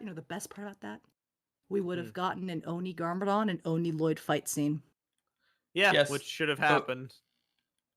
It's just weird. Like, and I don't want anyone saying. I don't want anyone, because I know this is a line that gets bandied around a lot when it comes to criticism. Like, oh, you're just too attached to your headcanons. Yeah. You just want a headcanon. No. She could have died. She could have lived. She could have been redeemed. Yeah. She could have been redeemed through sacrifice. She could have not been redeemed and just stayed a villain and just got put in prison like the rest of the Crystal Council. Do literally anything other than the thing you did, which was the worst possible way to do it, the most unsatisfying, vacuous, vapid waste of screen time and an insult to people's intelligence, and it would have been infinitely more satisfying. For me, Harumi is the worst thing about the finale. I don't like it more than Oni Lloyd. But it's not just the finale, to be fair. It's the entire season. Nothing about her return has been satisfying. It's the fact that all of the build-up, quote-unquote build-up, and that's even a stretch, led to nothing. Every episode flip-flops in tonality. Will they, won't they? They did, but it sucked. The big Harumi episode, which was like the one in Primeval's Eye, I think episode 18, right? Yeah. They did nothing to set up her switch, really. They just did the will they, won't they? But they could have very easily done, like, she has some kinds of doubts about the Overlord. She isn't sure, but she thinks he's gonna win, so she wants to be on the winning side. That would have been the episode to plant the seeds. Imagine if that was the episode where mid-battle she lets it slip that she has feelings for Lloyd. Yeah. Something happens and that drops, and that like would shatter Lloyd for the rest of the season, and that would cause him to be like, Harumi, you don't have to do this. Harumi, to join our side. Harumi, do this. I'm like, all that stuff would make sense. If you really want to make the ending the way it is work, that episode should have had like Harumi saying, the Overlord's gonna win no matter what. We can't stop him, but I want you to be on the winning side with me because I have feelings for you. Yeah. And Lloyd rejecting that, and then he leaves. But they did nothing. Yeah, not wanting to leave. That's why I'm so mad. Oni Lloyd is way worse in the context of the series. I admit he's like the main character. Harumi just bothers me because her return was so central to this season. It was like the climax right in the middle, and so many episodes were spent on her, and we were just constantly confused. And like more than anything else, I wonder why it was written that way. If they were, because I assumed, oh, the reason they're not showing her like having a conflict in like the jungle episode is because she's just going to double down on her villainy. And I was like, well, that's fine. Not every character needs to be redeemed. That's chill. But then they did it. And that was the time that they could have made that satisfying. I don't know why she smiled at the end of that episode. I honestly don't. I wish I could tell you. Yeah, evil smirk moment. Volleyball team time. And now she didn't just get redeemed. Let's not kid ourselves, all right? It's not confirmed that they're together. I'm sure that's going to be the refrain. Tommy or whoever's on Twitter is going to be like, well, we didn't show Larumi together. It's pretty... Did you see that smile implied that they both shared when they walked past in the monastery? And she kind of like, I would say the framing, grabbing the hands. When the camera pans up and Lloyd like reaches out to grab her hand and she like brushes her hair out of her face, and then like the camera pans up so we can't see it, together with all the couples at the end. You're like, it's very obvious to me they're probably going to like everyone who canceled me to go cancel Lego. Thank you very much. Yeah, all the couples at the end, like Cole and Misako. Cole Misako, yeah, the OTP. I want to die. Cole Saka. No, like, so not only is she redeemed, but like she's just chill, gonna be Lloyd's supervillain GF, just gonna hang around the monastery. Fine. Yeah. You know, why not? I don't care anymore. It's all right. LJ, you got anything to say about Harumi? Sorry, I was eating. You're good. So, I don't have anything unique to say. I wouldn't say about this. You guys have basically covered all the key notes. It's hilariously bad, and I think it's exemplary of an issue that Ninjago has kind of sort of had recently, where they're not willing for their characters or their story to confront seriously the actions of their villains or their characters. No one has ever talked about the actions of the Ice Emperor. Yep. Nope. And no one is talking about the actions of Harumi. Yep. No one is talking about, like, the only one... Unigami. Or Unagami, thank you. Yes, that's right. The only character whose actions have been actively discussed time and time again, and who has been held accountable for them, has been Garmadon. And I would counter, I would say the bold claim, which many might not agree with, that Garmadon's actions have been grossly exaggerated to be worse than they actually were. Because people were calling him like Ninjago's greatest villain for his actions during season 1. Yeah. Where he rigged a dance. Wait, no, that was like Pythor, not Garmadon. Like, no, in season 2 is when he was really doing stuff. Flew a pirate ship around. We even joked about that in the recappers. Like, he did super evil stuff like resurrect pirates, create a giant canyon, and turn the ninja into kids. That's his extent of being race. Evil. He brought back a Grundle. Like, he's not that bad of a guy. I mean, he is responsible for wrong place, wrong time. So I'd say he's right. Now, never mind. I would say what he is accountable for is everything that happened in the end of Sons of Garmadon and Hunted, which is like pretty bad. He did knock down buildings. He did kill probably a lot of people. Yeah, which is somebody very, very bad. Died on that. Yeah. Yeah. I mean, obviously Harumi did. But yes, I mean, right. Harumi was the only one responsible for that too. So yeah, Harumi was. Harumi. You are correct, though. That is emblematic. What we need is a therapy episode where Zane and Harumi talk about their like criminal past and reflect on their actions. Yeah. Yes. No. If Harumi is gonna be part of the gang now, there could be interesting interplay with that. Embrace it. Therapy Lloyd with Zane and Harumi. Nero is the therapist. Lloyd and they was all part get of a both big of that. therapy session. Nia gets to talk to about her time as the ocean. Can I also say, and this is just a minor footnote, and then we can move on. Yep. It's weird also to me, much less, but it is weird that like Kilo and Ultraviolet are also just hanging around the monastery too. Yeah. Like they helped in the final battle, sure, but like think about it. All of the Sons of Garmadon plus Garmadon are now just chilling in the ninja's home. Everyone except Mr. E. Everyone except Mr. E. Kilo kind of got a redemption in previous seasons. Fire chapter, Ultraviolet he was, like, reformed. Yeah, but Ultraviolet was like still a villain in Prime Empire. Yeah. It's just there's something about that just hits weird to me. The ninja did inherently save their lives in the end because they got crystallized. So it's they're like, oh, let's go help out because they. It's not a huge deal. Yeah. It's just it's not as big as Harumi. It hits weird that the entire villain faction for one season is now like on the good guys' side. We're definitely gonna continue this discussion on a podcast about Harumi. We're probably gonna do a podcast about Harumi and Lloyd in general, just both of them and. Yes, the Garmadon family dynamic and stuff like that. But unfortunately, that's where I had to cut it here because Harumi was not the only other female that got absolutely shafted this season. Okay, this is the big one. The big pretty one, much most of them. Most of them. I mean, Skylar obviously. Pixel was given a little bit of good stuff, but the lady of the hour, guys.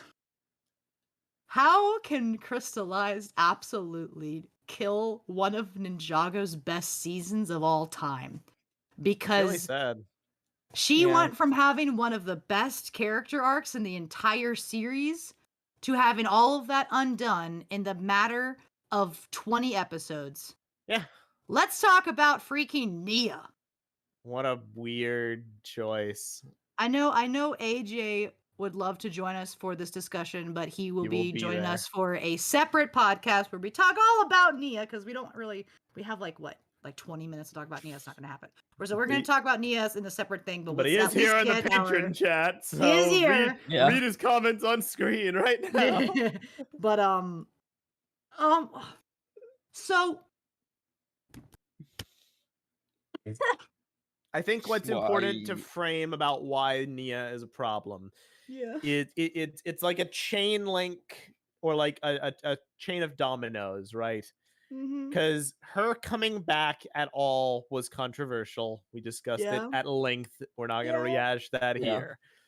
But they hooked us because they managed to craft an arc for her revival that made sense.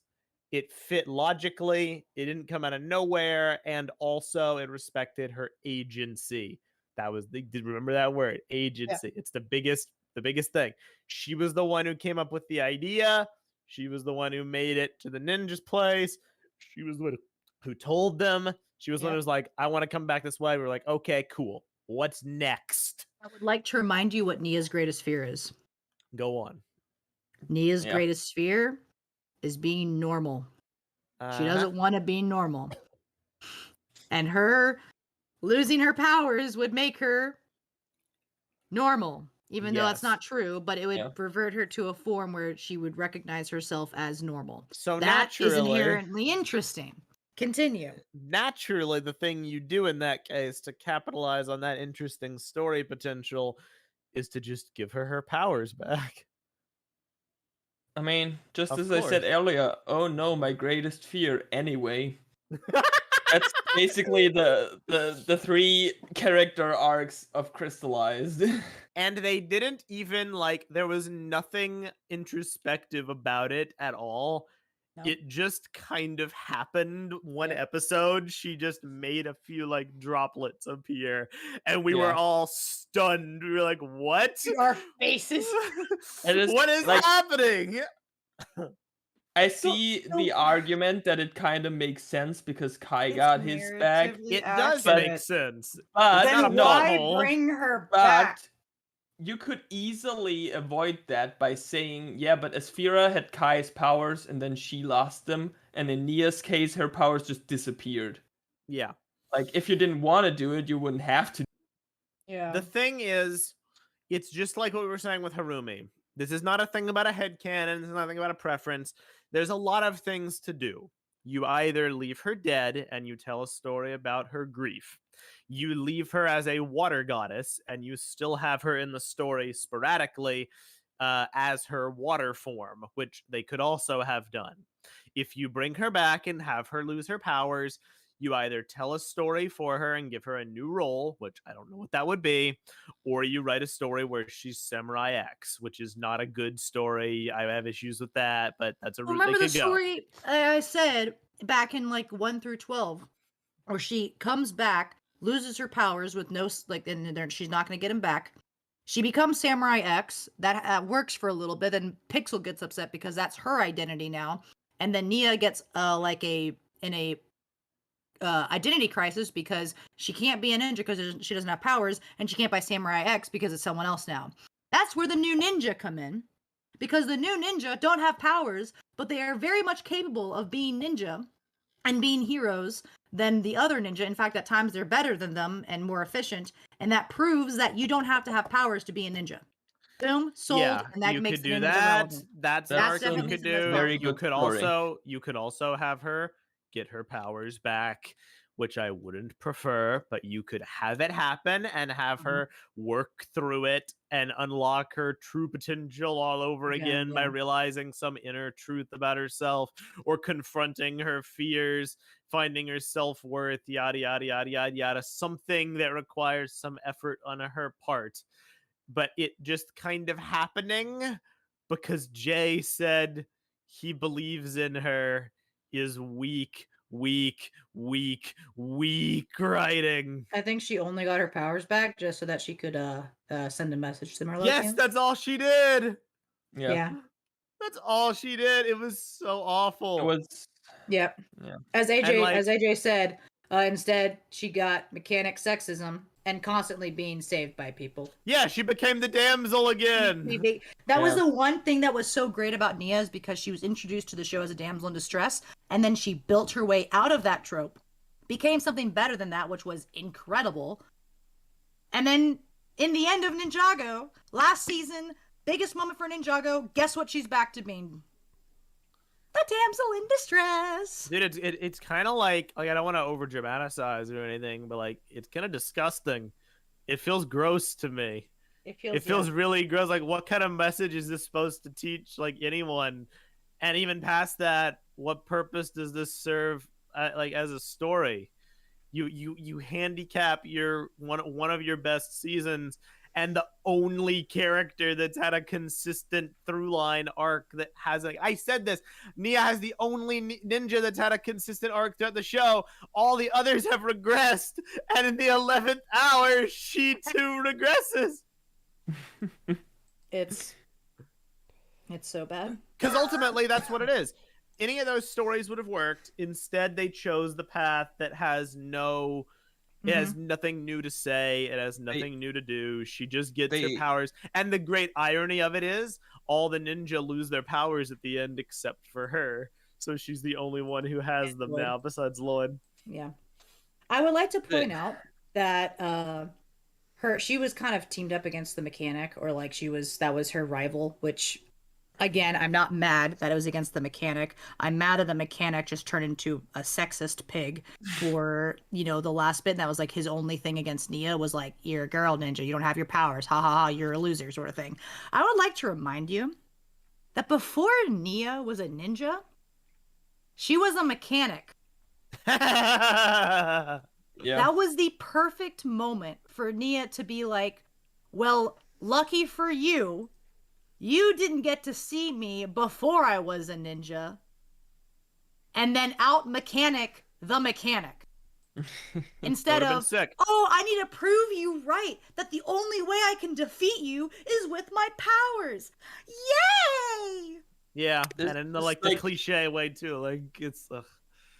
It just felt like at the very end they tried to force themselves back to like the normal Ninjago status quo, where everything's like at the beginning of Secrets of the Forbidden Spinjitzu, and they did it like so heavy-handedly in like many aspects.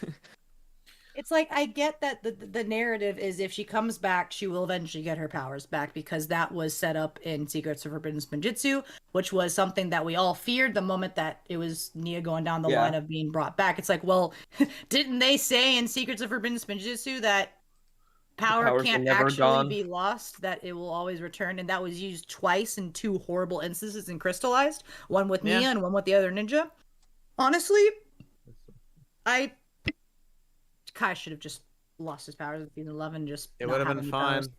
Like I'm at like my this is my little Joker arc where I'm like, that is a stupid plot point. I know that they're elemental masters, and I know that it's generational. But if they lose their powers, like it gets just drained from them, they have to literally get them put back into them instead of them earning it back. What's the point of even having a power drain arc if like they can just always like? I know there's some weird things about like, oh, if they're in a holder or a container, that's different than them just floating around. But that's semantics. Like functionally, if you actually look at the facts, would the elemental masters' powers have just come back in tournaments eventually? Like I mean, they did when they destroyed when the they crystal. broke the crystal, but given enough time. I mean, it's the same thing with the Hands of Time. Could they have gotten their powers back? Even though now this is where I will put out a theory where if their powers are drained and then released, they will get it back. But if their powers are drained and are kept in a separate form, then they cannot get their powers back. And that's probably true. The but that's implications is weird. that the power can only always be like in one place. Yeah. So if it gets like released, it can return. If the master dies, it will search for a new host. Yeah, if it doesn't have a kid or there's no kid. Yeah, exactly. Like with the Hands of Time, they can never get their powers back because their powers inherently exist inside the Time Blades. The Time Blades. With Tournament Elements, they couldn't get their powers back because it existed inside the crystal. But for Kai, he couldn't get his powers back because Asphira were using them. But when she was drained of it somehow, then he was able to get it back. When Nia got her powers drained, it was released, but it was so much elemental energy that it created that giant blast. But she was able to, in order to get them back slowly. So, I mean, it makes sense narratively, which at least works here. It doesn't work for the whole Golden Dragon thing, but oh well. It still is a bad call. And I would have rathered her stay in the ocean. I want to address like, well, weren't you complaining specifically, Vessa, in the initial podcast about how, if they just have her come back and be Samurai X again and not have her powers, that sucks. So now that she has her powers back, you're still complaining? Yes, because she shouldn't have come back. If they were going to bring her back, it was for a reason. Do something. And you know what's so great about her not coming back? Huh. Imagine all of those episodes that they spent with the consequences of them bringing her back that they could have used to help with the end of Crystalized. Imagine a season where like you have like 3 episodes or 4 episodes dealing with Nia, grief over Nia, and then like Skylar is still like in the team, and we have that interplay we were talking about before, where like she kind of integrates in, and then we just smash cut to like, investigate the Vinge Stone. There's we find this person going around recruiting a council, etc., etc. Like, take Nia out of the season, nothing changes. If the ninja need to be saved, Pixel can do it. Nia has no character arc of any sort to speak of. I still think whatsoever. The fake out of the monastery should have been Pixel. Instead of Nia, if Pixel had been left behind and she was in there when it exploded, I would have believed that she was dead. I would have believed it. So, the thing about death, I've talked before, it's like you remove the puzzle pieces from the board and the placement changes. Mm-hmm. If you lose your queen in chess, you have to play differently. Yeah. It's that kind of principle, because you don't have that anymore, and that can make games interesting. Death can make things interesting because you remove puzzle pieces from the board. If bringing a character back is not bad, because plenty of stories can do interesting things with it if they change the context of how they are and make it to where things are different than they were before, et cetera, et cetera, et cetera. Garmadon's a good example of that. He came back, but it didn't invalidate the sacrifice of Sensei Garmadon, because it's not the same story. It's a different aspect of him that came back. But Nia was categorically botched, and they did nothing with her to justify, number 1, ruining Seabound, and number 2, ruining this season by wasted plot lines, wasted screen time, and kind of insulting, scummy messages for people who might look to Nia as a role model. Bad choice. Awful choice. I hate it. That's all I got. It's that I think is the most infuriating one of them all. Like, Oni Lloyd is so bad. Harumi is very bad. Overlord, very bad. I have no energy to be as furious as I am with Nia, because she was such a perfect character. Yeah. And now she's a joke. They reverted her back to a damsel in distress, which is the thing they pulled her out of in season 1. Yeah. It's LJ, you got anything to say about that? I mean, you guys basically covered it. Yeah. It's again, it's one of those things where it wrote itself. All of it was all set up, and it was all ready to go, and it was all just laid out for them, and they just decided, nah, let's just not do that. Let's just make the worst possible decisions that we can. Seems to be a trend. Mm-hmm. So, I got nothing else to add. So that was the good, the bad, and the ugly. Obviously we're gonna have more podcasts about the ugly, and different ones about the ugly, and we have a lot more to say. Then we have other people who have things that they would like to say as well. But I think now we move on to the overall, where we each take our very valuable turn and talk about what this season means to us and what Ninjago, like, you know, all the big picture stuff that this season presents, and what, you know, how this acts as a series finale on top of a season finale. LJ, so we can budget our time. What is the when do we absolutely have to stop this stream by? I'd say about we have 15 minutes. Okay. Oh boy! All right, let's do it first. Let's have a. Well, LJ, you had like a buzzer thing that you wanted to say, right? Sure. What was your buzzer thing? Your ignite the fuse. So I've been giving this a lot of thought since we watched the episodes, and in my personal opinion, this is the worst series and or season finale of any LEGO story theme, bar none. It's. I mean, Nexo Knights didn't really have an ending at all. I know, yeah. but I didn't stop like midway through. But that's the thing, though. That at least just leaves unanswered questions. Not having an ending is still better than having an ending that actively works to undo the work you've done for years. I agree. This ending... Sorry.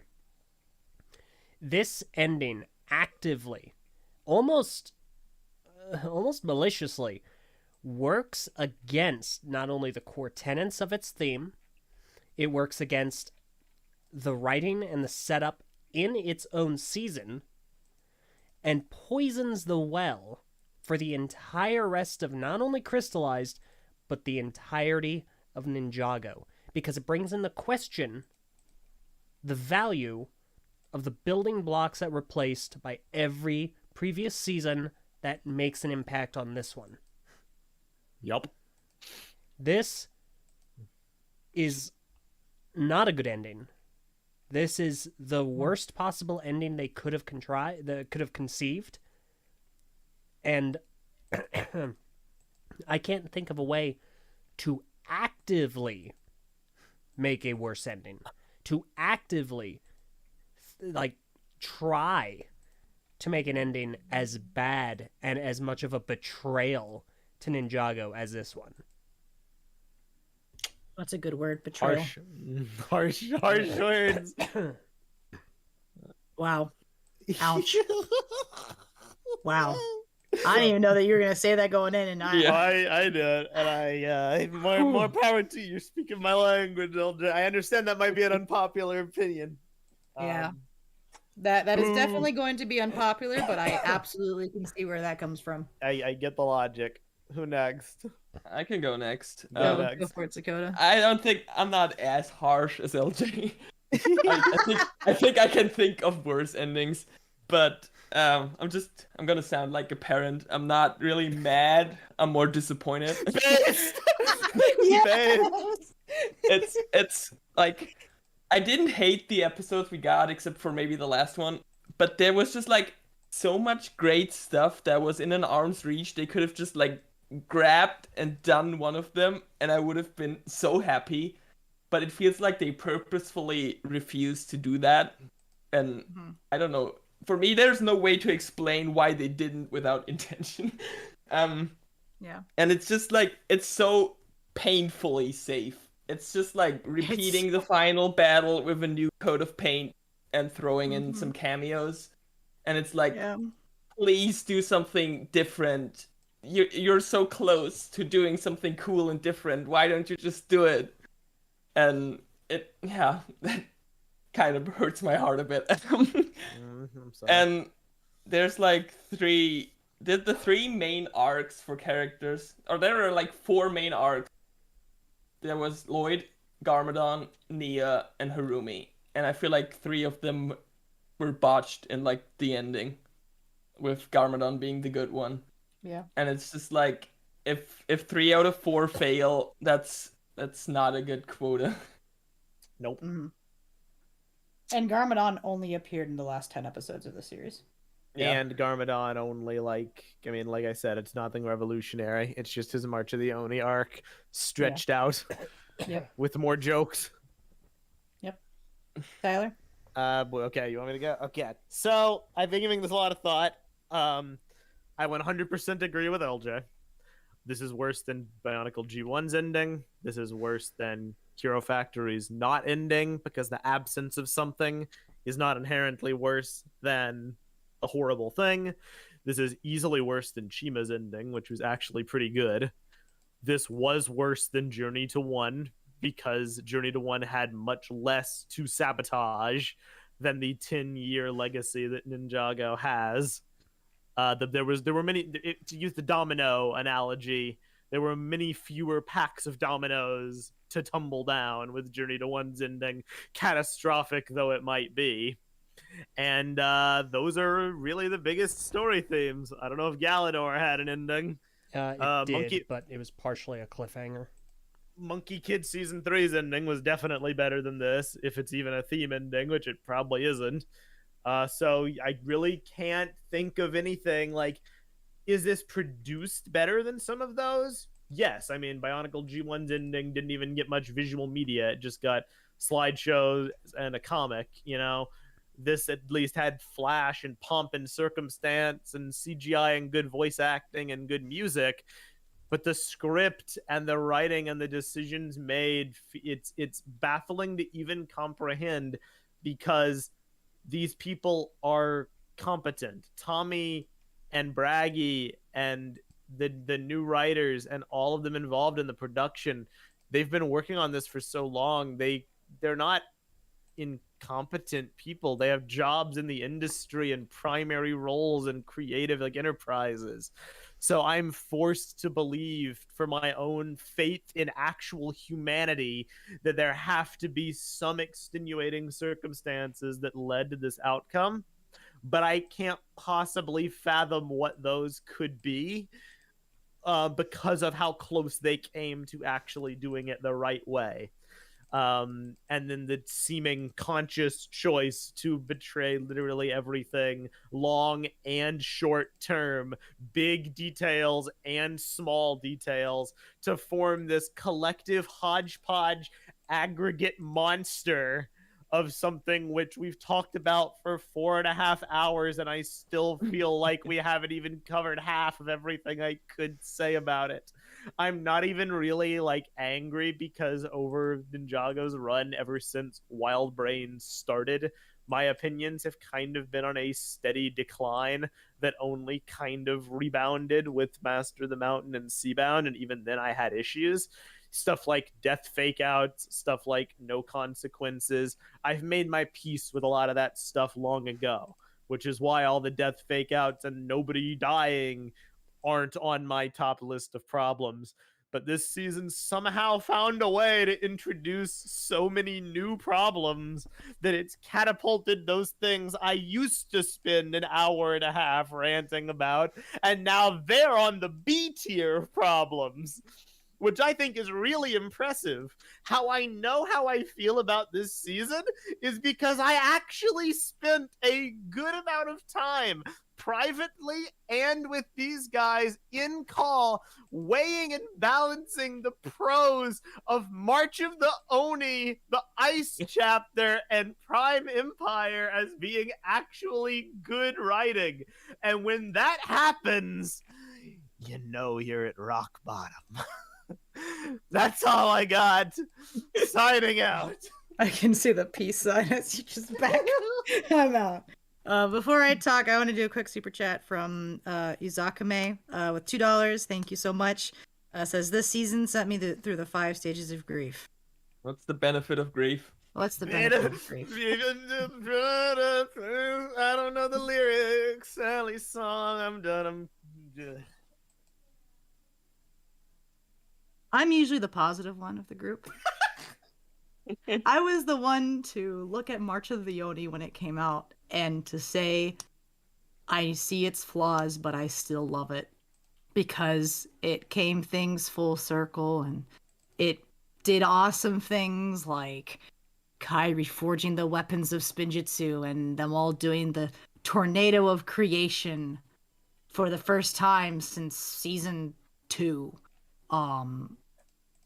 I was left with like satisfaction.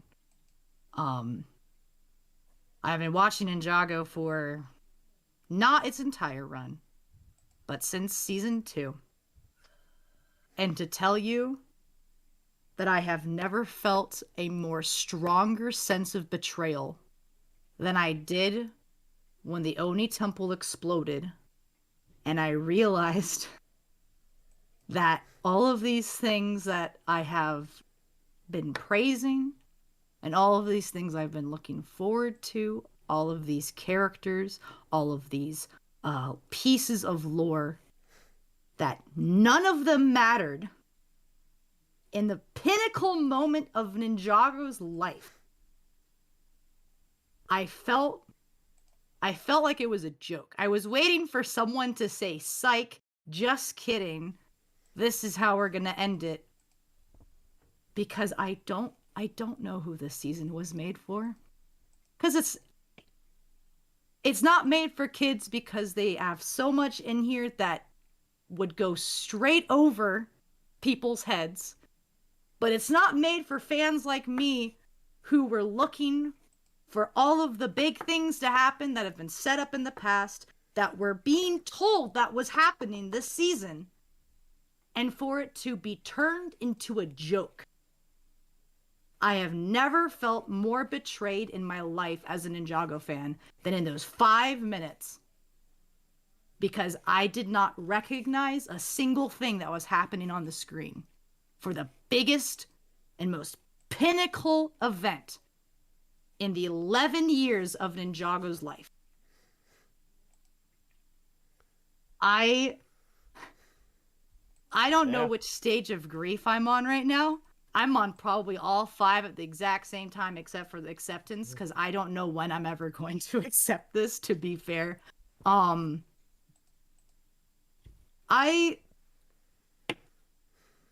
For 11 years, I have told so many people, Ninjago fans and non-Ninjago fans, that Ninjago was special for 2 primary reasons. Incredible world building. Even in its faults, it still was able to build on itself and create interesting world situations and to always one-up itself.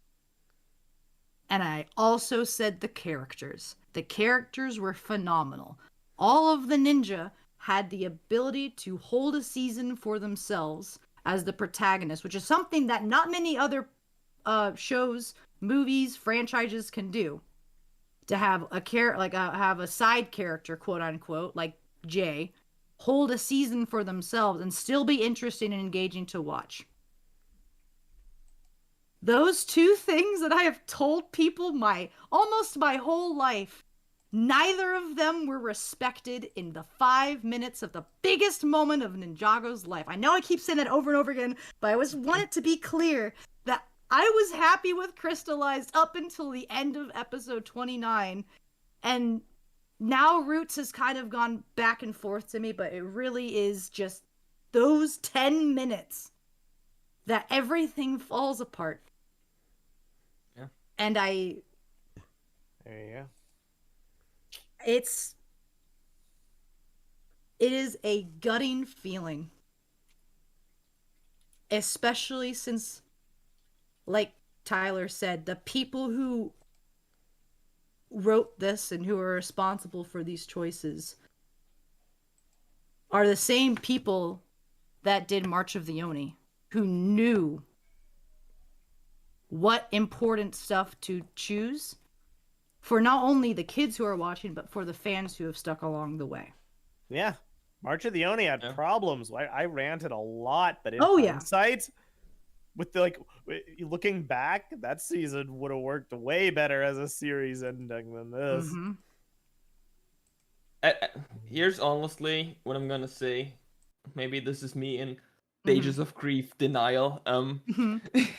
If the new series just continues with the same ninja, I'm not gonna consider this an ending of any kind. Nor should you. Yeah. Yeah. If this new season was just a bunch of this new series is just a pomp and circumstance to disguise the fact that it's just more of the same, then no, this is not a series ending, and it will become better in hindsight. But if there is a big change, oh boy.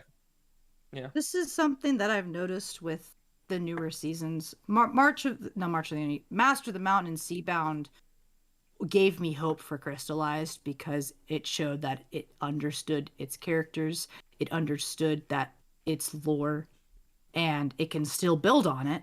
They can still add lore things like the Islanders and Merlopia, but still also respect what has existed in Ninjago. None of that mattered for Crystalized. They had all of these faces like the Overlord and Harumi and Pythor. I couldn't even tell you why Pythor was there. We didn't even talk about that. We didn't even talk about Pythor. Like or any of the villains. He was fan service, and that was it. Like all he of was the there Crystal Council He was great, though. cutouts. I love Pythor. He was funny. He was funny, but again, it's like none of him as a character was taken advantage of. None of any of them, really. There were no scenes of Mr. F having any dynamic with Zane. There was only one scene of Cole having anything to do with Vangelis, and it was right at the very end. They turned the only Pythor character moment with Lloyd into a gag. Like, nothing... Like, they were all just interchangeable. Yeah. Just swap them out for anyone else. I want to end with this final quote, but I want to put it out in there into the world for Ninjago. Ninjago used to be a morality show that had comedy. Ninjago is now a comedy show that sometimes has morality. And that is like a knife to the heart. Oof. Because the stuff that I loved about Ninjago was that it had important lessons. It was always deeper than what it looked like. And now Oni Lloyd is a joke. All that it amounted to over its... How long did it exist in the season? Like 18 episodes worth? Yeah. All led to a joke. Yeah. And... that is something that is not the Ninjago that I recognize. And nope. I was hoping for something different for the end of Crystalized. And within 10 minutes, it is not the show that I recognize anymore. I will finally say I am nervous for what is to come next year. And if it's anything like we just got for Crystalized, regardless if it has the ninja or not, my time as a Ninjago fan or a modern Ninjago fan will probably come to a close. In the wise words of the legend Minecraft Steve. Ooh. Yeah, major oof. It's... That's bad. Is that everyone? Has everyone had a chance to speak their piece? Yes. As everybody. Okay. A bit of a somber note. Any last? Yeah, this is nothing that we won't talk about ad nauseum in the follow-up cast. So I think it's fine with that being where we leave things. Yeah. Well, thank y'all for doing it. It's good. Fun times. Nothing like there is nothing more painful than a blow to the heart. Said by now hero Harumi. That ain't the best full circle that I can bring right now. Dude, she's gonna paint that monastery so good. Before I go in the shower and cry now. I I hate being negative. I don't want to be the negative person. I love Ninjago, and I loved. We looked for all things the to stuff. praise. Well, we praised we- everything. Haley, to say it in the words of Sally, in this life, nothing's ever how you thought it would be. Easy to some, harder for people like you and me.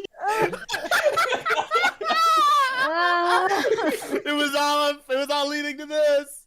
It was all building to this moment. All right. Time is up.